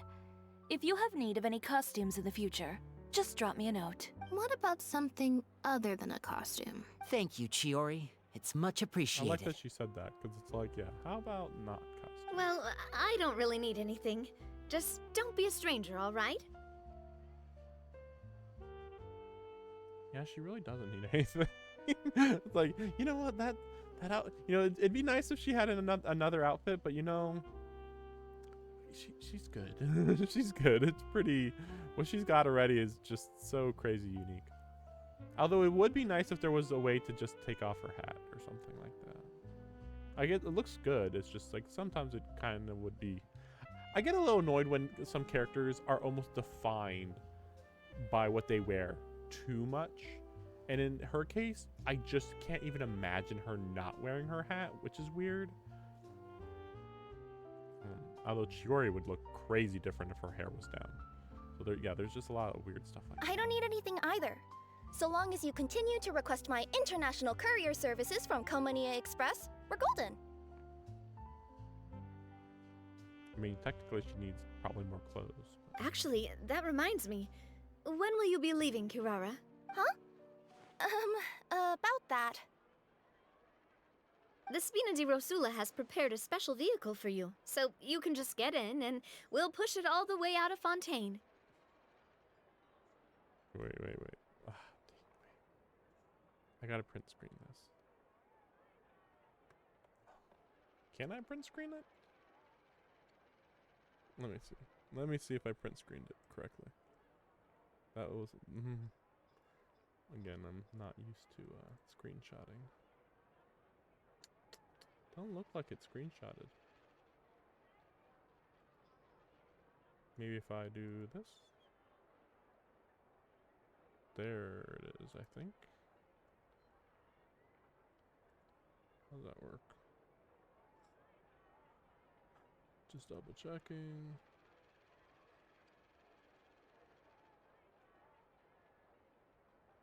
Yeah. Good way to experiment. What? No, that's so embarrassing. That was not what she said. Ooh, do we get something nice too, Chiori? Of course. Just hold on a second. Disrupting public order at the show, appropriating venue lighting equipment without authorization, using weaponry in public, hosting a dangerous performance without notifying the authorities. A dangerous performance? Shivers, we If you come across anyone who matches those descriptions, please report them to the Special Patrol at your earliest convenience. And when did they take advantage of the lighting? I thought that was just for the show, like normal. Enjoyed that, didn't you? Says the one who pulled that stunt earlier. How about you do me a favor and tell me in advance next time you're planning something like that? And if I had, would you have approved? No, but it would have at least spared me a whole lot of anxiety. Well, I would say I more than made it up to you, have I not? A whole underground workshop in the Fleuve Sandra, and the man responsible all tied up and handed to you on a silver platter. Sounds pretty thoughtful if you ask me. All right, I won't argue with you. You can have this one. Well, friends, I would say we've earned ourselves a nice meal for our efforts. Let's go. Spina's treat. I'll have to take a rain check.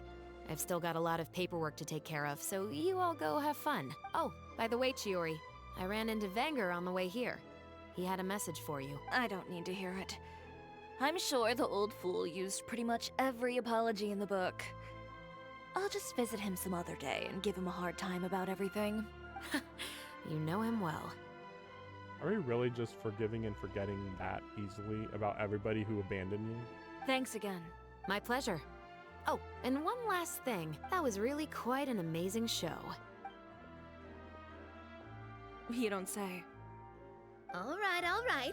Follow me if you want in on the celebration feast. Come on, we're leaving. Traveler, Paimon, could you go wait for me at that place with the view? I'll let Navia know that we'll be a little late. There's something I'd like to give you. A place with a view? Perfect. I'll be right there. It's really like showing off just how girl-centric this region is. Like, I know that there's a lot of girl characters, but like, it feels like there's when there's like freaking 4 or more in one location, it's just like so overwhelming. Although I guess there's only 4 ish. Lynette, Navia, Chiori, Charlotte, Kirara. Yeah, there was at least 5 there. Oh, Chevreuse. 6. Sorry to keep you So waiting. many. Oh, we didn't wait long at all. But And my what character. did you want to give us that you couldn't share And right in front of Paimon. everyone else? So that's a lot of girls. The only guy there was Linny. It's like, and he's just getting drowned out by everybody around him. Here, take this. This better be real, not just an item. Oh, wow. A brooch! And in the style of Chiori Boutique, too! Wait, Paimon gets one as well? That's better. I've only made 2 for now. After much consideration, I decided to give them to you two. You've been a great help. Even when things were looking bleak, you stayed by my side. There were even times when I felt like I had to fight back and win. Even if it was just to honor the trust that you had in me. Well, we may have helped a little, but Paimon would say you deserve most of the credit. This result, it was all you, Chiori. I know for certain that was not the case. I've chased my dream for so long that I've come to understand something. Apart from conviction and persistence, the thing that matters most is having friends who believe in you even when you don't believe in yourself. A single person can only do so much. Without all your help, Chiori Boutique could have easily fallen to ruin. Well, Paimon doesn't think it would have ever gotten to that point. Not if you had anything to say about it. But, about the stuff you said at the show, you aren't worried it'll rub some people the wrong way? Perhaps my words were a little pretentious, but they do reflect how I truly feel. I won't bow or scrape before any force in this world, much less any individual. I'm confident in the quality of my work.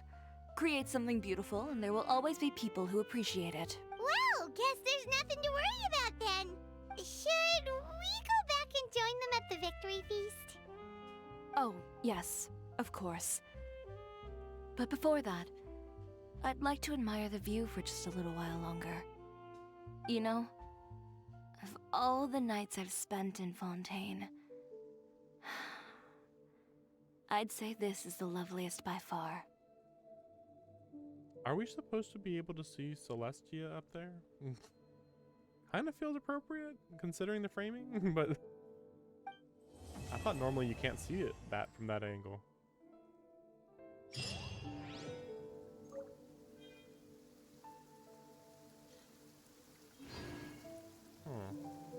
And then the rain comes in. I thought normally it's like more like over there, but no, I guess it is right there, huh? Because yeah, right over there is where, yeah. Well, actually, it's more like right here, actually. So,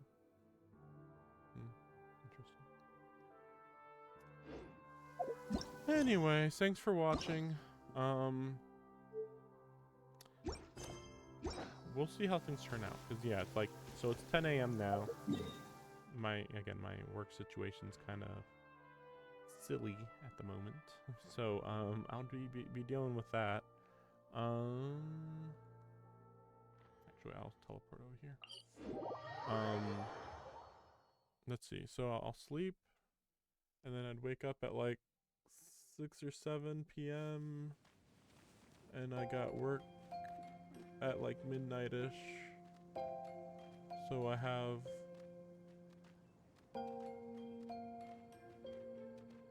4 or 5 hours of free time tomorrow.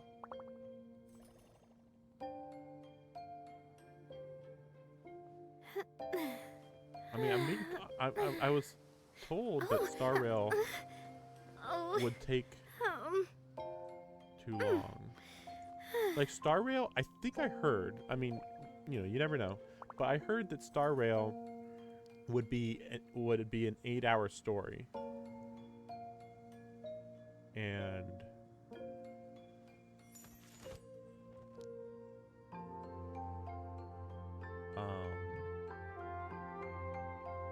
Resident Evil 4 DLC would be about 8 hours too.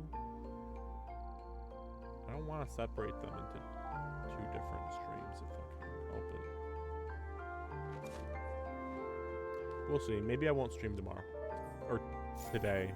Later, but I could easily. So I work like at midnight tonight until maybe 10 or 11 a.m. So maybe I could stream. I really want to go traveling. I don't mind where we go, as long as I have my friends with me. So maybe I could stream at like 1 or 2 p.m. maybe. It depends how the timing works out. So I could stream a lot Friday afternoon. Yes. So yeah, Friday afternoon I should be streaming. Okay. One of those 2 things. Probably Star Rail. I think that's the priority. Just make sure I catch up and stuff, you know. And yeah, after that one, Star Rail and RE4. I'll have to look it up actually. I don't know what else. There's a few other things. But those there's Persona 3, of course. Is that the only thing? I mean, I think that those are like by far the biggest things. Yeah, I think that's it. Yeah, once Persona 3 gets finished up. Well, I'll have to keep posting stuff to my new channel. My new channel, by the way. What is that called? Let me check. Might as well put it on stream. Oh, let me check.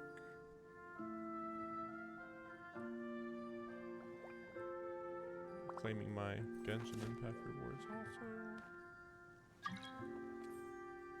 Yeah, there's my new mail. Let me see.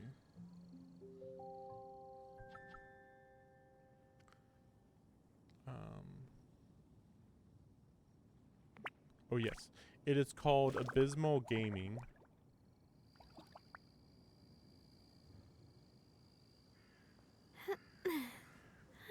Wait, let me check.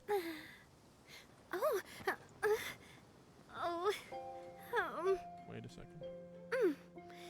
I think as long as you just type it in. That's funny. There's. Whoa, wait a second.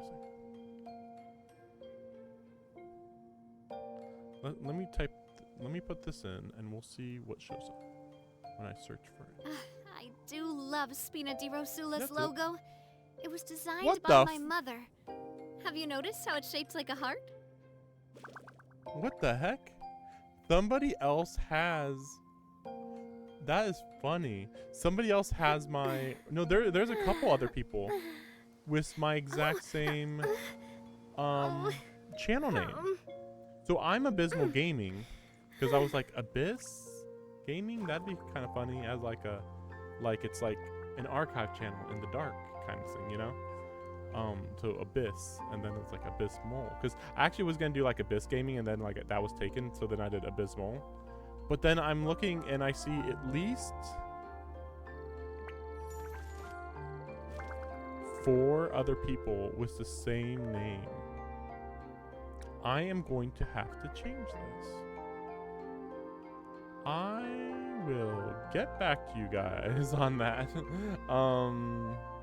I also have to change the well, anyway, I'll post it when I think of a better name. That's funny. Like, yeah, there's way too many people. Also, honestly, putting gaming in your title on your YouTube channel, it's just so, it's tacky. But I'm like, well, what else would you put? I shouldn't put like archive. Like, that's just so weird. I've thought about doing that in the past, but like, yeah, it's never a good idea.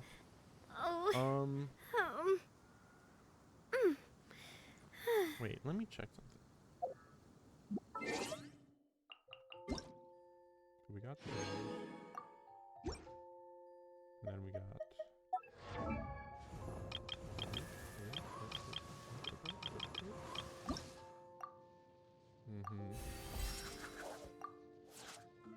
Making progress. Oh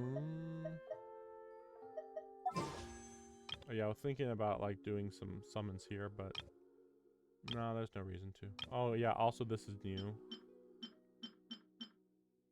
but I don't really care about it.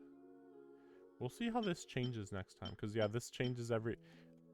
Well, yeah, because like it changes in 5 days, so yeah, I don't get it. Right.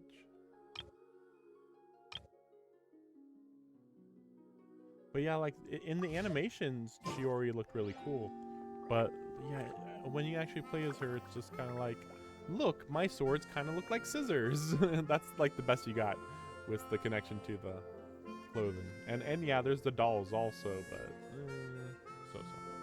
Anyway, thanks for watching. See you guys next time. I'll still in the middle of fixing some stuff. My time with the Spina has taught me that carrying an unreliable weapon. But hopefully,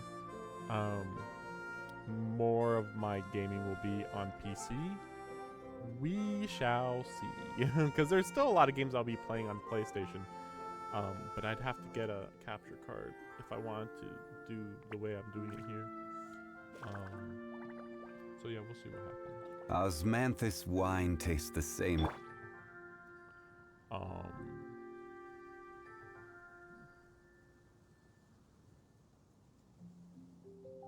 Yeah. See you guys on for my next stream tomorrow, whatever that means. Bye-bye. Have you been playing all summer? You think this is a game? No, please! Well, guess what? You just lost.